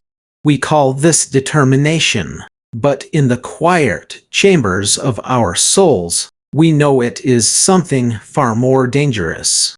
It is the refusal to see. This chapter is about that exact razor-sharp moment. The moment of the pivot. It is the art of recognizing when staying the course is no longer courageous, but catastrophic. It is about learning to look at your life, your career, or your relationships, and having the profound, terrifying bravery to say, no further. We must change direction now. Let us begin by stepping into the quiet room of our own minds. Think of a time when you felt a subtle, persistent ache of misalignment. Perhaps it was a business venture that swallowed your savings while returning only promises, or a relationship that demanded you slowly erase who you were to keep the peace. You felt the warning signs, did you not? They were not loud alarms. They were whispers. They were the cold knot in your stomach when you woke up, the fleeting thought that you were pretending, the constant, exhausting effort required to keep the facade from cracking. Why do we ignore these whispers until they become screams? To understand this, we must look at our first key concept, identifying the indicators of the point of no return. The point of no return is not a sudden cliff that appears out of nowhere. It is a threshold crossed after a series of ignored milestones. To recognize it, we must train ourselves to spot the difference between a temporary obstacle that requires perseverance and a systemic failure that requires a pivot. Consider the story of Alistair. For 7 years, Alistair poured his life, his identity, and his family's savings into developing a revolutionary deep-sea drone designed to map the ocean floor. He was a brilliant engineer, a man who believed that boundaries were merely invitations to push harder. The prototype, named the Nautilus 4, was his masterpiece. But during the critical sea trials off the coast of Iceland, things began to drift. It started with minor telemetry anomalies, small fluctuations in pressure readings that Alistair dismissed as calibration errors. Then, a battery module overheated. He patched it. Next, the communication latency increased by 3 seconds. He wrote a new script to bypass it. On the final eve of the deep-water dive, with investors watching from a live feed in London, the system diagnostics threw a pale amber warning. It was not red. It did not sound a siren. It simply whispered that the secondary pressure seal was operating at 92% efficiency. Alistair's lead technician, a quiet woman named Clara, looked at him and said softly, "Alistair, the seal is degrading. If we drop her past 2,000 meters, she might not withstand the pressure change. We need to abort and redesign the housing." But Alistair could only hear the ticking clock. He could only see the 7 years of sleepless nights, the second mortgage on his home, the expectations of his peers. If he stopped now, the investors would pull out. If he stopped now, he would have to admit that his design had a fundamental, systemic flaw. He looked at the amber light, felt the cold sweat on the back of his neck, and convinced himself that 92% was enough. He gave the order to launch. The descent was beautiful for the first 20 minutes. The video feed showed a pristine, untouched world of deep-sea blue. And then, at 1800 meters, the telemetry went silent. There was no explosion, no dramatic crash. Just a sudden, absolute void on the screens. The pressure seal had failed, and the ocean had claimed the work of his life in a single, crushing second. Alistair sat in the glow of the static screens, realizing too late that the amber light had not been an obstacle to overcome, but his final exit ramp. Why did Alistair launch? The psychological dynamic at play here is one of the most powerful forces in the human subconscious, the sunk cost fallacy, deeply intertwined with identity fusion. When we invest our time, our money, and our emotional energy into a project, that project ceases to be just an external task. It becomes an extension of our self-worth. To abandon it, to pivot, feels to our brain like a form of public self-destruction. The subconscious mind would often rather risk total, catastrophic failure on the off chance of a miracle than accept the certain, controlled pain of a pivot. We confuse consistency with integrity. We believe that if we change our minds, we are weak, when in truth, the ability to change your mind in the face of new evidence is the highest form of intelligence. How do we break free from this trap? How do we find the strength to pivot before the pressure crushes us? The first step is to establish what mentors call objective tripwires before you begin any journey. When you are calm, clear-headed, and not yet emotionally compromised by the struggle, you must write down your boundaries. You must define exactly what failure looks like.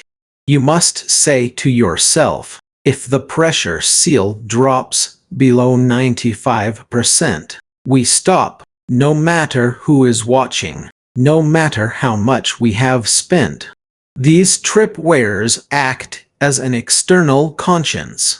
When you are in the heat of the moment, and your ego is screaming at you to keep going, you refer back to the sober, quiet wisdom of your past self. You must also practice emotional self-distancing. Imagine you are not the creator of this project, but an outside consultant hired to save the company. What advice would you give? When you look at your life through the objective eyes of a stranger, the illusions fade, and the path forward becomes blindingly clear. Now, let us turn our attention to our second key concept, providing decision matrices for emergency pivots. Once you have identified that you are indeed at the point of no return, how do you execute the turn without flipping the ship? An emergency pivot is not our panic-induced flight. It is a highly controlled, strategic redirection of resources. It requires a cool head when everything around you is burning.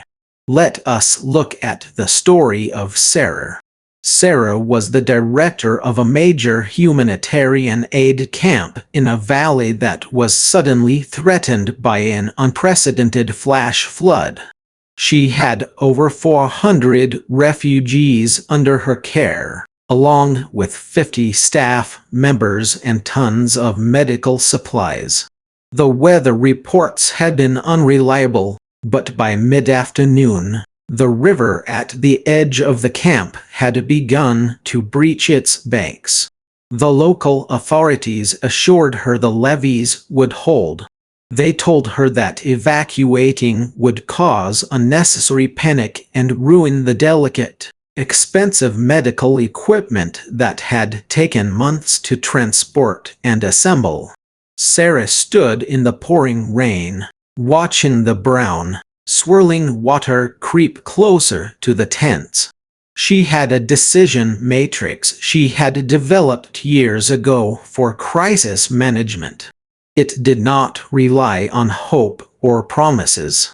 It relied on observable, physical triggers.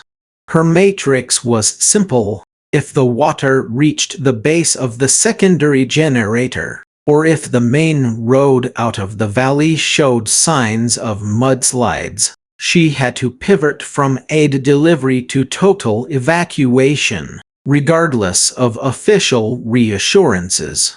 At 4 o'clock, the generator remained dry, but a scout returned to report that the hillside above the main road was beginning to weep water, a precursor to a major slide. Sarah did not hesitate. She did not wait for the authorities to change their minds. She did not worry about the cost of the abandoned medical gear. She triggered the emergency pivot. She ordered the staff to abandon everything except portable medical kits, pack the refugees into the high-clearance trucks, and take the secondary, longer mountain route immediately. 3 hours later, as the last truck cleared the ridge, a massive mudslide tore down the mountain, burying the main road under 20 feet of debris and completely submerging the camp.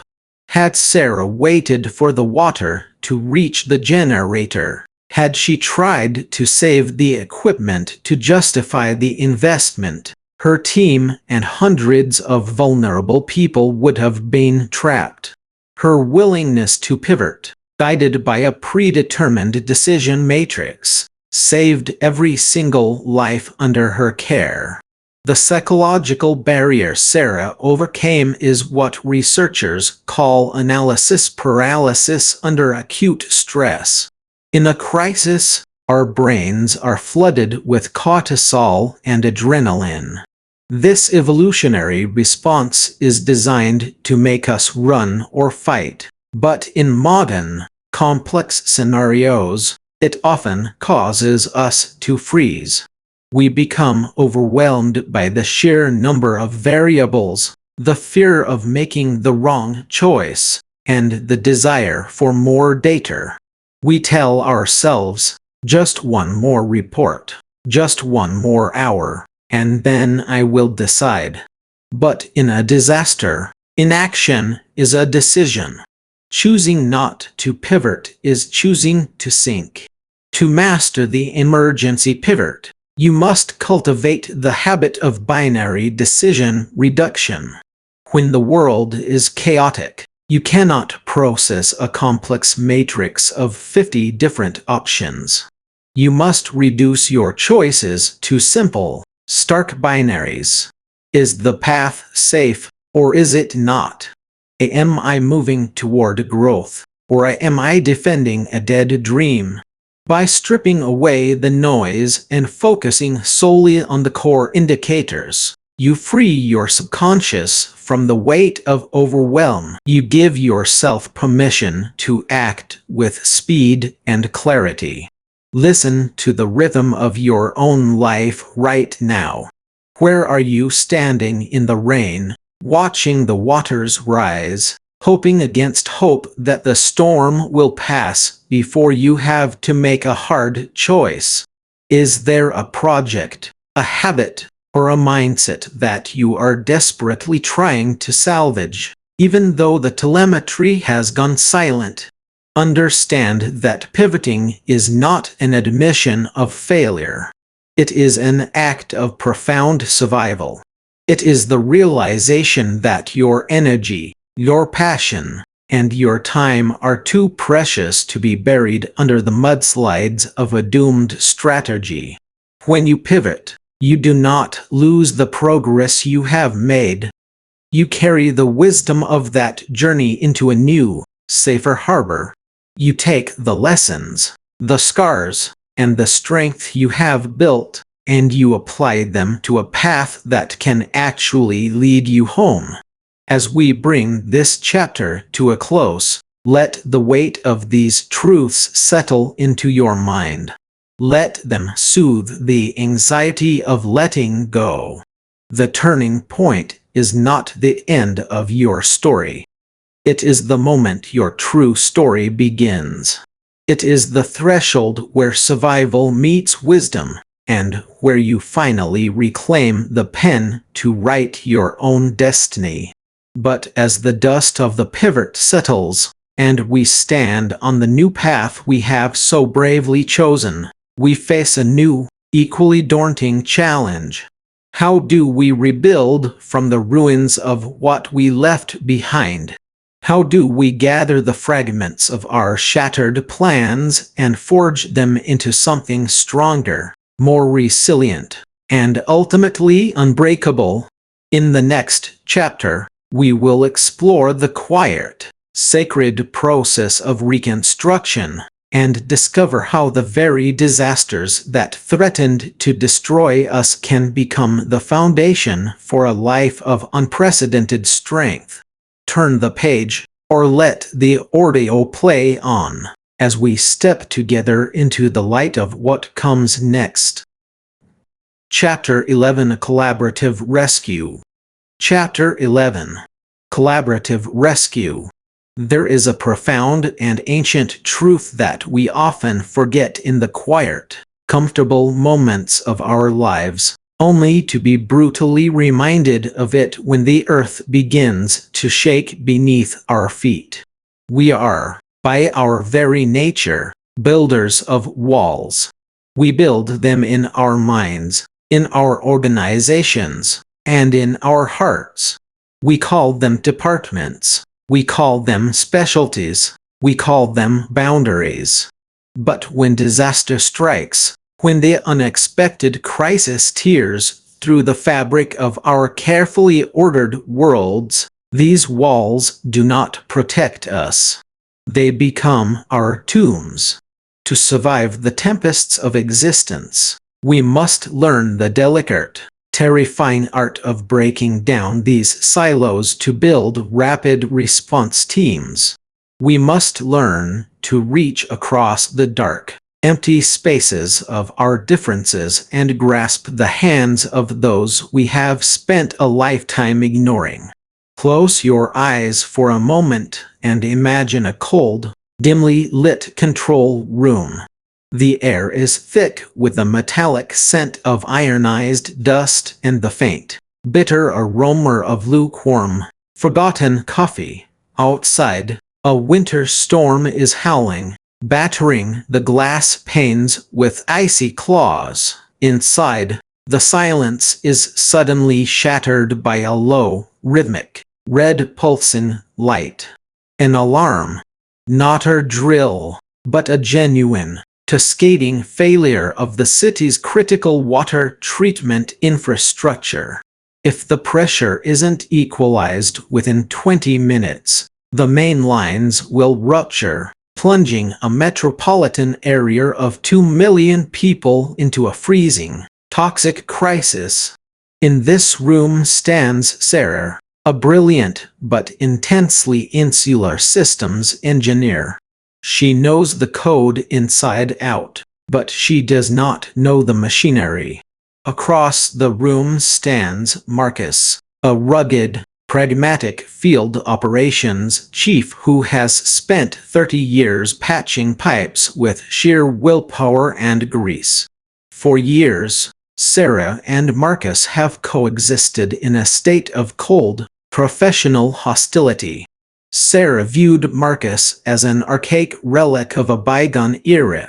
Marcus viewed Sarah as an arrogant academic who hid behind computer screens. Now, they are all each other has. The red light reflects off their pale faces, a silent countdown ticking away in the space between them. This is the crucible of cross-functional emergency teamwork. It is the realization that, in the face of catastrophe, no single discipline holds the entire key to salvation. The programmer cannot turn the physical valve, and the mechanic cannot rewrite the crashing code. To survive, they must form a singular, breathing organism. They must combine their disparate worlds into a cohesive shield. Why do we find this so incredibly difficult? Why is our first instinct when the alarms sound to retreat further into our own corners, to hoard our information, to protect our own small domains? To understand this, we must look deep into the dark, labyrinthine corridors of human psychology. We are evolutionary creatures designed for tribalism. Our brains categorize the world into us and them. In times of safety, this tribalism manifests as harmless rivalry. In times of crisis, however, our amygdala hijacks our rational minds. It screams at us that anyone outside our immediate circle is a threat, an outsider who will steal our resources or blame us for the failure. We hoard knowledge because knowledge is power, and power feels like safety. But this is a tragic illusion. When we isolate ourselves in our specialized silos during a crisis, we are merely choosing to drown in our own private cabins rather than work together to patch the hull of the ship. To break this spell of isolation, we must actively practice the art of cross-functional emergency teamwork. Let us walk together through the practical steps of how you can implement this in your own life, your career, or your organization. First, you must conduct a thorough, honest inventory of your personal silos. Ask yourself, who are the people in your professional or personal life whose expertise you dismiss? Who are the ones you view with a quiet, condescending skepticism? This is where your weakness lies. To bridge this gap, you must initiate contact before the crisis ever arrives. Reach out to these individuals not with a demand, but with a question. Ask them to explain their world to you. Let them see your vulnerability, your willingness to learn. By doing this, you are laying the invisible telephone wires across the chasm, so that when the emergency comes, the line of communication is already open. Second, during a live crisis, you must establish what is known as a unified operating picture. This means putting aside all specialized jargon and speaking in a language that is universally understood. If Sarah speaks to Marcus in lines of code, he will tune her out. If Marcus speaks to Sarah in mechanical tolerances, she will feel lost. They must find a common currency of communication. They must focus on the shared goal, defined in the simplest, most human terms possible. We need to stop the pressure from rising, and we have 15 minutes to do it. That is the unified operating picture. It aligns the eyes of everyone in the room toward the same horizon, silencing the ego and focusing the collective mind. This brings us to our second key point, building instant trust under pressure. How do we trust someone we barely know, or someone we have actively disliked, when the stakes are at their absolute highest? Let us step into another scene, one filled with a chaotic, deafening noise of an emergency room during a multi-vehicle pileup.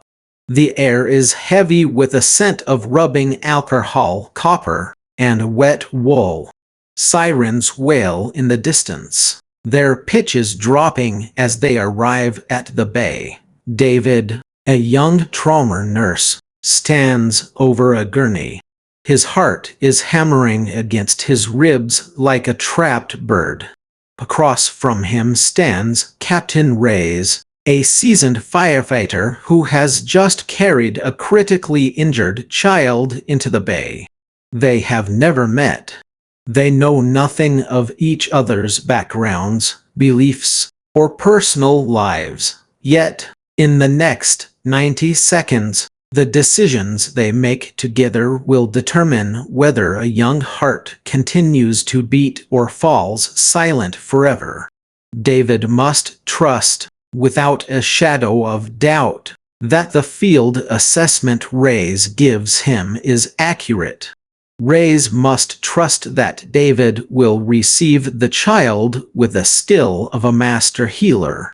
There is no time for credentials, no time for pleasantries, no time to build trust through the slow, gentle progression of months and years.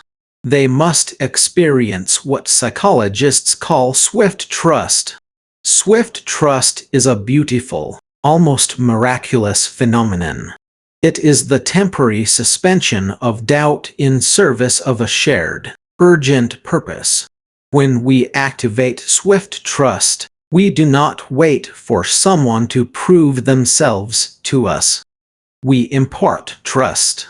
We treat them as if they are already highly competent, deeply committed, and thoroughly reliable. It is a profound act of psychological generosity. Why is this so hard for our egos to accept?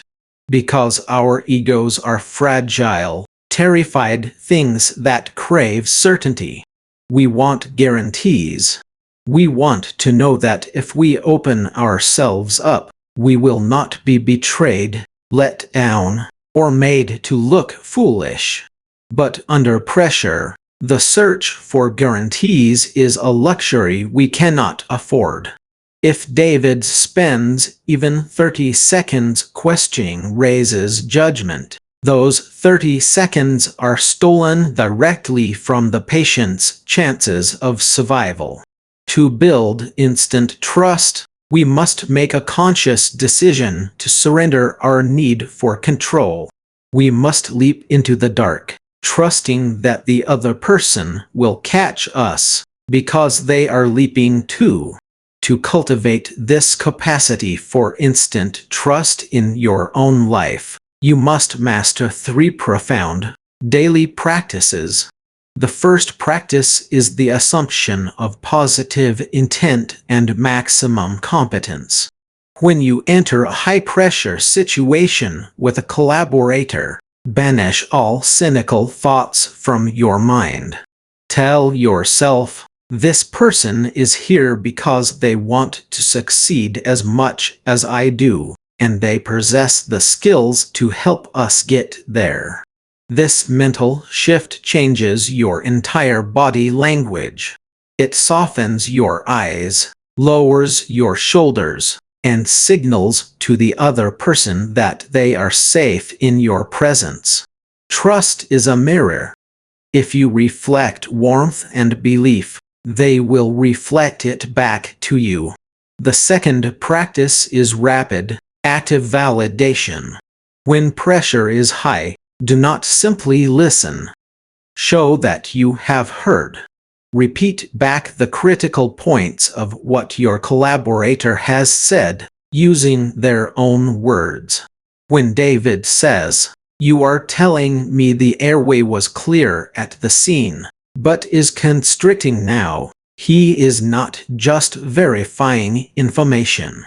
He is sending a deep, subconscious signal to Reyes. I hear you, I value your observation, and we are in this together.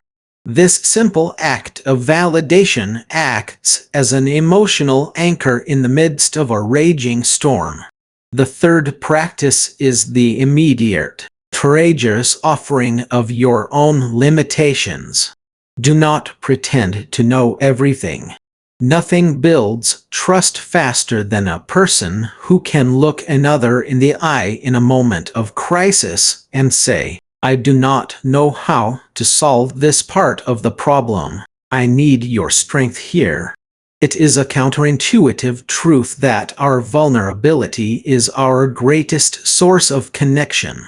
When you admit your limits, you invite the other person to step into their power. You create a space where they can be strong for you, and in doing so, you forge a bond that is stronger than any corporate hierarchy or social contract. Let us sit with these ideas for a moment. Feel the weight of them. Think of the crises you have faced in your own life, the times when you felt utterly alone, drowning in your own worries, trying to carry the weight of the world on your own shoulders. How many of those situations could have been transformed if you had possessed the courage to break down your silos, to reach out to someone you didn't fully understand, and to offer them your trust? In this chapter, we have explored the delicate, urgent dynamics of collaborative rescue. We have seen how Sarah and Marcus, by bridging their worlds, saved a city from disaster.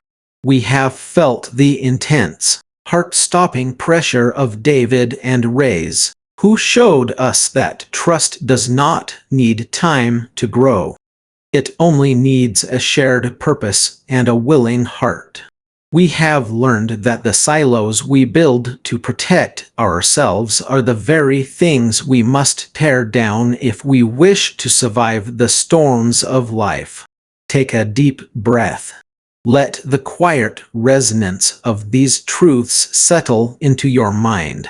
As we prepare to close this chapter, let us turn our gaze toward what lies ahead on the horizon.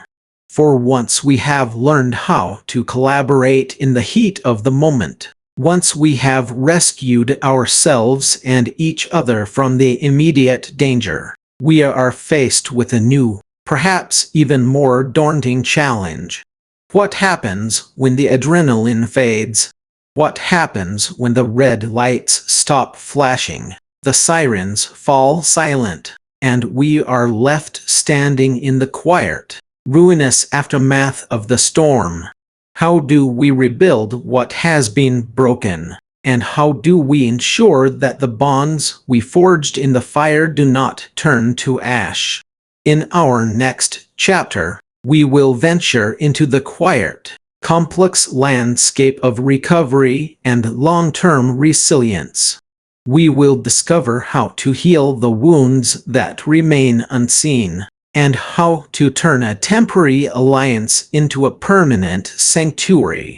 Stay with me, for the journey is far from over, and the path ahead promises to reveal the deepest truths of what it truly means to be human in a world of beautiful, unpredictable chaos. Chapter 12: Technology, Savior or Saboteur? Imagine a night so black that the horizon vanishes entirely. You are suspended 30,000 feet above the cold, unforgiving expanse of the Atlantic Ocean, cocooned in a multimillion-dollar metal tube. Around you, the soft, rhythmic breathing of 300 sleeping souls fills the cabin, a gentle chorus of trust. On the flight deck, the glow of dozens of liquid crystal displays casts a cool, emerald light over the faces of the pilots. For hours, they have not touched the controls.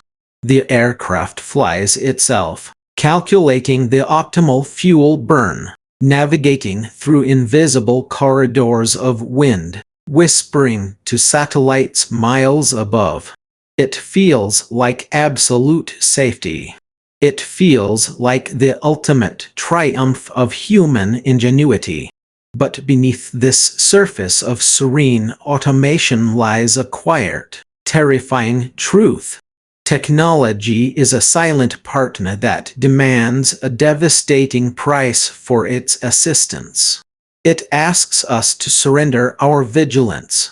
It whispers to our subconscious that we are no longer needed, right up until the exact microsecond that we are. This is the double-edged sword of automated systems, the grand, agonizing paradox of our modern age. We build machines to save us from our human limitations, only to find that when those machines fail, we have forgotten how to be human. Let us step deeper into this shadow, into the moments when the systems we designed to save us become our saboteurs. When technology goes dark, it does not merely cease to function. It leaves behind a profound vacuum, a sudden, blinding darkness that our minds are ill-equipped to handle. We have built a world where convenience is king, but in doing so, we have systematically dismantled our own manual override readiness. We have traded our survival instincts for user-friendly interfaces. To understand the gravity of this trade, we must look at how we behave when the digital safety nets are ripped away. We must examine the psychological paralysis that occurs when the screen goes blank, and we are forced to look at our own reflection in the dark glass, realizing that we are entirely on our own. Consider the harrowing journey of Flight 447. It is 4 in the morning, and the aircraft is navigating through a wall of towering equatorial thunderstorms. The pilots are tired, their minds lulled into a state of relaxed observation by hours of flawless automation. Suddenly, a microscopic speck of supercooled ice lodges itself inside a tiny metal tube on the exterior of the fuselage. It is a simple pitot tube, a sensory organ for the computer. In an instant, the computer is blinded. It no longer knows how fast the plane is flying through the turbulent air. It cannot calculate the delicate balance between lift and drag.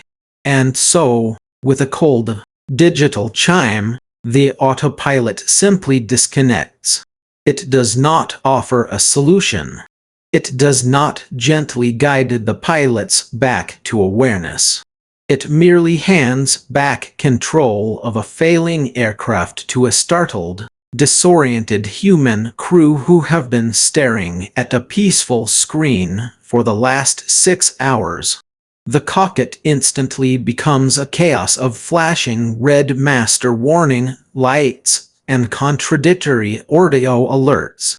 The stall warning blares, a mechanical voice shouting its grim prophecy into the darkness, while other instruments suggest they are flying too fast. The physical sensation of turbulence buffet the fuselage, pulling at their stomachs. In this moment, the technology has not just failed, it has abandoned them. It has gone completely dark, leaving behind a vacuum of information and an abundance of terror. The co-pilot, gripped by a sudden, primal panic, pulls back on the controls, climbing into the thin air where the wings can no longer find support. He does not realize that the machine has left him in a state of aerodynamical stall. His mind, overwhelmed by the sudden transition from passive observer to active crisis manager, cannot process the conflicting data. The digital savior has become the ultimate saboteur, leaving him to solve an impossible physical calculus in the dark. with hundreds of lives hanging in the balance, until this ocean claims them all. This tragedy is not merely an aviation disaster. It is a profound psychological mirror of our daily lives. What happens to the human mind when the systems we rely on suddenly vanish? Psychologists refer to this phenomenon as automation complacency, but the emotional reality is far deeper and more insidious. It is a profound sense of psychological abandonment.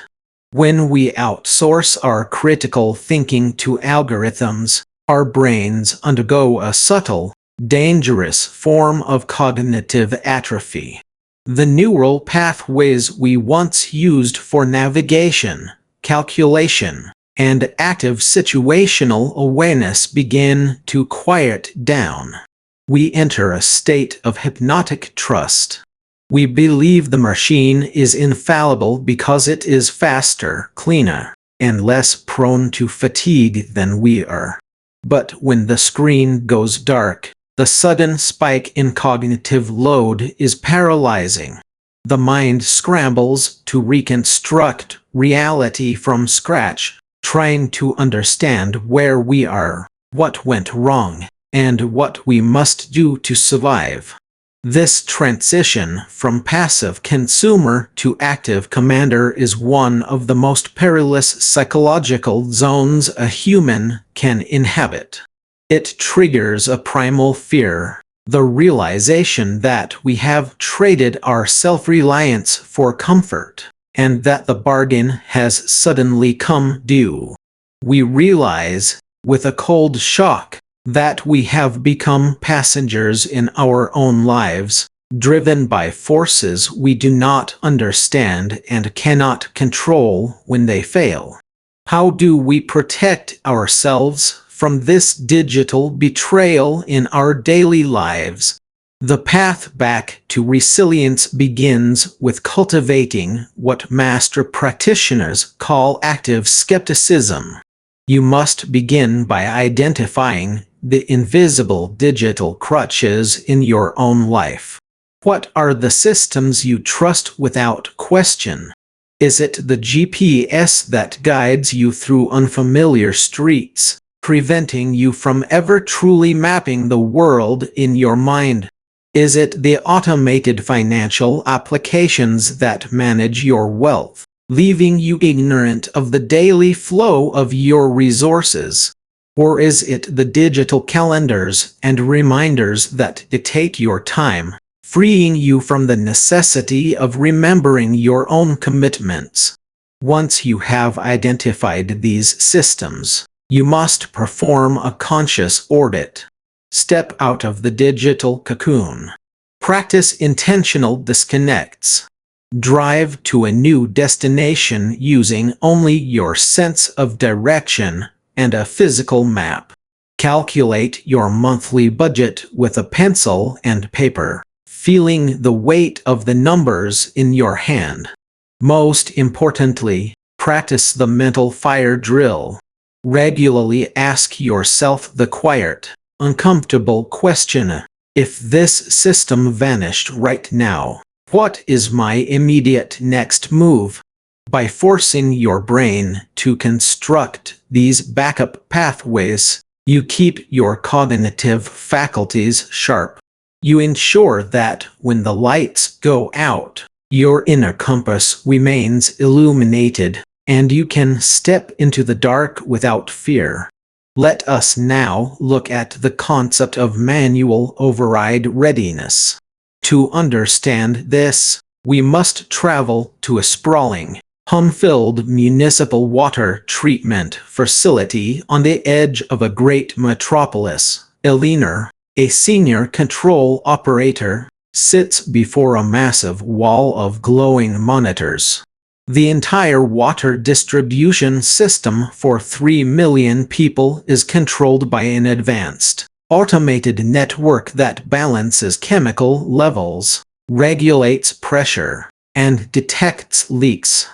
It has run flawlessly for years, turning Elena's job from active, hands-on management to mere supervision. She is there to watch the machine do the work. But on a cold Tuesday afternoon, a sophisticated cyber attack penetrates the facility's defenses. The screens begin to flicker. The automated valves, designed to prevent toxic overchlorination, begin to open and close erratically, driven by a corrupted algorithm. The system refuses to respond to Elena's keyboard commands. The digital interface is locked, displaying a chilling message of complete system failure.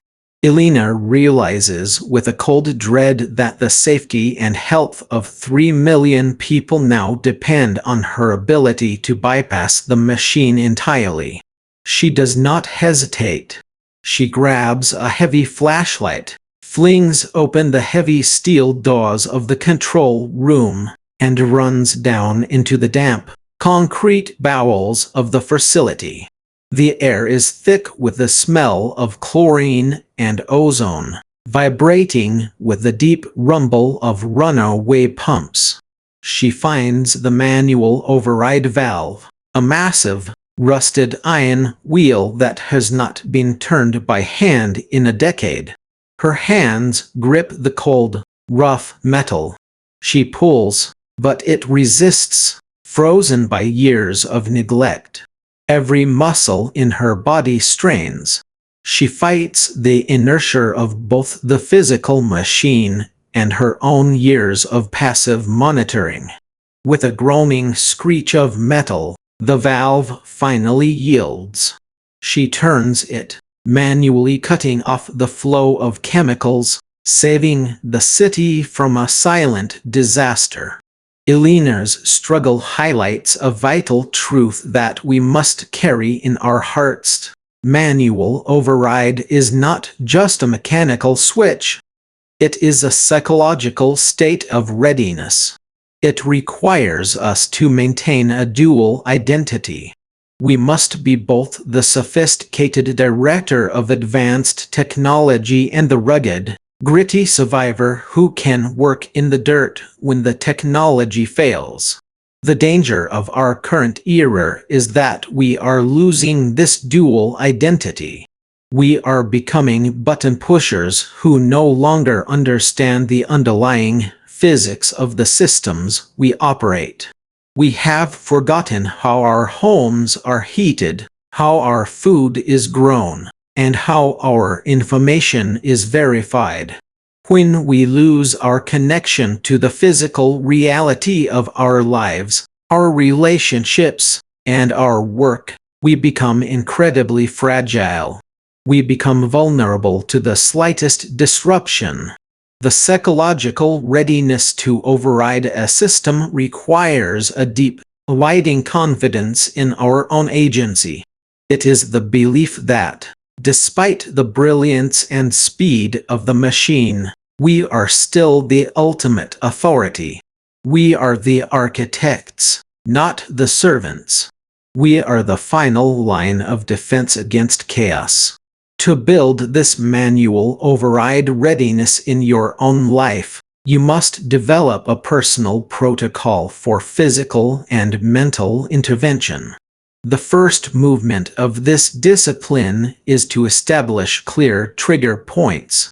These are the predetermined boundaries where you say, "No further. The system has gone too far, and I must take the wheel."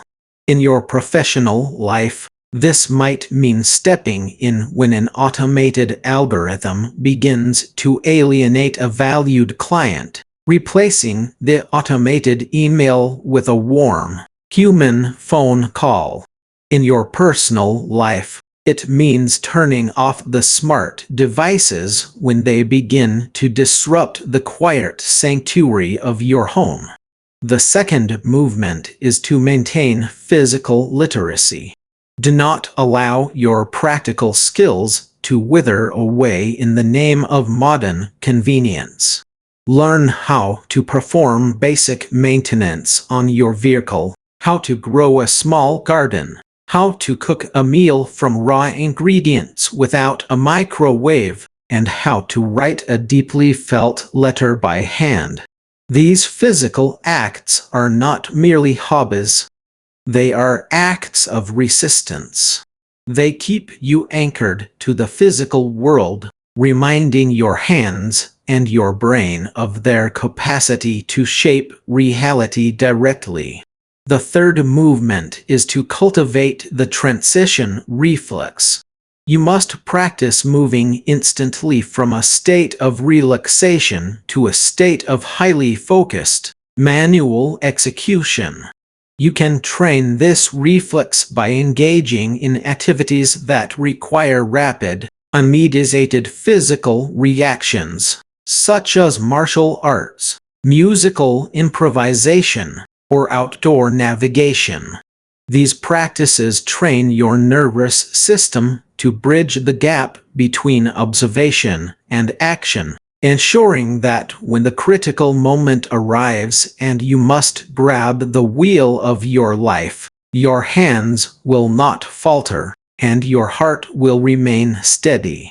As we reflect on the delicate balance between savior and saboteur, we realize that technology is neither inherently holy nor demonic.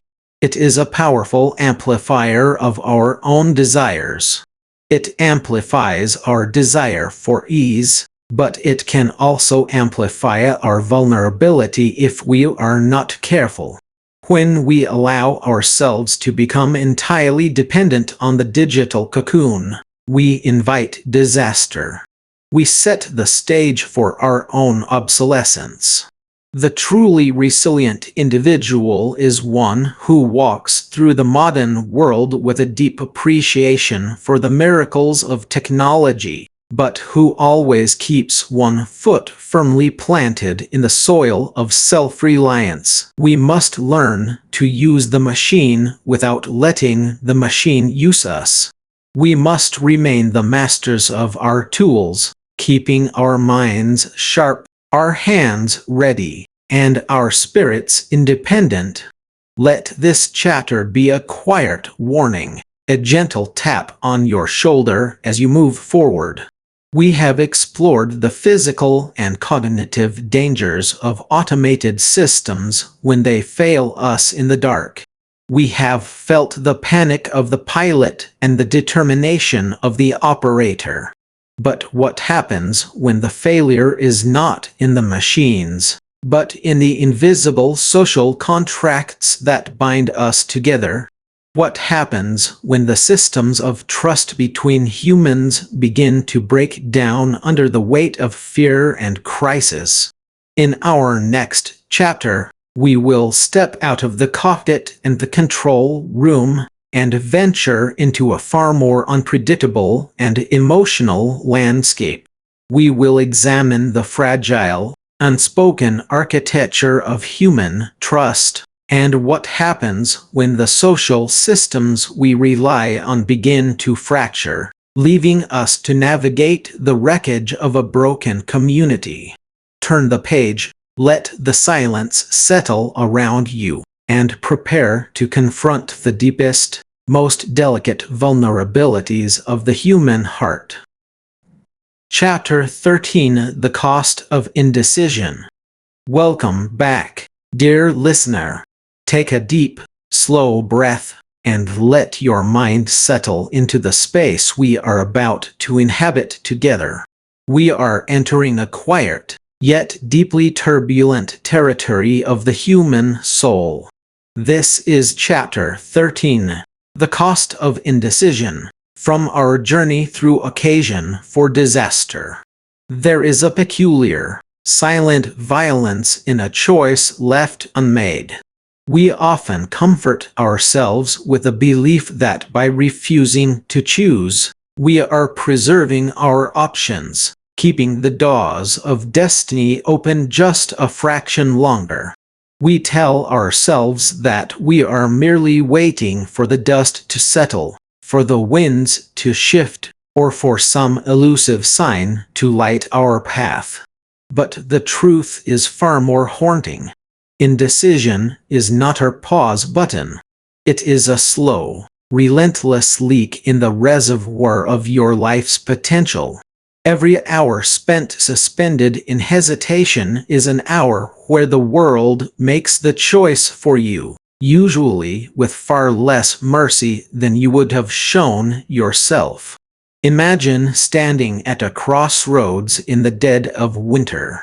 The wind is biting at your cheeks, the shadows are lengthening, and the warmth of the day is rapidly bleeding into the freezing soil. You do not save yourself from the cold by remaining standing at the intersection. By refusing to turn left or right, you simply choose to freeze in place.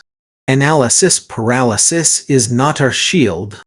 It is a gilded cage of our own making, constructed from the delicate, suffocating bars of what-ifs and search-term algorithms. Let us explore the profound danger of waiting for perfect information.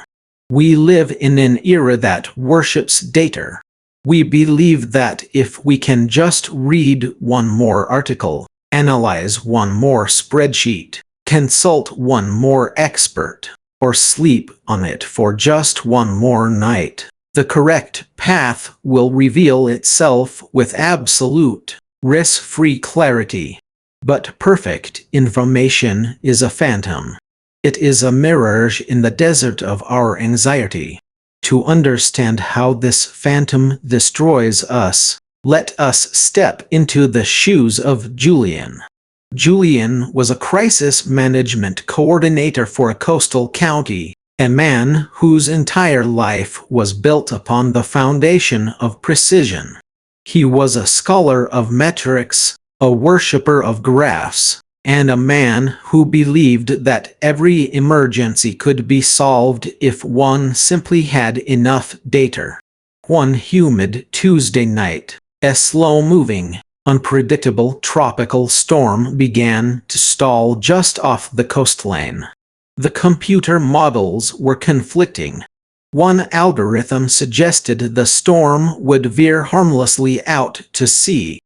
Another predicted a catastrophic storm surge that would overwhelm the low-lying Eastern Valley. Julian sat in his command center, the air thick with the scent of ozone and cold coffee. On his left monitor, the weather radar bloomed in angry shades of crimson and violet. On his right, a list of evacuation protocols waited for his authorization. But Julian hesitated.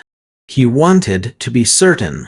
If he ordered an evacuation too early, he would cause widespread panic, disrupt businesses, and cost the city millions of dollars in lost revenue and emergency resources. If he was wrong, his career would be over. He whispered to himself that he was just waiting for the midnight satellite pass, the one that would provide a high-resolution thermal map of the storm's eye.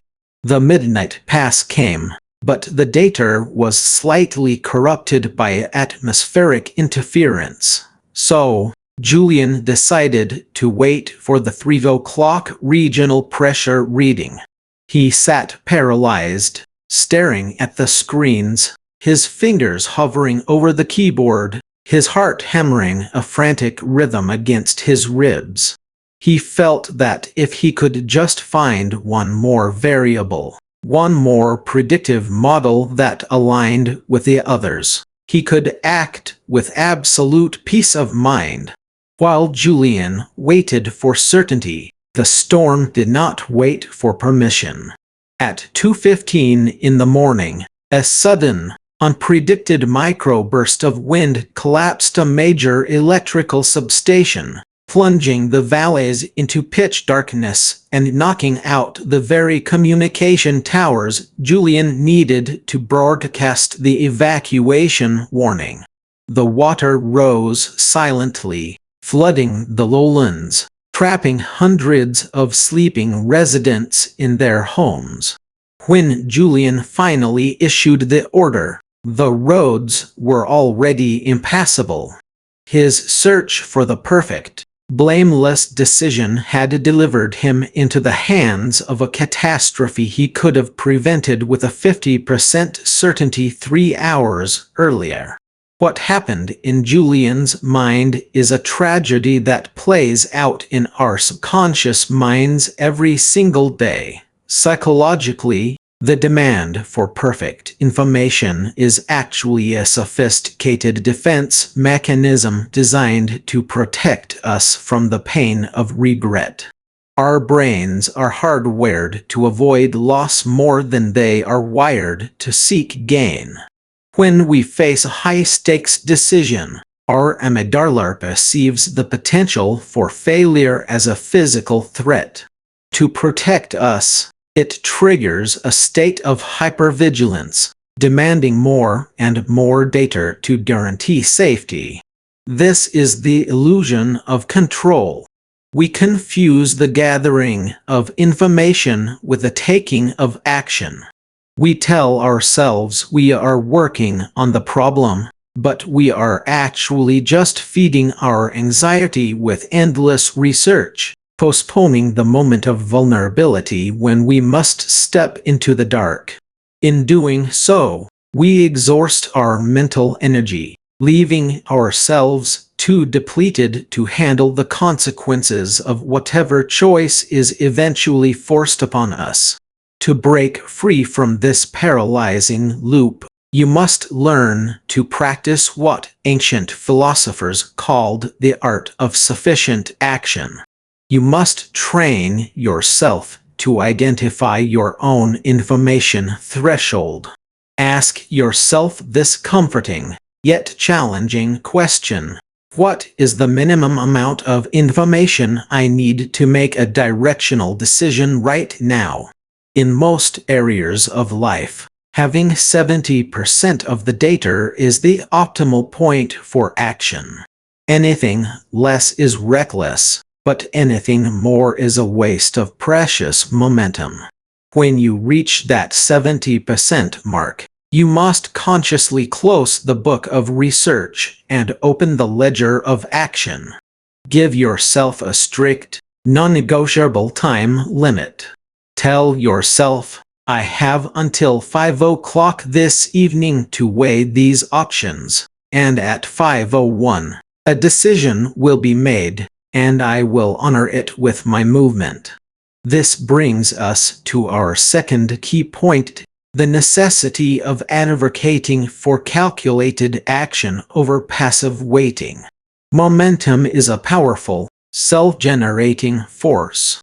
When you choose to move, even if the first step is slightly off course, you gain something that passive waiting can never provide: immediate, real-world feedback. A ship cannot be steered while it is sitting dead in the water. It must be moving forward for the rudder to have any effect. Consider the story of Sarah. Sarah was an architect who had spent 5 long years pouring her soul into a boutique design firm she founded with her life savings. Her firm was on the brink of bankruptcy, and she had one final opportunity to save it: a competitive bid for a massive, multi-million-dollar urban renewal project. She had spent weeks developing 2 completely different concepts. The first concept was safe, traditional, and guaranteed to meet the basic, uninspired guidelines of the city council. The second concept was a breathtaking, avant-garde masterpiece of sustainable design. A project that would either redefine her career or make her look completely detached from reality. For days, Sarah was paralyzed. She walked circles around the drafting tables in her empty studio, the silence of the room weighing heavily on her shoulders.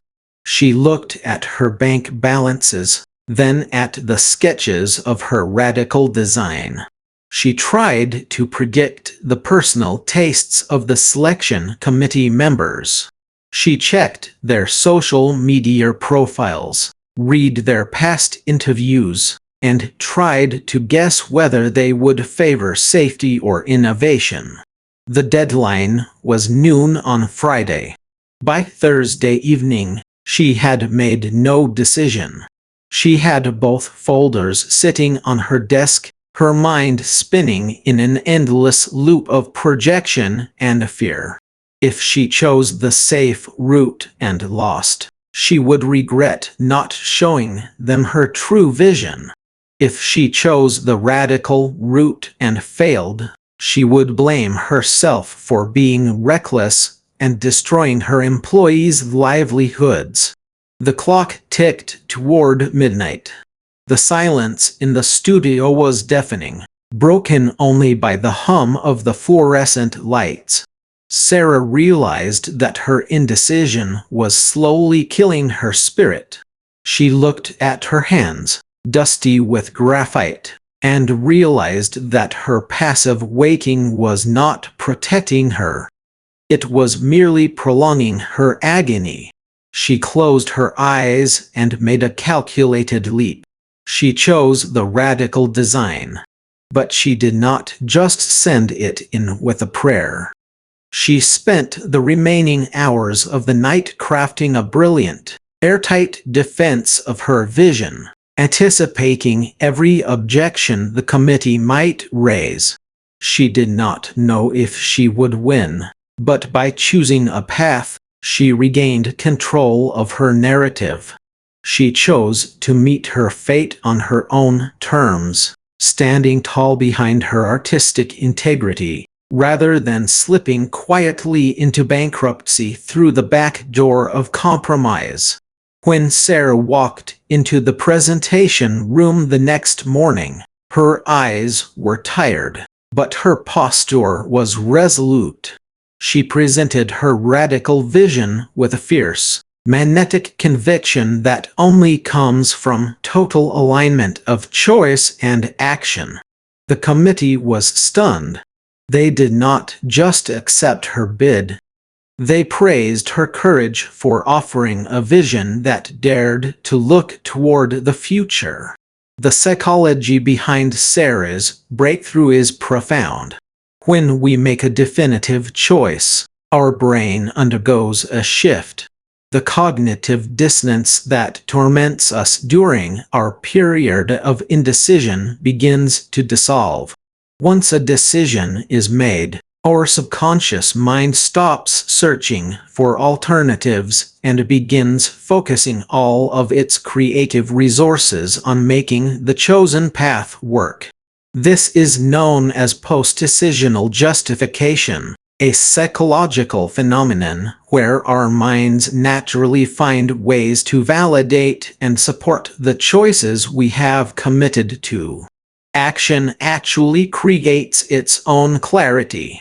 You do not need to see the entire staircase to take the first step. The light from your lantern only shines a few yards ahead, but as you step forward into that pool of light, the path ahead is revealed, step by step, turn by turn. To apply this in your own life, you must learn to practice the discipline of micro-commitments. When you find yourself paralyzed by a massive, high-stakes decision, do not try to resolve the entire crisis at once. Instead, identify the smallest, most immediate calculated action you can take to create momentum. If you are struggling to decide whether to change careers, do not begin by quitting your job. Begin by scheduling a 20-minute informational interview with someone in your desired field. If you are struggling to decide whether to end a toxic relationship or have a difficult conversation, write down the first 3 sentences you want to say and read them aloud to yourself in the mirror. These micro-actions break the spell of paralysis. They signal to your subconscious that you are no longer a victim of circumstance, but an active participant in your own destiny. Let us summarize the weight of what we have discussed in this chapter. Indecision is not our safe harbor. It is a slow-moving shipwreck. The pursuit of perfect information is a trap that leads to missed opportunities and deep, agonizing regret. Real-world progress belongs to those who are willing to act with courage in the face of incomplete data, who understand that a wrong decision made with conviction can often be corrected, but a decision never made will haunt them forever. Take a moment to let these words settle into your heart. Think of the decision you have been avoiding. Feel the weight of it, the quiet anxiety it generates in your chest every time you try to push it aside.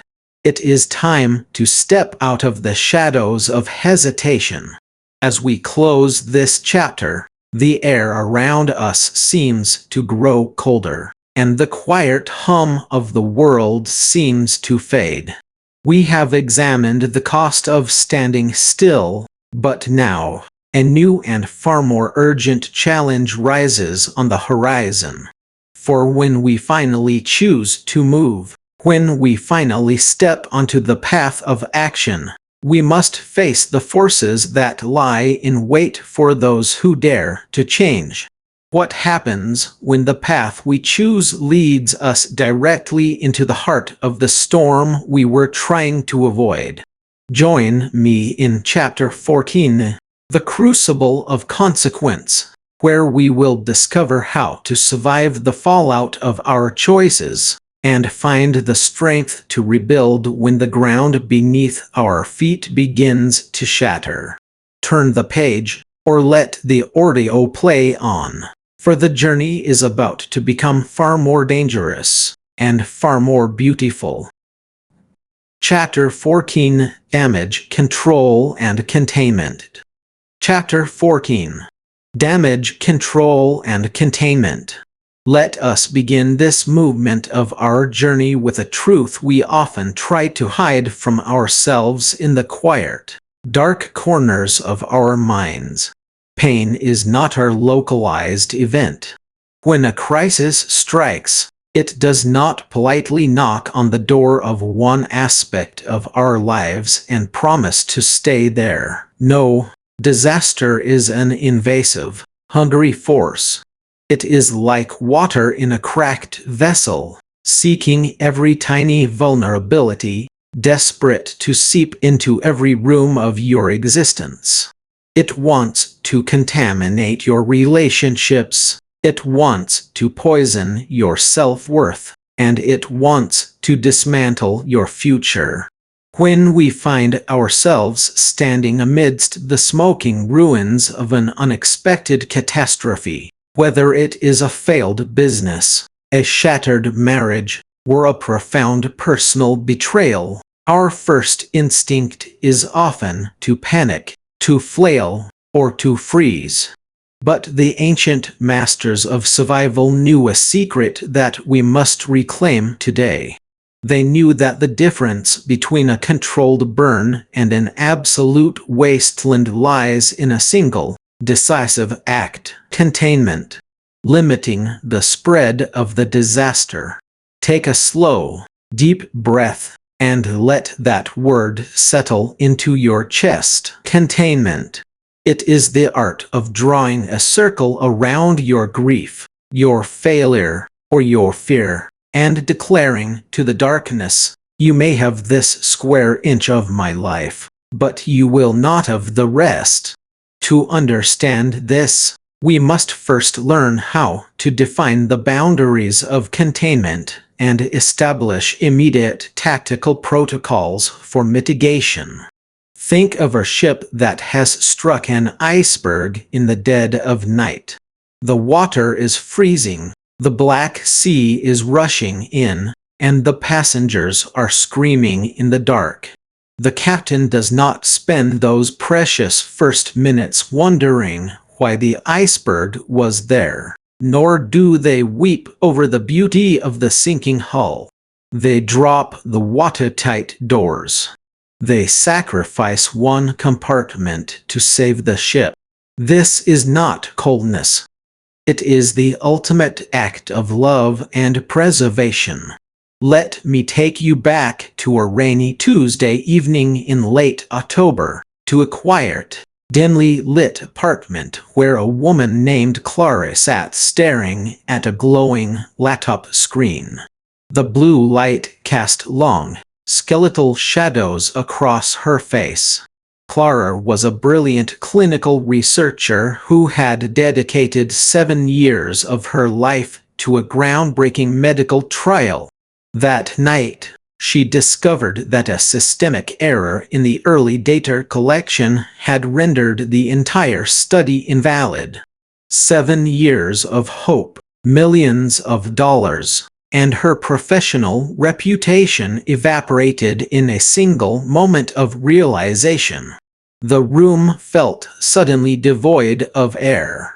Her heart hammered against her ribs like a trapped bird, and a cold, viscous dread began to pool in her stomach. Her first impulse, the very human, very dangerous impulse we all share, was to let the disaster spill. She wanted to call her partner and scream. She wanted to drink until the pain numbed. She wanted to throw her hands up and believe that her entire life, her intellect, her worth as a human being, was an absolute fraud. This is cognitive spillover. It is the psychological phenomenon where we allow a localized failure to define our entire identity. But Clara did something different. She closed her eyes, placed her palms flat on the cold wooden desk, and felt the solid reality of the wood beneath her fingers. She whispered to herself, "The trial is compromised, but my mind is not. My career has taken a severe blow, but my capacity to love, my integrity, and my breath remain intact. This is the boundary of containment." She physically closed her laptop, walked away from the desk, and made a cup of chamomile tea. She did not try to fix the problem that night. She quarantined it. By refusing to let the professional disaster invade her personal sanctuary, she preserved the very energy she would need to rebuild her life the following morning. When we analyze this psychologically, we realize that our subconscious mind is incredibly susceptible to generalization.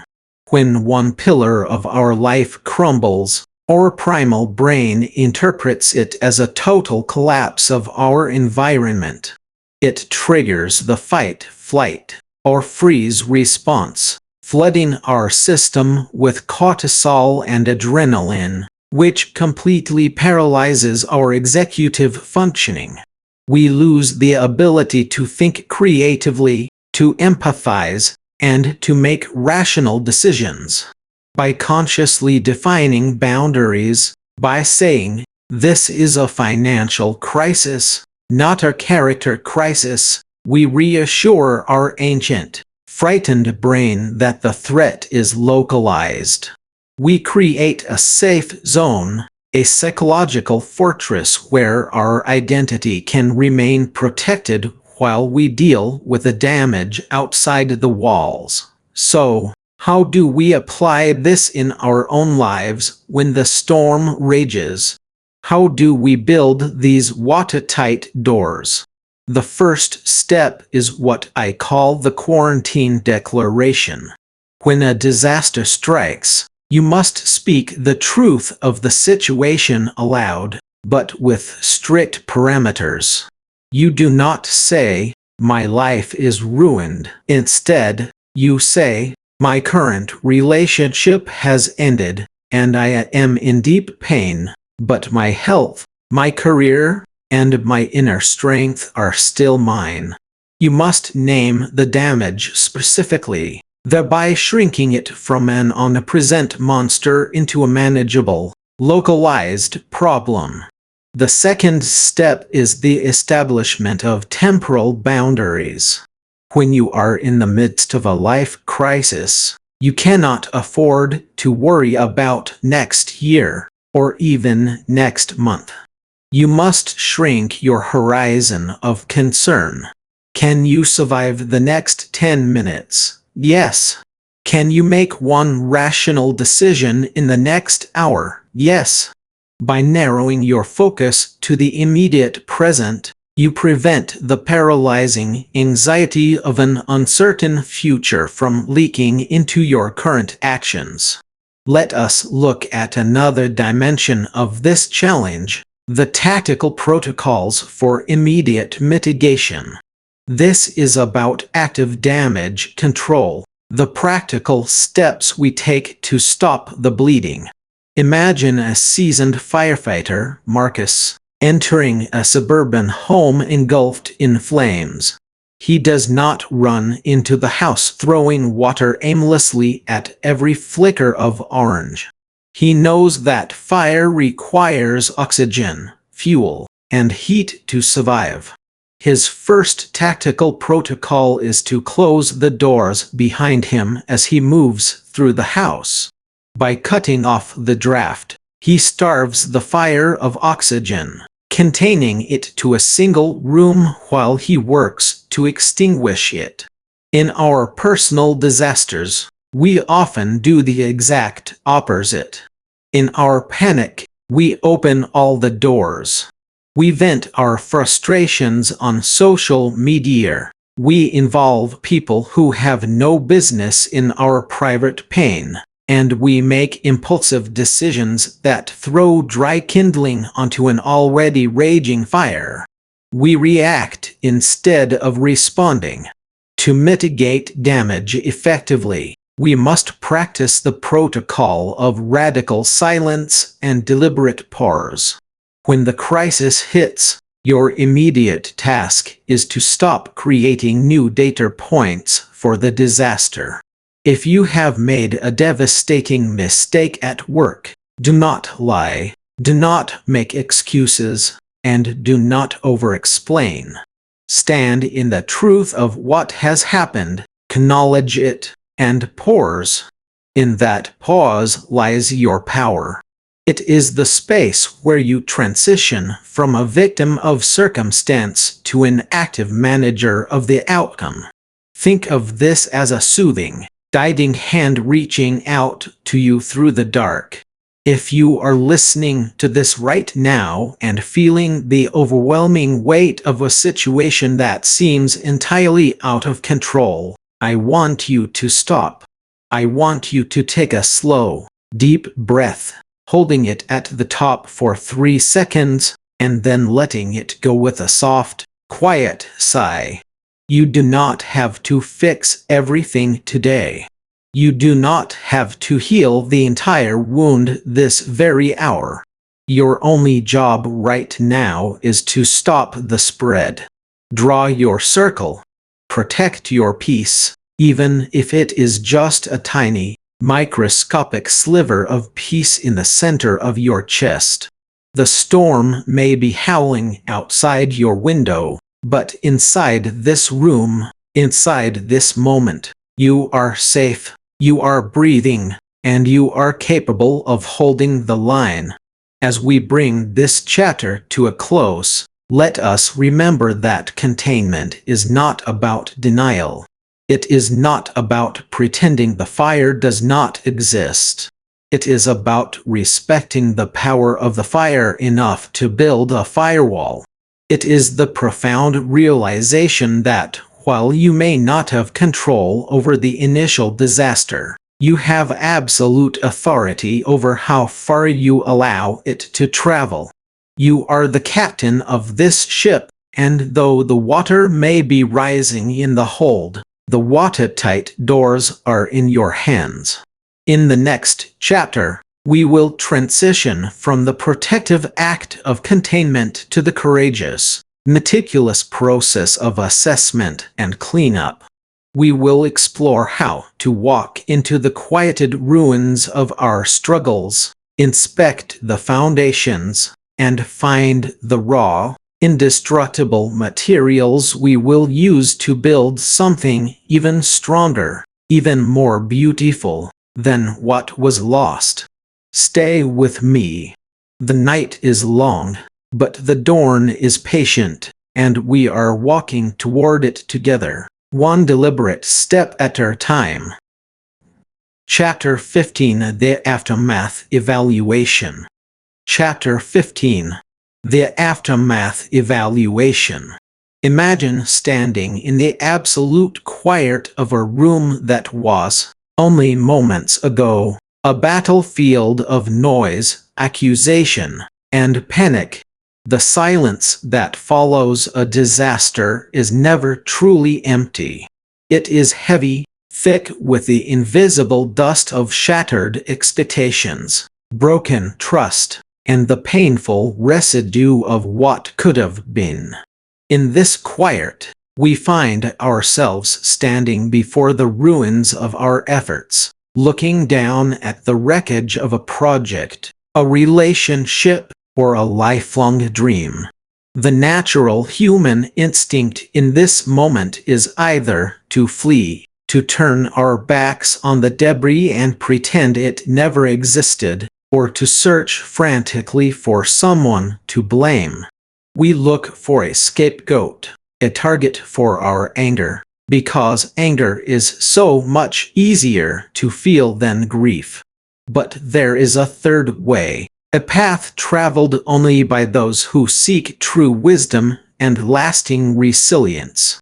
This is the art of sifting through the rubble for truths.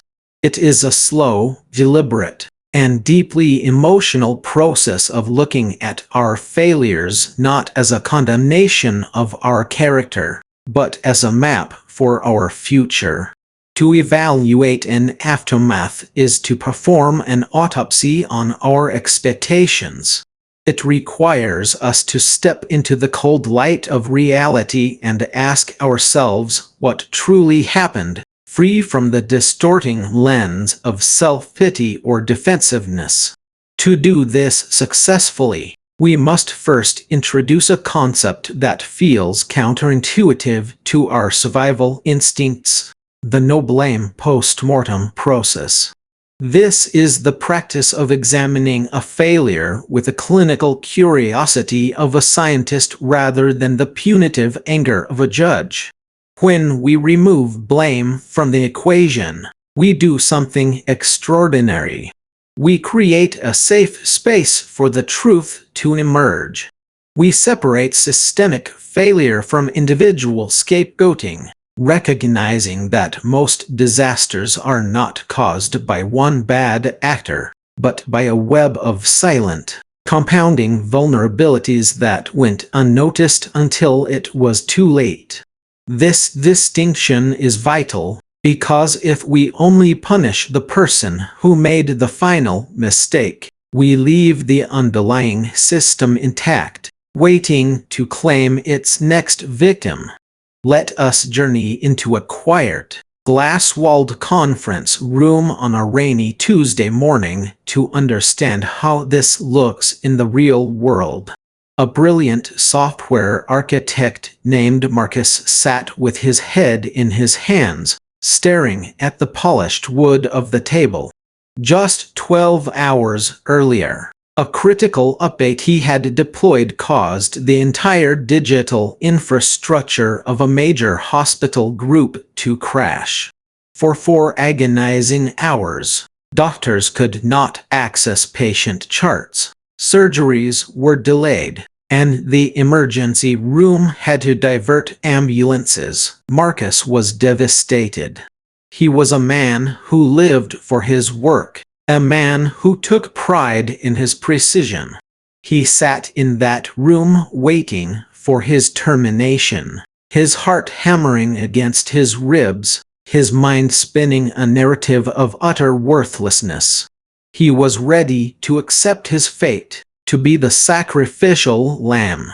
But when the director of engineering, Elizabeth, entered the room, she did not carry a pink slip. Instead, she brought 2 cups of coffee, sat down beside him, and drew a long, horizontal line across a whiteboard.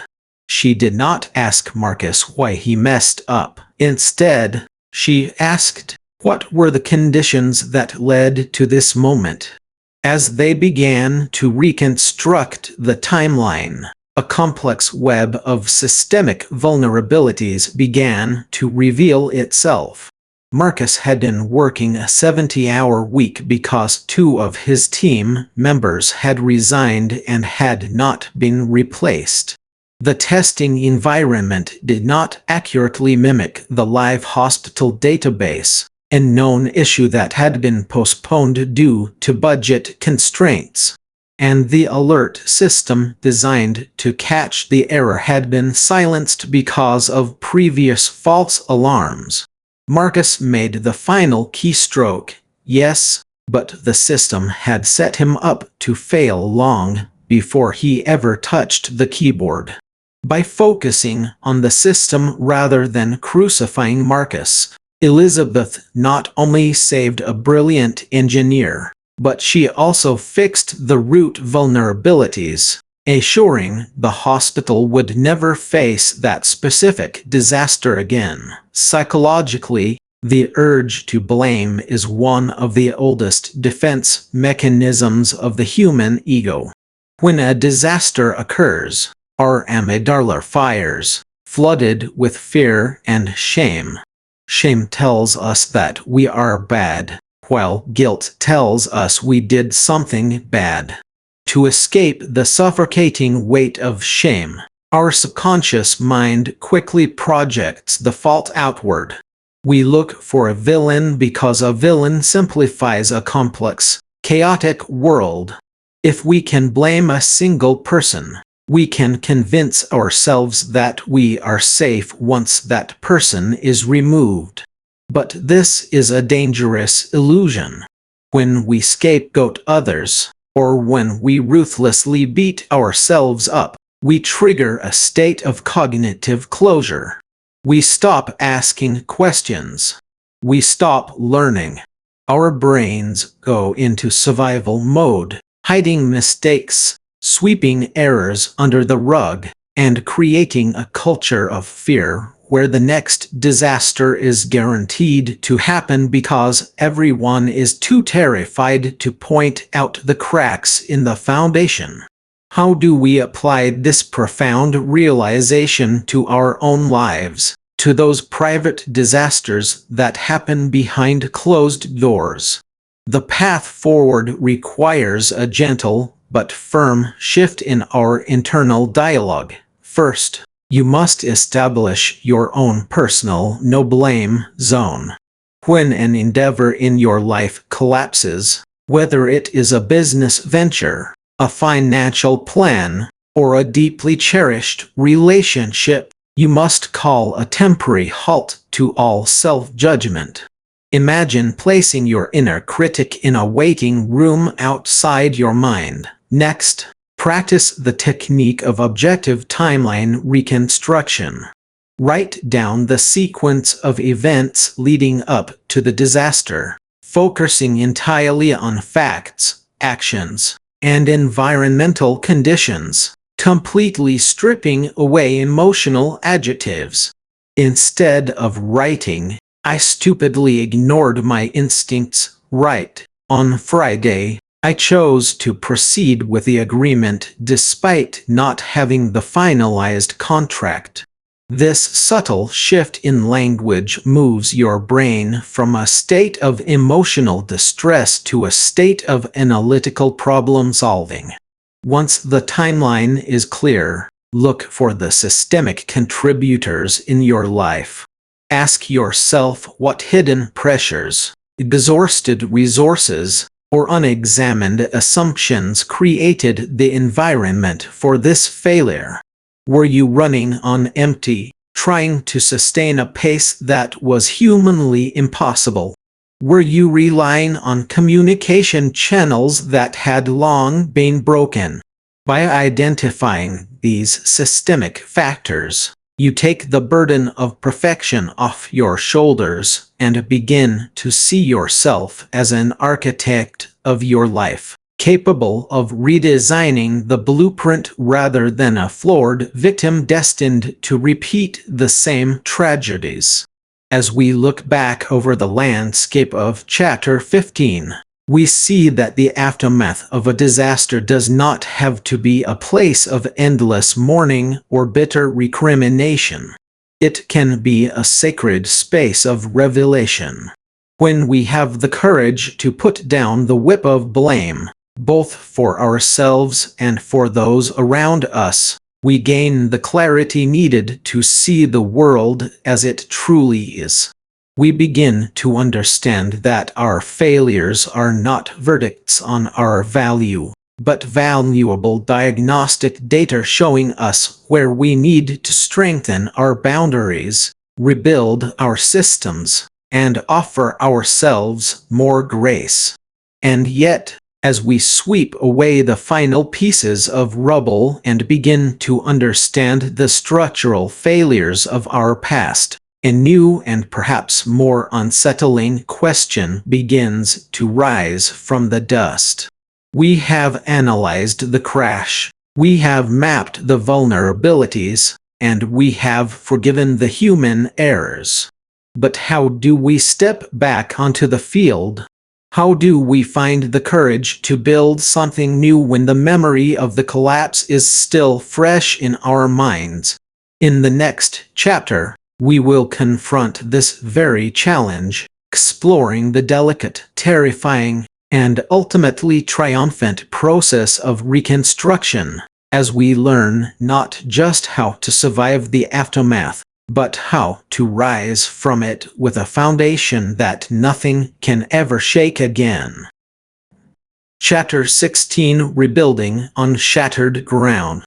Close your eyes for a moment, and let us travel back to the absolute quiet that follows a catastrophic collapse. It is a unique kind of silence, isn't it? It is thick with settling dust, smelling of burnt wires, old paper, and the cold sweat of evaporated dreams.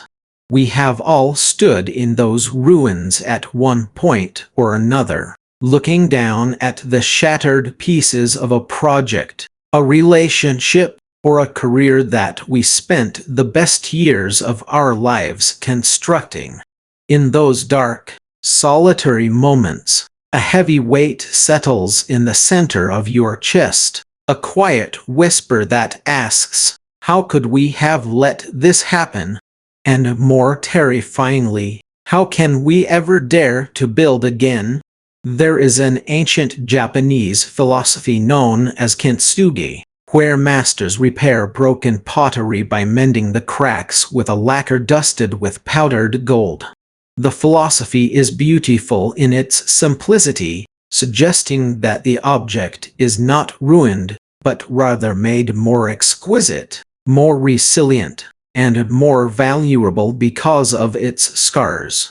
But when we are the ones standing amidst the debris of our own creations, the golden joinery feels like an impossible dream. We do not feel beautiful. We feel broken, exposed, and deeply, profoundly exhausted. Welcome to Chapter 16, Rebuilding on Shattered Ground. This is not merely a guide on how to survive a disaster. This is an invitation to transform the very nature of how you exist within your professional and personal life. Our goal today is not to return to the fragile peace we knew before the storm, but to construct systems, both operational and emotional, that are so fundamentally resilient that the next storm will not only fail to break them, but will actually make them stronger. Let us begin by exploring a concept that sounds almost paradoxical at first. the profound idea of anti-fragility. We often confuse the resilient with the robust. We think of a diamond hard, unyielding, capable of withstanding immense pressure. But strike a diamond at the correct angle with enough force, and it shatters completely. It is fragile in its very rigidity. The anti-fragile, however, is entirely different. It is like the mythical Hydra, which grows two heads for every one that is severed. It is like the human muscle, which must be torn and stressed at the microscopic level during a grueling workout so that it can rebuild itself into something denser and more powerful. Consider, for instance, the story of Thomas, a brilliant systems engineer responsible for the critical infrastructure of a rapidly growing municipal power grid. Thomas was a man who took pride in perfection. He spent years designing a system that was perfectly balanced, a pristine machine where every component was calibrated to run at peak efficiency under normal conditions. It was a masterpiece of engineering, or so he believed. But Thomas made a fatal assumption. He built for robustness, not for anti-fragility. When an unprecedented winter storm blanketed the region in a thick, suffocating coat of ice, the demand on the grid spiked instantly. At the same time, physical lines began to snap under the weight of the frozen rain. Thomas sat in the control room, the harsh fluorescent lights casting deep shadows across his pale face, watching as the screens began to flash a violent, rhythmic red. The system, in its rigid perfection, could not adapt. It was designed to resist, not to bend. When one node failed, the excess stress cascaded to the next, then the next, until the entire grid collapsed, plunging millions of families into freezing darkness. Thomas told me later that the silence in that control room after the screens went black was the most terrifying sound he had ever heard. He felt the crushing weight of public anger, the disappointment of his peers, and a paralyzing sense of personal failure. He wanted to hide, to walk away and never touch an electrical wire again. His subconscious mind was screaming at him that he was unsafe, that any future attempt at creation would only lead to another public humiliation. But Thomas chose to listen to a different voice. He realized that the failure of his system was not a sign of his personal inadequacy, but a violent, necessary revelation of the system's inherent limitations. He began to rebuild, not by trying to make the walls thicker, but by embracing the chaotic reality of the world.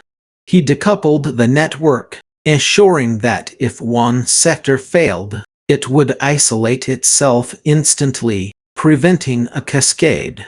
He designed systems that would automatically shed non-essential loads while keeping critical hospital and emergency services running.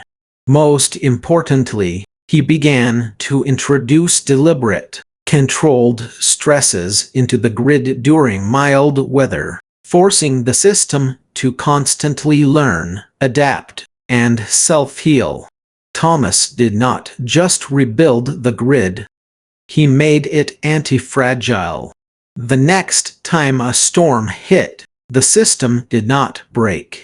It flexed, it adapted, and it emerged untouched.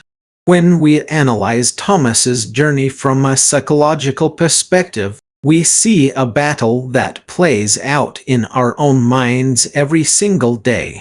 The human subconscious is a protective entity, but it is also deeply conservative.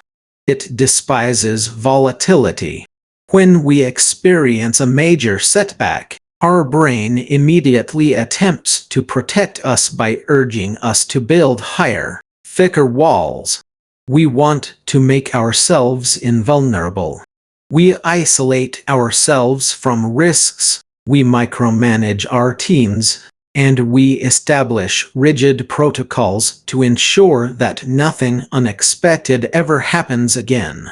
But this is a tragic psychological trap. By trying to eliminate all volatility, we inadvertently make ourselves more fragile. We create a false sense of security that blinds us to the shifting currents of reality. When the unexpected eventually arrives, as it always does, our rigid structures cannot adapt, and we shatter all over again. To move forward, we must train our minds to accept volatility not as an enemy, but as a rich source of information. We must learn to lean into the discomfort of change, recognizing that our scars are the very pathways through which wisdom and strength enter our lives. If you are listening to this right now, feeling the weight of a recent failure, I want you to take a slow, deep breath. Let the tension drain from your shoulders. I want to offer you a practical, step-by-step path to cultivate this anti-fragility in your own endeavors. First, look at your current life or business structure and identify your single points of failure. Where are you relying too heavily on a single client, a single team member, or a single source of emotional validation?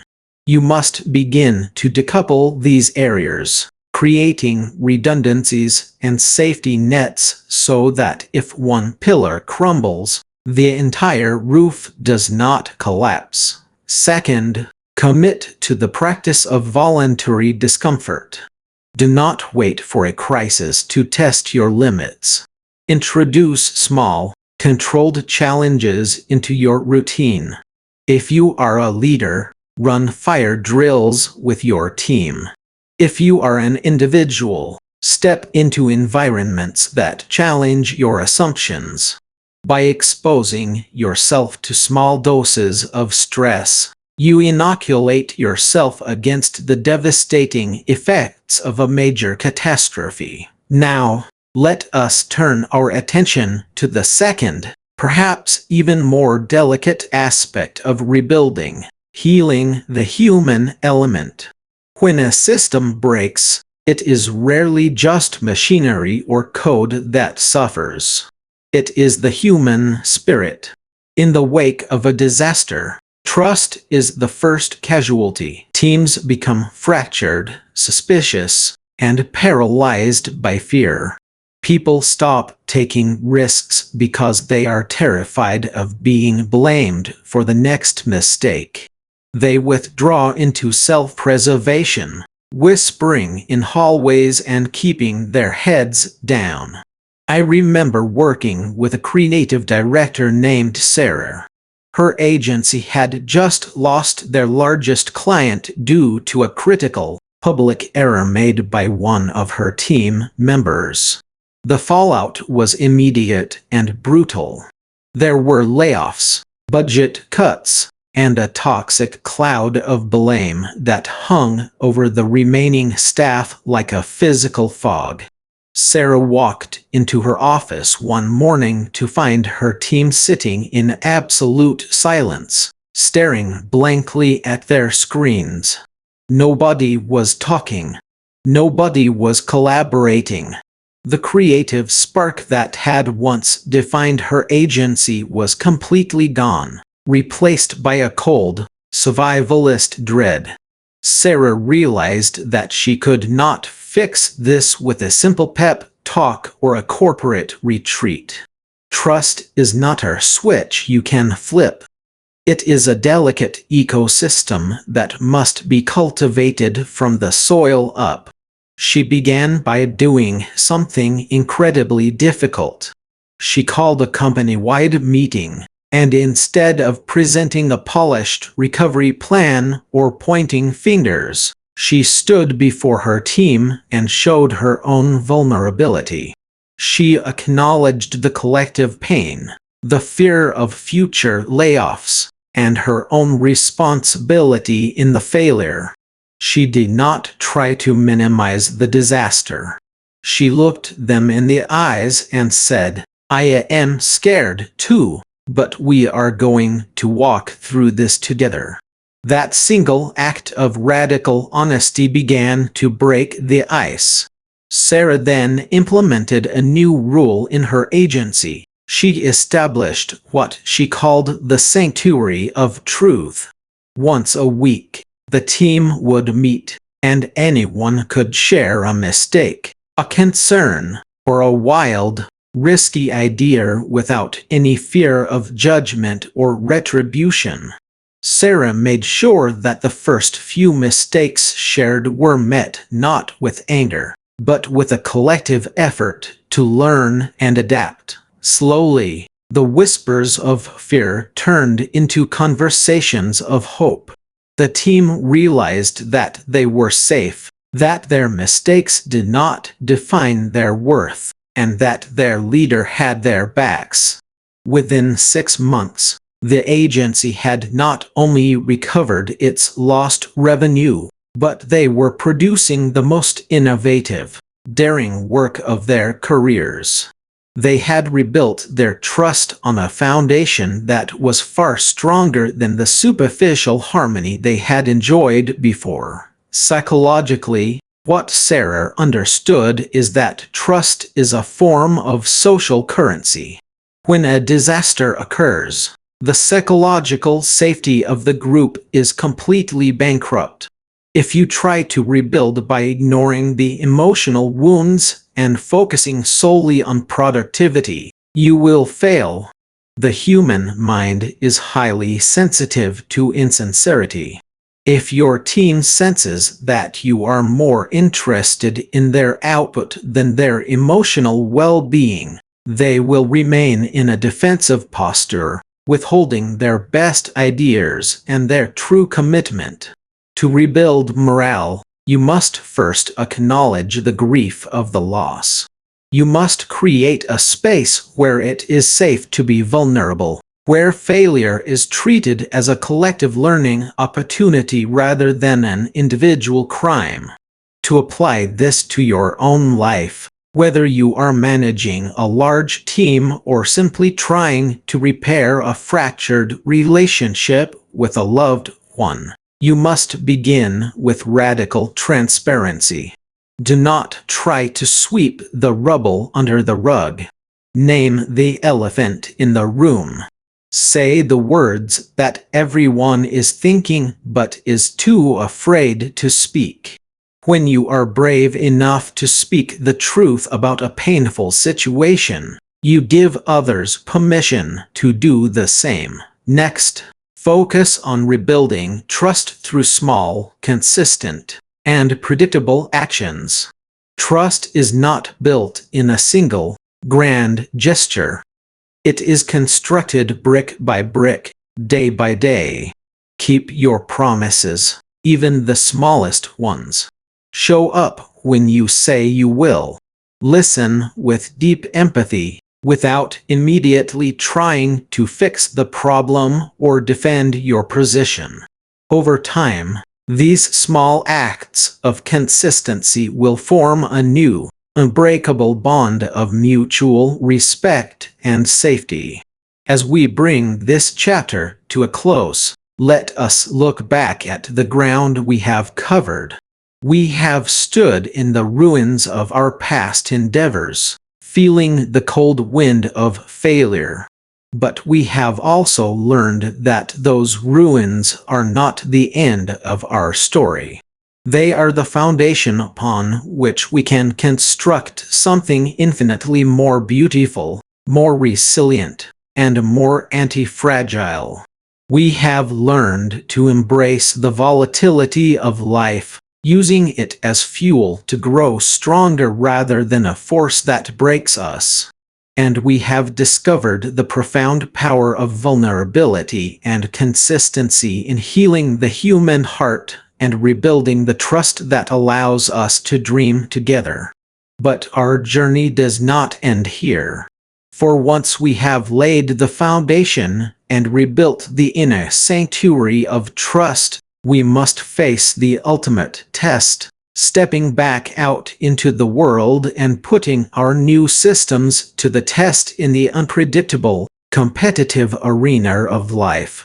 In our next chapter, we will explore the delicate art of navigating external pressures, managing the expectations of critics, and keeping our newly built systems steady when the winds of change begin to howl once more. Rest now, absorb these truths, and when you are ready, let us take that next step together into the light of a new day. Chapter 17: Designing the Disaster-Proof Future. Imagine standing on the precipice of a vast, silent ocean just before the dawn. The air is cold, thick with the scent of brine and damp earth, and the only sound is the rhythmic, low rumble of waves scraping against the jagged rocks below. In this quiet space, there is a profound truth that whispers to us from the darkness. We do not build our lives for the sunny days. We build them for the storms we cannot yet see on the horizon. Welcome to Chapter 17, Designing the Disaster-Proof Future. This is not merely an intellectual exercise in crisis management. It is a sacred blueprint for survival, a deep dive into the art of proactive engineering against the inevitable upheavals of human existence. When we talk about engineering a future that is resilient, we are asking a fundamental, terrifying question of ourselves. What happens when the ground beneath our feet begins to give way? To truly understand this, we must first master the art of formulating stress testing frameworks. In the physical world, engineers subject steel and concrete to unimaginable pressures to find the exact point where they fracture. In our personal lives, however, we do the opposite. We hide from our vulnerabilities, wrapping ourselves in the fragile blanket of optimism, hoping that if we do not look at our weaknesses, they will somehow cease to exist. But true resilience demands that we invite the pressure in. Let us journey into the mind of an structural engineer named Clara. Picture her sitting in a dimly lit office, surrounded by blue light from her monitors. Outside, a gentle rain taps against the glass, but on her screen, a digital nightmare is unfolding. She is simulating a catastrophic earthquake on a bridge she has spent 3 years designing. She watches as the virtual ground shakes with violent, simulated fury. She dials the intensity up, beyond the historical limits of the region, beyond what anyone thinks is possible. She watches the pillars bend, her heart hammering against her ribs, her breath catching in her dry throat. Suddenly, a microfracture appears in the digital concrete of the eastern pier. Instead of turning away in defeat, Clara smiles. She has found the failure point. Because she found it here, in the safety of her simulation, she can reinforce the structure before a single ounce of real concrete is poured. She has turned a future tragedy into a quiet victory of foresight. Psychologically, why do we resist doing this in our own lives? It is because our subconscious minds are hardwired to seek comfort and avoid pain. To stress test our own lives, Our relationships, our careers, or our emotional states feels like an act of self-destruction. We fear that if we look too closely at our finances, or if we ask our partners the hard questions about our shared future, we might break the beautiful illusion of safety. This avoidance is a silent trap. It leaves us fragile, waiting for a crisis to reveal our fractures when it is already too late. To apply this to your own life, you must become the gentle but uncompromising architect of your own existence. Begin by conducting a personal vulnerability audit. Sit quietly in a space where you feel completely safe, perhaps with a warm cup of tea, and ask yourself the questions you have been running from. If you lost your primary source of income tomorrow, how many months could you sustain your family? If your closest relationship was tested by a sudden, devastating loss, do you have the emotional vocabulary to hold each other through the grief?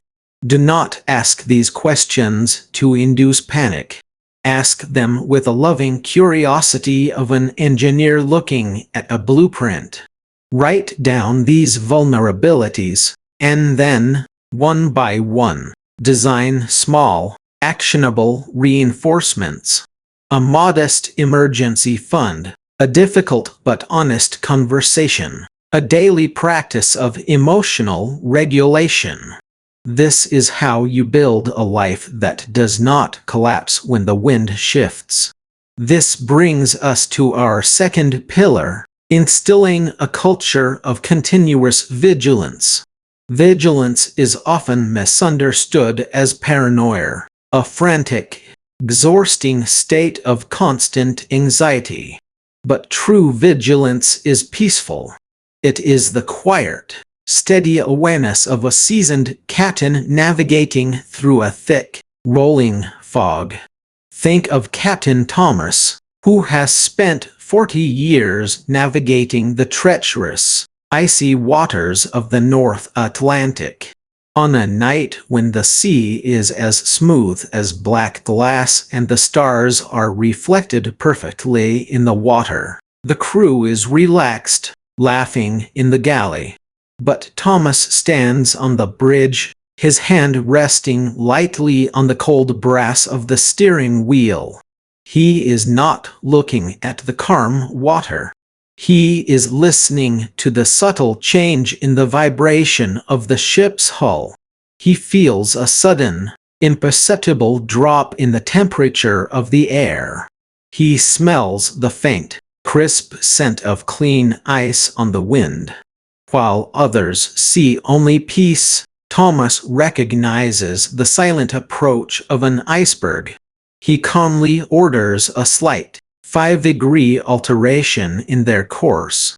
Hours later, the ship glides safely past a towering wall of blue ice that would have torn her open had they stayed on their original path. The crew never knows how close they came to disaster. They only know that they arrived safely. The psychology behind this is profound. Our brains are subject to a cognitive bias known as normalcy bias, the dangerous belief that because things have always been fine, they will continue to be fine forever.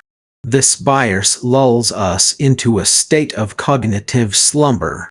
We ignore the subtle changes in our partner's tone of voice, the creeping exhaustion in our own bodies, or the shifting dynamics in our workplaces, convincing ourselves that everything is normal. But when we cultivate continuous vigilance, we wake up.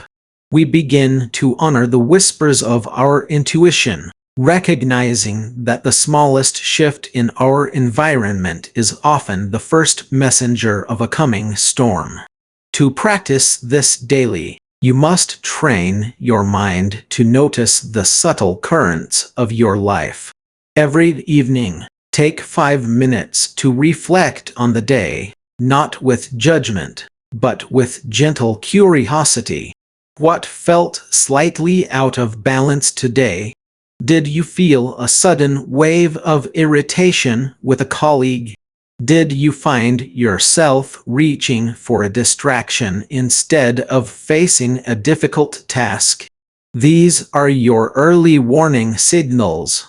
They are the drops in temperature that tell you an iceberg is near. By acknowledging them early, you can make the small, 5-degree course corrections in your behavior, your boundaries, and your choices that prevent a total shipwreck down the line. As we bring this chapter to a close, let us hold the realization that designing a disaster-proof future is not about living in fear. It is, in truth, the ultimate act of self-love and hope. It is the declaration that your life, your dreams, and your peace of mind are precious enough to be fiercely protected. When you stress test your foundations and maintain a quiet, loving vigilance over your path, you no longer need to fear the future. You can walk into the unknown with your head held high, knowing that whatever storms may rage, you have built a vessel capable of riding the waves. But as we prepare to move forward, we must confront an even deeper truth. Preparing for the storm is only half the battle. What happens when the disaster we sought to prevent actually strikes, and we find ourselves standing amidst the smoking ruins of what we once held dear? In our next chapter, we will explore the raw, sacred landscape of the aftermath, and learn how to find the hidden embers of hope buried deep beneath the ashes of ruin. Let us pause here for a moment, take a deep breath, and prepare to step together into the transformative fire of rebirth. The 7-Day Crisis Resilience Action Plan. Imagine, if you will, a quiet Sunday evening. The air inside your room is warm, perhaps carrying the faint, reassuring scent of lavender or freshly brewed tea. Outside, the world is hushed, settling into its predictable rhythm. You feel safe. You feel in control. But beneath this surface of domestic tranquility, a silent, invisible tectonic shift is taking place. In the delicate ecosystem of your career, your relationships, or your organization, a small, unnoticed fracture is widening. It is the classic precursor to what we call an occasion for disaster. We have spent hours in this book exploring the abstract geography of crisis, mapping the psychological terrain of panic, and understanding the theoretical architecture of resilience. But theory, my dear listener, is a cold comfort when the walls begin to cave in. Knowledge alone cannot keep you warm in the dark. To survive the inevitable storms of existence, we must translate the lofty philosophy of resilience into the gritty, daily currency of action. We must take the abstract and make it muscular. This chapter is your hands-on guide, a meticulous, 7-Day Crisis Resilience Action Plan designed to transform your vulnerabilities into fortress walls. If you are listening to this because you are already in the midst of a storm, or if you are listening because you can hear the distant, ominous rumble of thunder on the horizon, let this be the hand that reaches out to steady you. Together, we will walk through a week of deliberate, transformative exercises. We will not merely study resilience. We will practice it until it becomes as natural as breathing. Let us begin on day 1 and day 2, where our journey demands a confrontation with reality that is both sober and demanding. The first 2 days of this plan are dedicated entirely to one crucial task: auditing your current systems and locating your weakest links. It is a fundamental truth of human psychology that we prefer to gaze upon our strengths. We polish our achievements, we highlight our efficiencies, and we turn a blind eye to the dusty, neglected corners of our operations where chaos quietly breeds. But in the crucible of a crisis, your strengths do not save you. It is your weakest link that determines your fate. Think of your life as a suspension bridge. It does not matter how magnificent the steel cables are, or how beautifully the concrete pillars have been poured.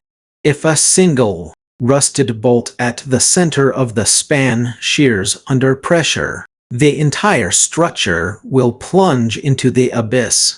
To understand the emotional gravity of this audit, let me share the story of Sarah. Sarah was the director of operations for a regional medical supply network, a woman whose entire identity was built on her reputation for flawless execution. She was warm, deeply committed, and highly respected by her team. For years, her organization ran like a Swiss watch, distributing life-saving medications across 3 states. But Sarah harbored a secret fear, an unspoken vulnerability she kept buried beneath her busy schedule. The entire logistical network relied on a single, aging database system that had been custom-built by a brilliant programmer who had retired to a remote island years ago. No one else truly understood the code. No one else had the administrative keys to the deepest layers of the system. Every time a minor glitch occurred, Sarah would patch it over with a quick fix, whispering a silent prayer that the system would hold. She convinced herself that because it had worked yesterday, it would work tomorrow. This is the classic trap of optimism buyers, the subconscious belief that our luck will never run out. Then came the winter of 2021. A massive ice storm paralyzed the region, cutting power to the primary data center. When the backup generators kicked in, a power surge fried the main server hosting the database. Sarah sat in her dark office, the hum of the emergency lights casting long, eerie shadows across her desk. Her phone was ringing incessantly. Hospitals were running out of critical pediatric ICU supplies.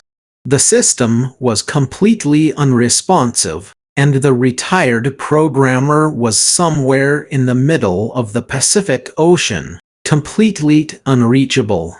In that moment of absolute stillness, Sarah felt a cold, paralyzing dread wash over her. It was not just the logistical failure that crushed her. It was the devastating realization that she had known about this vulnerability for years.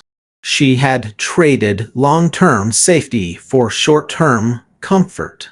Her silence had built the very stage upon which this disaster was now playing out. Why do we do this to ourselves? Why do we allow these obvious points of failure to persist in our lives? From a psychological perspective, our reluctance to audit our systems stems from a deep-seated fear of vulnerability. To look closely at our weaknesses is to admit our limitations.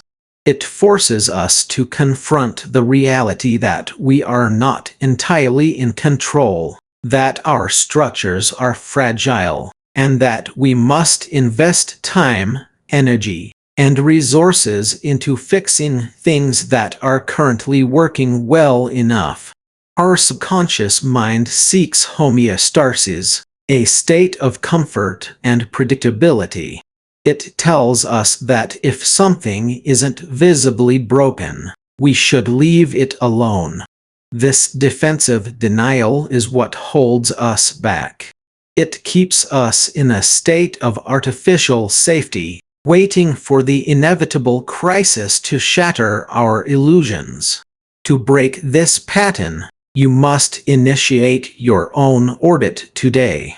The practical application of Day 1 and Day 2 requires a notebook, an open mind, and a willingness to be brutally honest with yourself. I want you to sit quietly and map out your 3 most critical life systems of your financial stability, your professional operations, and your emotional support network. For each system, ask yourself the following question: if a single component of this system were to fail tomorrow, which component would cause the entire structure to collapse? Is it a single source of income? Is it a single key employee who holds all the institutional knowledge in their head? Is it a relationship that you rely on so heavily for your emotional stability that its absence would leave you entirely paralyzed? Once you identify these single points of failure, you must document them without judgment. Write them down. Shine a bright, unyielding light upon them. This is the first, vital step of your resilience plan. You cannot fortify a wall until you have found the crack. Once you have identified your weakest links, we must transition to Day 3 and Day 4, which are focused on establishing decentralized communication protocols. In the immediate aftermath of a crisis, the single greatest asset is not money, power, or physical resources. It is information. Yet, when a system is under extreme stress, communication is almost always the first thing to break down. We see this in corporate collapses, natural disasters, and personal tragedies alike. The traditional, centralized hierarchy of communication, where all information must flow up to a single decision maker before a response can be authorized, becomes a bottleneck of epic proportions. When the leader is overwhelmed, exhausted, or cut off, the entire organization is paralyzed. To survive, you must learn to decentralize. You must empower the periphery of your network to act independently, guided by clear, pre-established protocols. Let us journey into the deep wilderness of the Pacific Northwest to understand how this works in practice. Marcus was a seasoned search and rescue coordinator, a man whose weathered face and calm, steady voice had guided hundreds of lost hikers back to safety. One autumn afternoon, a sudden, violent mudslide cut off the main valley road, trapping a team of 4 searchers on the steep, unstable slopes of a mountain. To make matters worse, the slide severed the main transmission line for the team's VHF radio repeater. Suddenly, the central command post where Marcus sat was deaf and blind. The satellite phones were failing due to the heavy canopy and the raging storm. In a traditional, centralized setup, the searchers on the mountain would have stayed put, waiting for orders from Marcus, growing colder, wetter, and more vulnerable by the minute, while Marcus sat in his command trailer, desperately trying to re-establish a signal. But Marcus had spent years preparing for this exact scenario. He had established what he called the Commander's Intent Protocol. Months before they ever set foot on the mountain, every member of his team knew the ultimate objective of the mission, and they had been trained in a series of decentralized communication triggers. When the radio static hissed and went silent, the team leader on the mountain, a young paramedic named Eleanor, did not panic. She knew that without communication, she was authorized to make executive decisions based on 3 pre-arranged criteria: the immediate safety of her team, the proximity of shelter, and a predetermined rendezvous point. She did not need to ask Marcus for permission to retreat. She did not need to wait for a command that might never arrive. She led her team down a secondary path, seeking shelter in an old Forest Service cabin. Meanwhile, Marcus, knowing the protocol, redirected his rescue helicopters to that exact cabin's coordinates, even though he had not spoken a word to Eleanor in 12 hours. When the storm cleared, the team was rescued safe, warm, and unharmed. This example illustrates a profound psychological shift, the transition from a pathology of control to a philosophy of trust. As humans, when we are afraid, our natural instinct is to tighten our grip. We want to centralize all decision-making, to micromanage every detail, to ensure that nothing happens without our direct approval. We believe that this hypervigilance will keep us safe. But in reality, it creates a fragile, rigid system that cannot adapt to rapidly changing conditions. By decentralizing your communication and decision-making, you are acknowledging that you cannot be everywhere at once. You are trusting the intelligence, capability, and autonomy of those around you, whether they are your employees, your business partners, or your family members. This trust is not a sign of weakness. It is the ultimate expression of structural strength. To apply this to your own life on day 3 and day 4, you must create a crisis communication compact.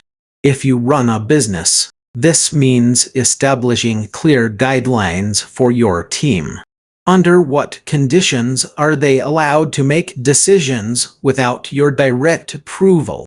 What is the spending limit they can authorize in an emergency?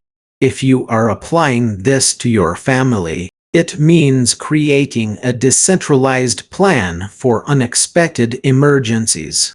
If the cell phone towers go down, where does everyone meet? Who is the out-of-state contact that everyone will call to report their safety? Write down these protocols. Share them with your team, your partners, or your loved ones. Make sure everyone understands the commander's intent. By doing this, you are ensuring that even if you are cut off, even if you are incapacitated, your ecosystem will continue to function, adapt, and survive. This brings us to the final, most intense phase of our plan, day 5, day 6, and day 7. This is where we run a simulation stress test with your team, followed by a rigorous, honest review. It is easy to feel resilient when you are reading a book, or when you are drafting protocols in a quiet room.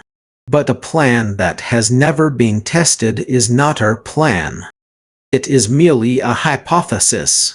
To truly know if your systems can withstand a crisis, you must voluntarily introduce stress into them.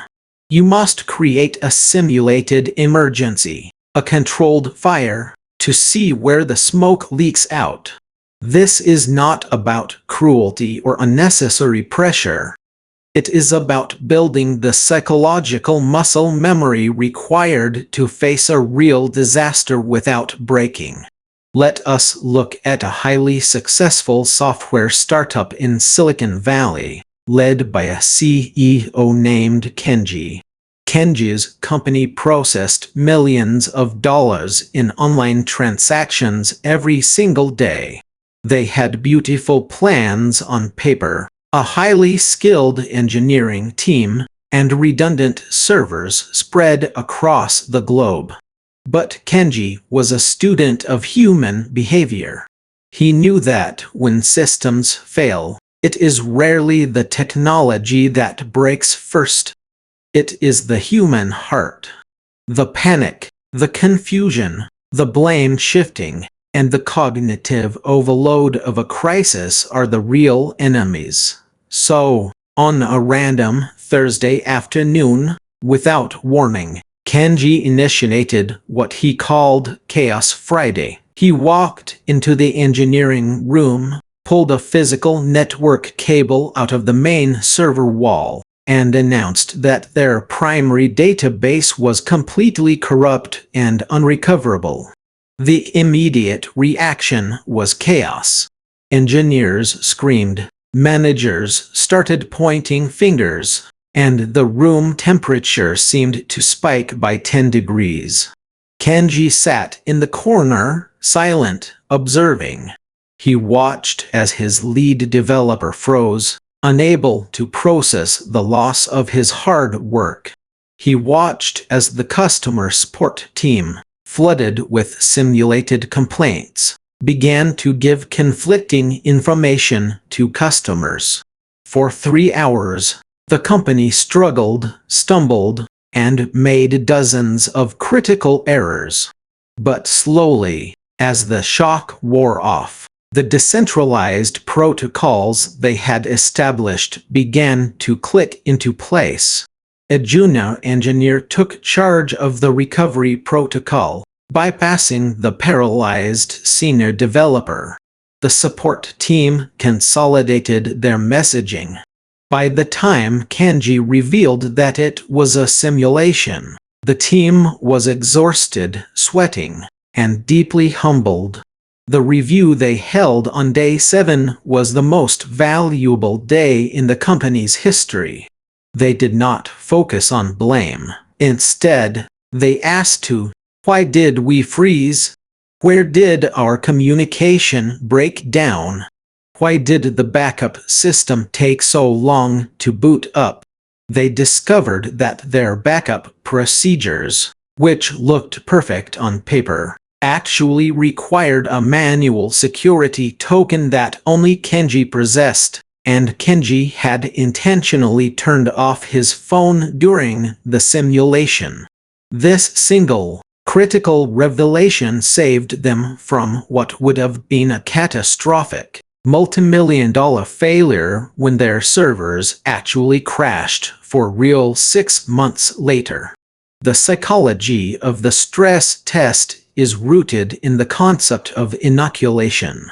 Just as a vaccine introduces a tiny, harmless dose of a virus into your body to train your immune system to fight the real disease, a simulated crisis inoculates your mind against the paralyzing effects of panic.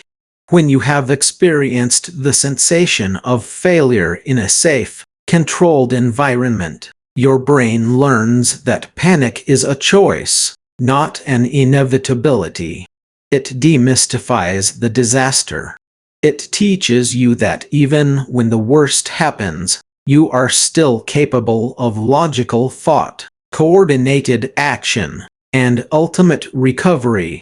To implement this on days 5 through 7, you must design your own low-stakes stress test. If you are an individual, this might mean going completely off-grid for 24 hours, turning off your phone, your internet, and your computer to see how your life, your family, or your business copes without your constant presence. If you are a business leader, it might mean running a tabletop simulation where you present your team with a sudden, devastating scenario, such as the loss of your largest client or a massive data breach, and watching how they respond in real time. On the final day, Day 7, gather your team or sit quietly with yourself and conduct a rigorous postmortem. Do not sugarcoat the results. Celebrate the things that worked, but pay obsessive attention to the gaps, the hesitations, the moments of confusion, and the system failures. This review is where the true transformation occurs. It is the crucible where raw experience is refined into wisdom. As we bring this 7-day action plan to a close, let us reflect on the journey you have just undertaken. You have moved from the passive comfort of the spectator to the active, courageous arena of the participant.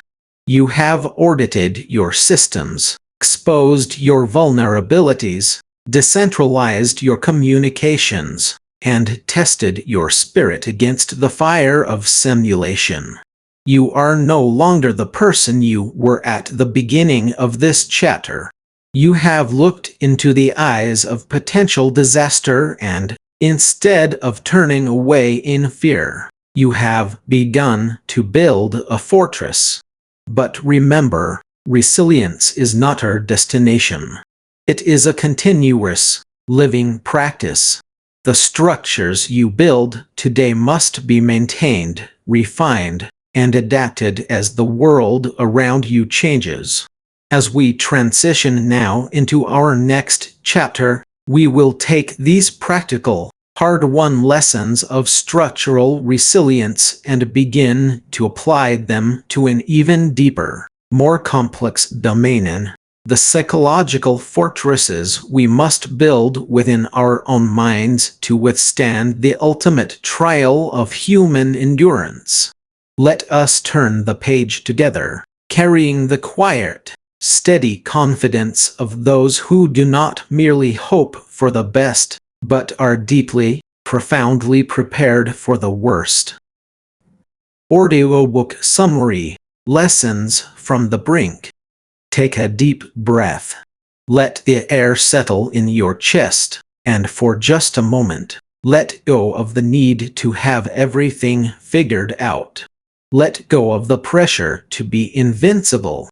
If you are listening to these words, it is highly likely that you have recently stood, or are currently standing, at the edge of a great abyss. Perhaps it is a personal betrayal, a sudden professional collapse, a diagnosis, or the quiet, suffocating realization that the life you have carefully built no longer fits the soul trapped inside it. We have journeyed together through 17 chapters of trial, error, fire, and rebirth. We have analyzed the mechanics of crisis, the anatomy of fear, and the fragile nature of our human illusions. Now, we arrive at this quiet sanctuary, a place of reflection. This is our summary, our synthesis, our sacred gathering of lessons from the brink. Think of this moment as sitting in a room after a violent storm has passed. Outside the window, the earth is still damp. The smell of ozone and wet soil hangs heavy in the air, and the sky is that peculiar, bruised shade of violet that only appears when the worst is over. The house is quiet, and the only sound is your own breathing. You are tired, yes, but you are still here. The storm did not claim you. And in the silence of this aftermath, we must ask the most vital question of our lives. What do we do with the ruins? How do we take the shattered, jagged pieces of our former realities and fashion them into a vessel strong enough to carry us into a deeper, wiser future. The great transition of the human spirit is the journey from vulnerability to resilience. But we must be careful not to misunderstand what resilience truly is. It is not a shield of cold, unyielding iron. It is not the suppression of pain or the false bravery of a forced smile. True resilience is soft. It is the capacity to bend without breaking, to feel the full weight of your grief, your terror, and your disappointment, and to still believe, in the quietest chambers of your heart, that your story is not finished. Throughout the pages of Occasion for Disaster, we have asserted a radical truth. Disaster is not merely an interruption to your life. It is an invitation to evolve. It is the moment when the universe strips away our comfortable distractions and forces us to look into the mirror of our raw, unvarnished selves. It is an occasion to learn what we are actually made of when the scaffolding of our external identity falls away. Let us explore our first profound truth from this journey: the necessity of confronting the void. When disaster strikes, our immediate, instinctual response is to run, to numb, or to frantically rebuild before we even understand what has fallen. We panic. We try to glue the broken vase back together while our hands are still bleeding. But the first lesson of the brink is to stand still in the smoke. Consider the story of Thomas. For 25 years, Thomas was a celebrated structural architect, a man whose entire identity was anchored in his ability to design monuments of steel and glass that defied gravity. He was precise, controlled, and utterly convinced of his own permanence. Then came the phone call at 3 o'clock in the morning. A massive, unpredictable geological shift had occurred beneath one of his flagship high-rise projects still under construction. The foundation had cracked, rendering the multi-million-dollar structure unsalvageable and dangerously unstable. Within days, his reputation was in tatters. Lawsuits began to rain down like ash, and the name he had spent a quarter of a century building became synonymous with failure. I want you to picture Thomas standing on the perimeter of that construction site in the freezing rain, watching the giant demolition cranes prepare to tear down his masterpiece. The taste of failure in his mouth was metallic and bitter. His stomach was a cold, tight knot. He felt an overwhelming urge to run, to hide in a dark room, to erase himself from the world that had rejected him. But instead, Thomas did something extraordinary. He did not run. He walked right up to the barrier, felt the cold rain slicking his hair, and watched the first blow strike the concrete. He allowed himself to feel the excruciating pain of the loss. He did not deny it, nor did he try to find a silver lining in that moment. He stood in the wreckage of his ego and simply witnessed it. Why does this matter so deeply to our subconscious minds? Psychologically, when we experience a sudden, catastrophic loss, our ego undergoes a form of death. The ego thrives on predictability, control, and external validation. When these are stripped away, our subconscious interprets the loss of our social status, our wealth, or our relationships as a literal threat to our physical survival. This triggers a state of chronic, low-grade panic, keeping us trapped in a cycle of fight, flight, or freeze. By refusing to run, by standing still and consciously witnessing our pain, as Thomas did, we teach our nervous system a profound lesson. I am hurting, but I am still safe. The illusion has shattered, but I did not die with it. We break the power that the disaster holds over us by refusing to let it drive us into hiding. To apply this to your own life, I offer you a gentle, practical practice. When the next wave of panic, regret, or sorrow washes over you, I want you to initiate the 48-hour pause. Do not make a phone call to explain yourself. Do not sign any papers. Do not try to fix the problem or find a quick distraction. Instead, sit quietly in a comfortable chair, place one hand on your chest and the other on your belly, and breathe. Allow the feeling of discomfort to exist within you without labeling it as your permanent identity. Say to yourself, quietly, "This is the moment of the crash, but it is not the end of my road." Give your spirit the gift of time to let the dust settle before you attempt to rebuild. This brings us to our second core lesson from the Brinky, the art of gathering the shards. Once we have survived the initial shock, we are faced with the daunting task of assessing the damage. The human mind, when overwhelmed, tends to fall into the trap of all-or-nothing thinking. We look at our broken lives and think, everything is gone. There is nothing left. I have to start from absolute zero. But this is almost never the truth. Even in the ashes of the greatest disasters, there are precious fragments, small truths, and hidden resources that remain completely untouched by the fire. Let us look at the experience of Elena.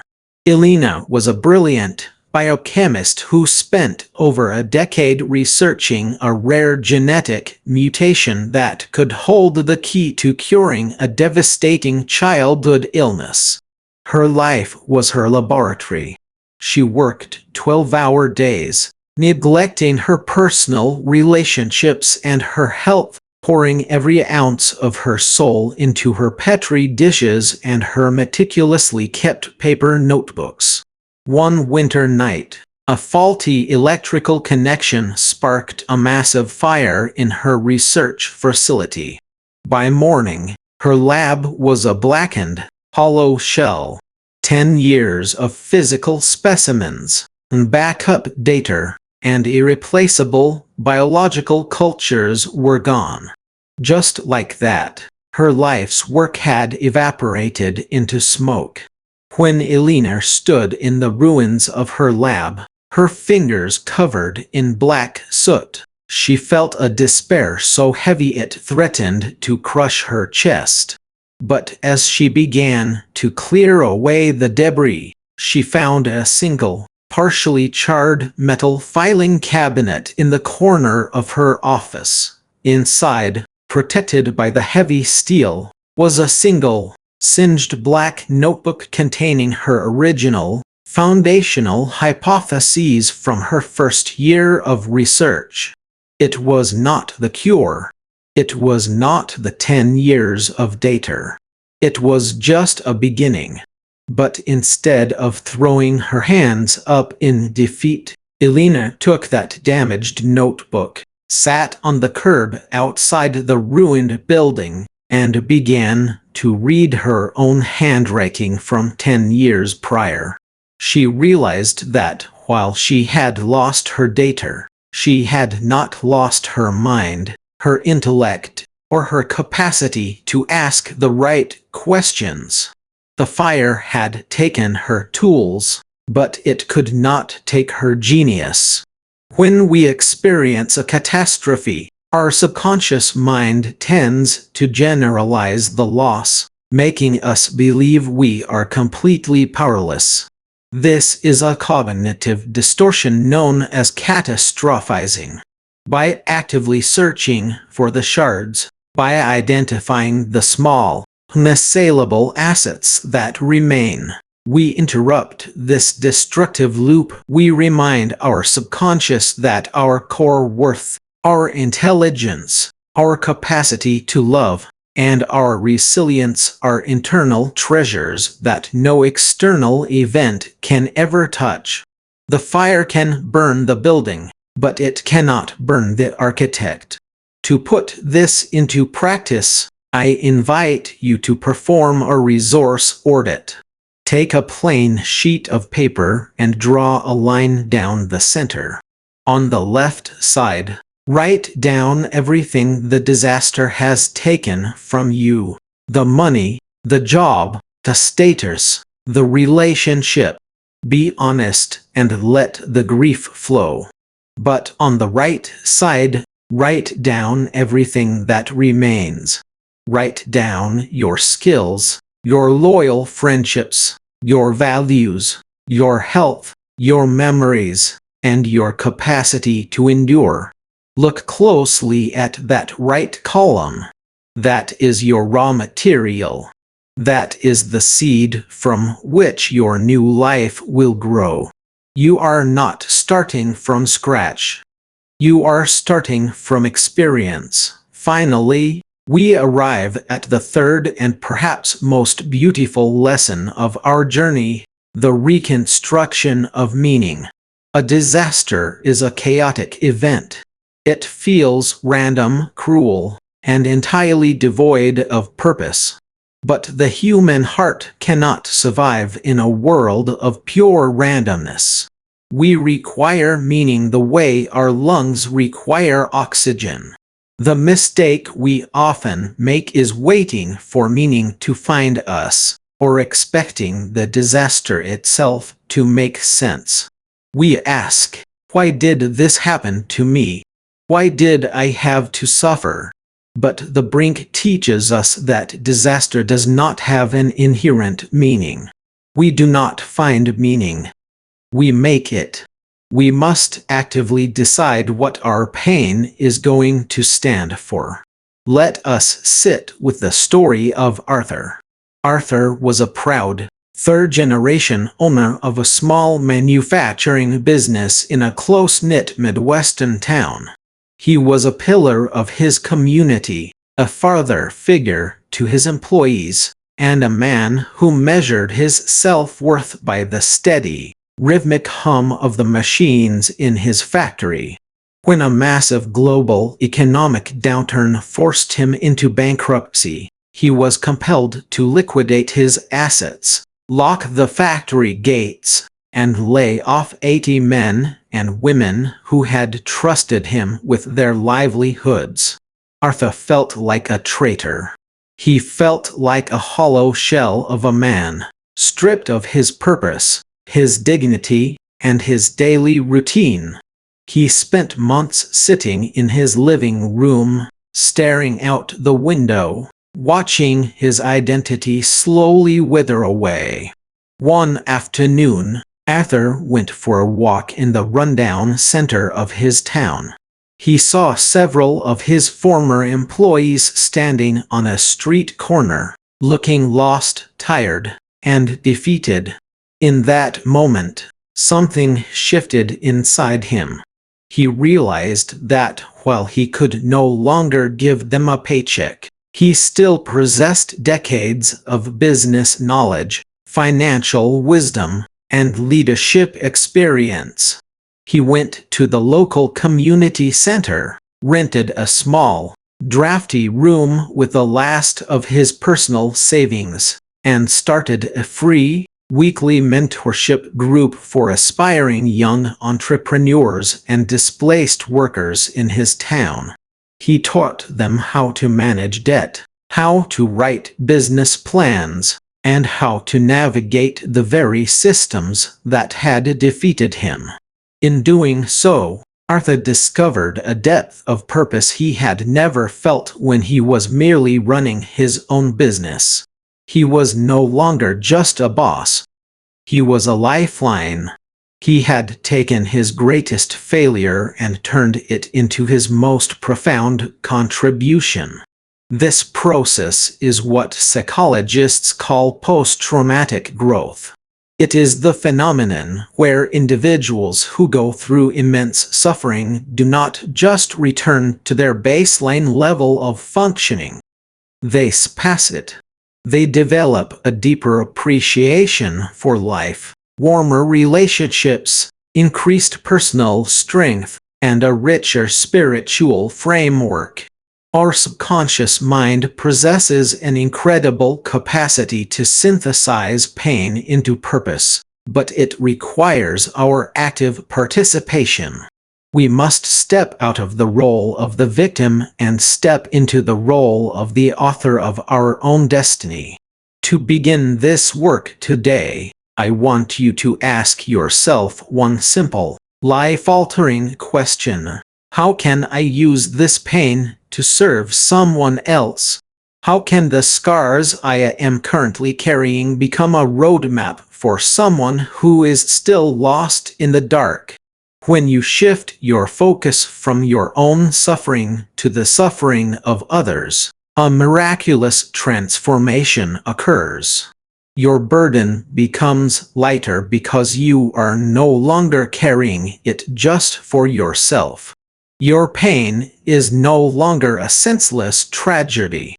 It becomes an apprenticeship in empathy, a qualification to lead, and a source of comfort for a broken world.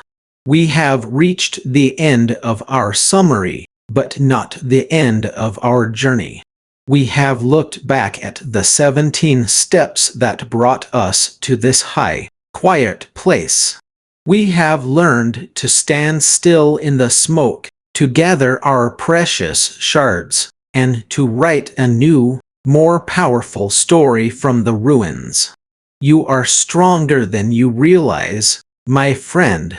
The very fact that you are listening to these words, that your heart is still beating, and that you are seeking wisdom in the face of adversity is proof of your indestructible nature.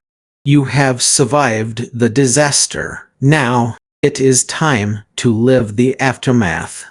As we close this chapter, let the silence settle around you once more. Feel the solid earth beneath your feet and the air moving in and out of your lungs. You have done the hard work of looking back. Now, the path ahead begins to clear, winding down from the mountain of your past struggles and leading into a vast, uncharted valleys of new possibilities. But as we prepare to take our first steps into this new landscape, a strange and unexpected whisper begins to echo through the trees. It is a whisper of a challenge you did not see coming, a mystery that lies just beyond the next bend in the road, waiting to test the very resilience you have just claimed. Let us turn our gaze forward, hold our heads high, and step quietly into the next chapter of our unfolding lives. Closing and call to action. Here we are, standing together at the edge of the clearing. Can you feel the shift in the air? Can you feel the quiet weight of the space we have inhabited together over these past hours? When an audiobook draws to its close, there is always a unique, almost sacred silence that settles into the room, or into your headphones, or across the dashboard of your car. It is the silence of transition. It is the moment where the voice that has accompanied you through the dark corners of human struggle, through the wreckage of disasters both personal and collective, begins to recede, leaving you alone with your own heartbeat. We have walked through the fire of understanding. We have looked at the anatomy of crises, the subtle, creeping fractures that precede a collapse, and the profound, often terrifying beauty of what it means to rebuild. But now, as the final pages turn in the theater of your mind, we arrive at the most critical juncture of all. What will you do with the silence that remains? It is easy to let an experience like this fade. We live in an age of endless consumption, a time when we can seamlessly slide from one profound insight to the next, stacking ideas like dry leaves, never letting them catch fire. We listen to words of transformation while doing the dishes, while navigating traffic, while staring at the ceiling in the blue light of midnight, and we mistake the intellectual thrill of understanding for the actual work of change. We tell ourselves that because we have felt something deeply, we have been altered. But the truth is far more demanding, and far more beautiful. True transformation does not happen in the passive listening. It happens in the active integration. It happens when you take the raw, wet clay of these ideas and press your own thumbprints into it, shaping it to fit the contours of your unique, messy, and irreplaceable life. This chapter is not merely an ending. It is an initiation. It is an invitation to step out of the audience and onto the stage of your own reclamation. Let us begin by addressing the first concrete step on this bridge of integration. I want to invite you, with all the warmth and urgency my voice can carry, to download the companion PDF workbook that accompanies this audio experience. It is not an afterthought. It is not our clinical set of fill-in-the-blank questions designed to test your memory. It is a mirror. To understand why this mirror is so vital, let me share with you the story of a woman named Sarah. Sarah was someone who prided herself on her capacity for self-reflection. She had a shelf full of books on psychology, resilience, and personal growth. She had listened to countless hours of profound lectures, her mind nodding along in agreement with every brilliant insight. Yet, her life felt like a series of beautiful, unfinished drawings. She was trapped in a recurring pattern of professional self-sabotage. Every time she neared a promotion, every time her creative work began to gain real traction, an invisible emergency would arise, or a sudden, paralyzing wave of self-doubt would wash over her, causing her to withdraw, to break promises, to let the occasion for disaster manifest once again. One evening, after a particularly devastating professional setback where she had allowed a major client contract to slip through her fingers out of sheer, unexamined fear, Sarah found herself sitting at her kitchen table. The house was dead quiet. The yellow light of her overhead lamp cast long, stark shadows across the linoleum. On her laptop screen was a digital workbook, its white pages gleaming in the dim room. Her instinct was to close the tab. Her mind screamed that she already knew the theory, that she had already analyzed her childhood, that she didn't need to do the childish work of writing things down. She felt a physical tightness in her chest, a heavy, cold resistance that told her to go to sleep, to distract herself with a movie, to escape the vulnerability of the blank page. But that night, Sarah chose differently. She printed the workbook.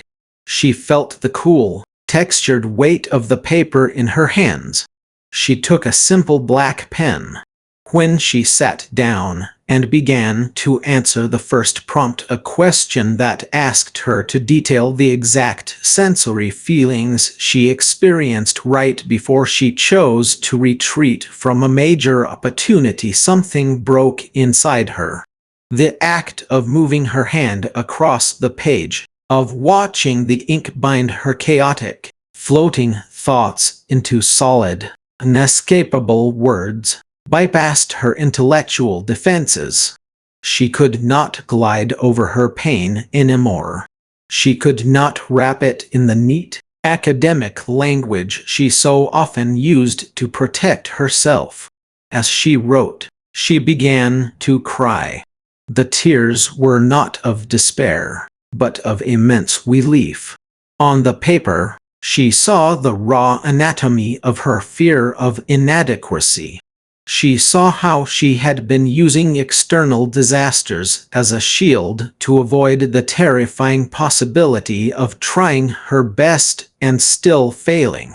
By the time the clock struck 3 in the morning, her coffee had grown cold, her fingers were smudged with ink, but her eyes were clear. The workbook had transformed a vague, floating anxiety into a concrete map of her subconscious patterns. She had a tangible, physical record of her vulnerability, and because it was on paper, she could study it, dissect it, and ultimately change it. She was no longer a victim of her unseen currents. She had become the cartographer of her own soul. Why does this dynamic matter so profoundly to our psychology? Why is there such a massive gulf between hearing an idea and writing down our own truth in response to it? When we listen to an audiobook, we are engaging our auditory and cognitive processing centers. It is a receptive, absorbing state.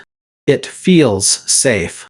We can listen to descriptions of trauma, of failure, of recovery, and our egos can secretly whisper, "Yes, that is a beautiful theory, but it doesn't really apply to me," or "I already know this." The ego is a master of camouflage. It loves information because information can be used as a shield to prevent actual exposure. But when you open a workbook, when you take a pen in hand or position your fingers over a keyboard to answer highly specific, deeply probing questions, you are shifting from a receptive state to an expressive, creative state. You are forcing your subconscious to materialize. The hand-brain connection is a well-documented neurological miracle. The physical act of writing stimulates the reticular activating system in your brain, filtering out distractions and forcing your focus onto the deepest truth of your internal state.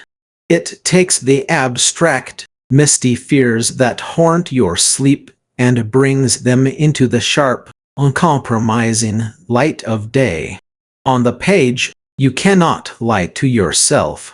You cannot skip the hard parts. The workbook acts as a sacred, non-judgmental space where your shadow self can speak, where your unhealed wounds can speak, and where your quiet, resilient wisdom can finally write its own prescriptions. So, how do you apply this practically? How do you approach this companion workbook without letting it become another chore on your endless to-do list, another monument to guilt? First, I want you to treat the workbook not as a test, but as a sanctuary. Do not approach it in a rush, squeezed between emails or tasks. Create a ritual around it. Find a time when the world is quiet, perhaps early in the morning before the noise of the day begins. or late at night when the demands of your external life have gone to sleep, light a candle, pour a cup of tea. Let the physical preparation of your space signal to your nervous system that it is safe to let down its guard. Second, when you open the pages, promise yourself absolute, radical honesty. No one is going to read this workbook but you. You do not need to write beautiful, grammatically correct sentences. You do not need to sound strong, or wise, or put together. If you feel angry, let the handwriting be jagged and fierce. If you feel confused, write down your confusion in broken, fragmented thoughts. Let the page absorb your raw, unfiltered humanity. If a question makes you hesitate, if you feel a sudden urge to close the document or look at your phone, pay close attention to that resistance. That resistance is a compass. It is pointing directly to the place where your healing is waiting to happen. Lean into the questions that make you flinch, for those are the gates to your freedom. Third, do not try to rush through the workbook in a single sitting. Integration is a slow, rhythmic process, much like digestion. Take one section, one prompt at a time, write, and then allow yourself to sit in the quiet aftermath of your answers. Let the insights settle into your bones. Read what you have written out loud to yourself, hearing your own voice speak your deepest truths. This is how you reclaim your agency. This is how you ensure that the hours you have spent listening to this book are not lost to the sands of forgetfulness, but are cemented into the very foundation of your daily life. Now, let us turn our gaze to the second crucial action point, one that connects your journey directly to the lives of others. I want to encourage you, with deep humility and earnestness, to leave a review for this audiobook on the platform where you found it. To explain why this simple act is so profoundly meaningful, let me take you into the world of a man named Marcus. Marcus was a man who, to the outside world, seemed to have everything under control. He was a father, a husband, a leader in his community. But beneath the polished surface, Marcus was drowning. A series of sudden, catastrophic financial decisions, combined with a long-repressed struggle with clinical depression, had brought his life to a razor-thin edge. He felt entirely isolated, trapped in a prison of his own making, convinced that if anyone knew the depth of his failure, his world would shatter. One dark, rainy Tuesday evening, Marcus found himself sitting in his car in an empty parking lot, the windshield wipers slicing rhythmically through the heavy downpour. He couldn't bring himself to go home. He couldn't face his family. The weight of his unshared disaster felt like a physical anvil on his chest, making it hard to draw air into his lungs. In a state of quiet, desperate numbness, he opened his audio app on his phone, searching aimlessly for something, anything, to distract him from the thoughts of ending his own suffering. He scrolled through dozens of titles, but they all felt hollow, filled with superficial promises of easy success and cheap positivity. Then, he stumbled upon this very book, Occasion for Disaster. He was skeptical. He was tired of being sold formulas. But before he closed the app, his eyes fell upon the review section. He began to read. one review in particular caught his eye. It wasn't a polished, professional critique. It was written by someone who chose to remain anonymous, someone who wrote from the heart. The review read, "I listened to this book when my entire life was burning to the ground. I felt like a monster, like an absolute failure who didn't deserve to exist. But this book met me in the ashes. It didn't offer me easy answers. It gave me a language for my pain and the courage to stand up one more time." If you are sitting in your car right now, wondering if you can survive another day, please listen to this. You are not alone. Marcus stared at his phone, his chest heaving. The words of that stranger, written perhaps weeks or months before, from some distant corner of the world, pierced through his isolation like a beacon of light through thick fog. He realized that his pain was not a private shame, but a shared human experience. He pressed play. Throughout that long, rainy night, as my voice filled his car, Marcus wept. He understood, and he made the decision to live. He made the decision to go home, to speak the truth to his family, and to begin the long, honest journey of rebuilding. The person who wrote that review will never know Marcus's name. They will never receive a thank you note from him. Yet, through their simple, vulnerable act of sharing their experience, they saved a life. This is the profound psychology of testimony. Why does sharing our experience of a book matter so much? Because crisis, by its very nature, is an isolating force.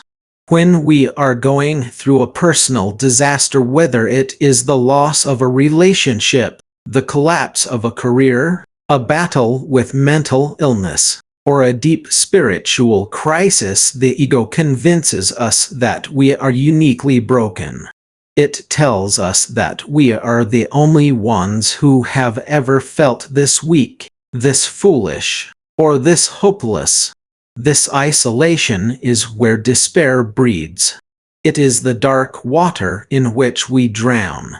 When you leave an honest, heartfelt review of a book like this, you are doing something far greater than helping an algorithm or supporting an author. You are casting a lifeline into that dark water.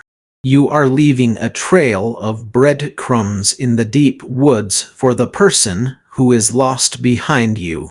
Your review is a physical manifestation of your voice, standing as a witness to the possibility of survival. It says to the next listener, yes, this path is steep, and yes, it is painful, but I walked it, and I found my way through. There is a beautiful concept in psychology known as the altruism loop. When we experience something that heals us or helps us grow, and we actively share that gift with others, we reinforce our own healing. By articulating what this journey meant to you, by putting your own transformation into words for others to read, you are cementing that transformation within your own subconscious. You are shifting from the role of a survivor to the role of a guide. You are declaring to the universe that your struggle was not in vain, because you are now using the wisdom gained from it to ease the path of another human being. So, how do you write a review that truly matters? How do you move past the sterile, generic praise of modern online interactions and offer something of real, transformative value? First, speak from your heart, not just your head. You do not need to write a literary critique of the book's structure or prose. Describe where you were when you started listening and where you are now. You might write, I started this book feeling completely overwhelmed by a recent failure, and it helped me realize that my crisis was actually an opportunity to rebuild my life on a more honest foundation. Let your vulnerability show. It is the cracks in our armor that allow others to see our light. Second, be specific about what resonated with you. Was there a particular concept, a specific story, or a practical tool that shifted your perspective? When you highlight these specific elements, you help future listeners identify if this is the exact medicine they need for their current wound. You help them see themselves in your words. Third, write your review as if you are writing a letter to a dear friend who is going through their worst day. What would you say to them? What comfort would you offer? Let that same tenderness and urgent care infuse your words. Remember, the person who needs your review the most is likely reading it in a state of high stress, looking for a reason to hope. Let your words be that reason. And now, we come to the heart of this final chapter, the sign-off. This is the moment where I must step back, where the guide must hand the lantern over to you. I want to offer you some final thoughts to carry with you as you step back into the brilliant, chaotic rush of your everyday life. Imagine, if you will, a traveler who has spent a long, exhausting night climbing a steep mountain path in the middle of a terrible storm. The wind has been howling, tearing at their clothes, the rain blinding them, the path beneath their feet slippery and uncertain. For hours, they have kept their head down, focusing only on the next step, fighting against the overwhelming urge to lie down in the mud and give up.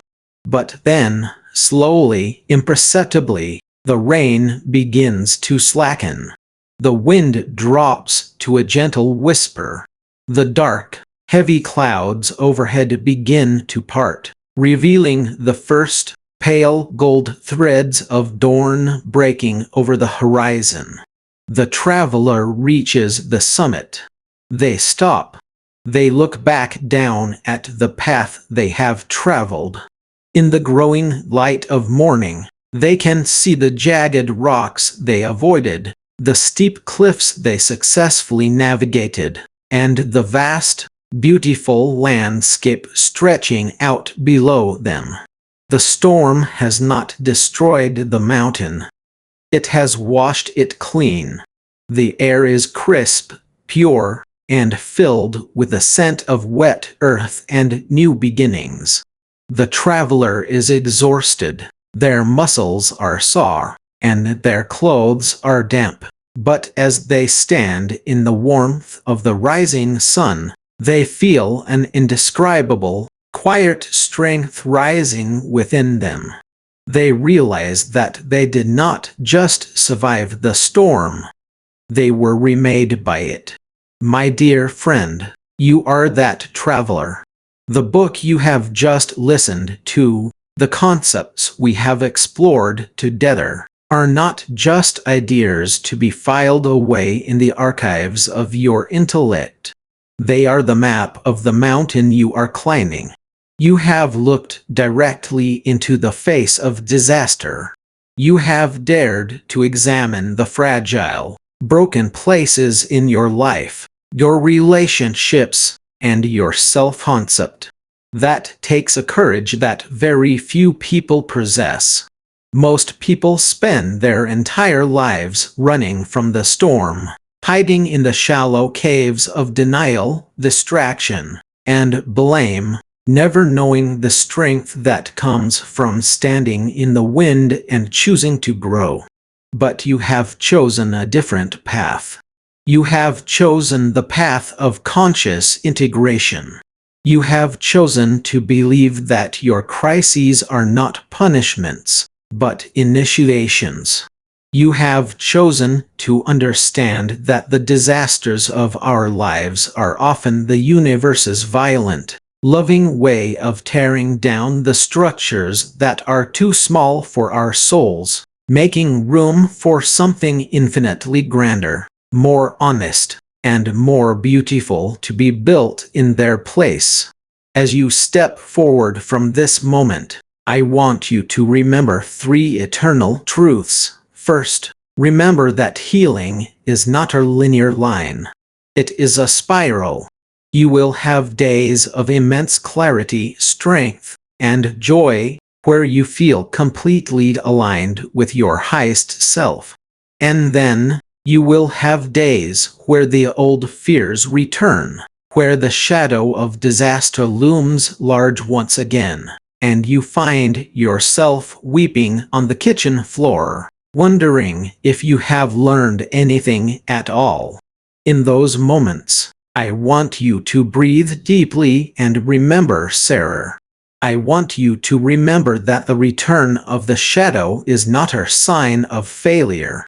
It is simply another invitation to bring the light of your awareness to a deeper level of your being. You are not going backward.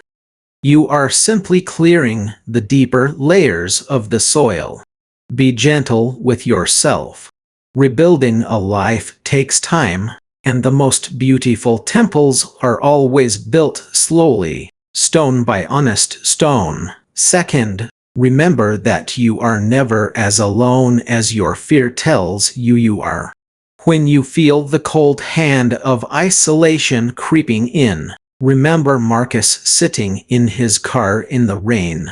Remember that at this very moment, there are thousands of other souls walking their own steep paths, fighting their own invisible battles, and searching for the same light you are seeking. We are all part of a vast, silent caravan of travelers, connected by our shared vulnerability and our shared capacity to rise. When you share your truth, when you do your inner work, when you leave your beacon of light through your workbook and your words, you are strengthening the entire caravan. You are part of something beautiful, enduring, and infinitely strong. Third, remember that the power to transform disaster into triumph does not belong to me, nor does it belong to the words in this book. It belongs to you. It has always belonged to you. The insights we have discussed are merely matchsticks. You are the fire. You are the one who must choose, every single day, to rise. You are the one who must look at the wreckage of your past and say, "This is not my end. This is my beginning." You are the architecture of your own future. I want to thank you. Thank you for your time, which is the most precious commodity you possess. Thank you for your attention, which is the ultimate form of love you can offer to any idea. Thank you for your courage to listen, to feel, and to grow. It has been the absolute privilege of my life to accompany you on this portion of your journey. I believe in you.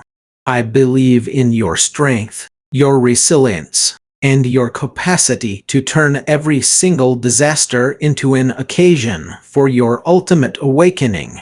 And now, as the final notes of this audio journey begin to fade, let us not say goodbye.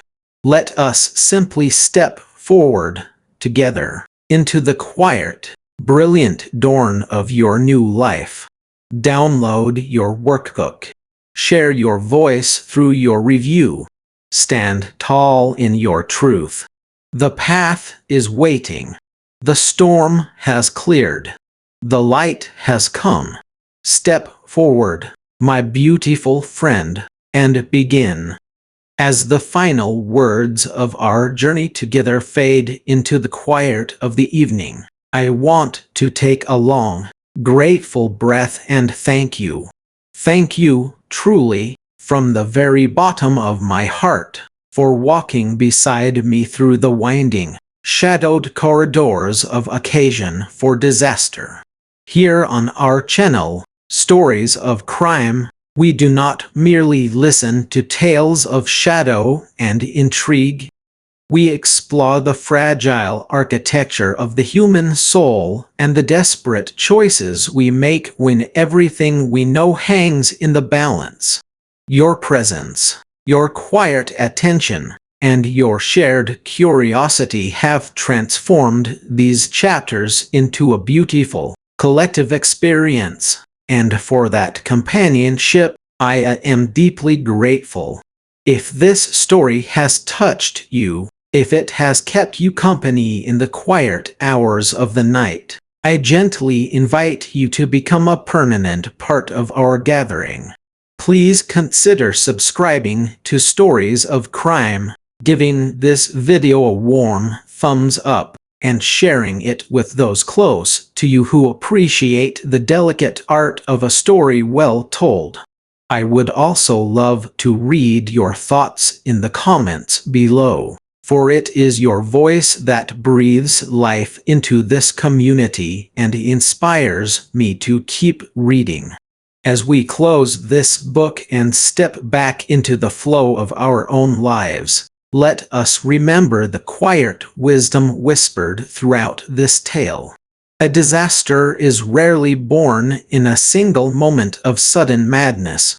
It is woven slowly from the small compromises, the hidden fears, and the silent shadows we allow to grow in the dark. Yet, just as easily, it is human resilience, understanding, and our capacity for love that can dismantle the chaos and lead us back to the light. May you carry that gentle strength with you into the world. Until our next story begins, sleep well, stay curious, and remember that even in the deepest darkness, the human spirit always finds a way home.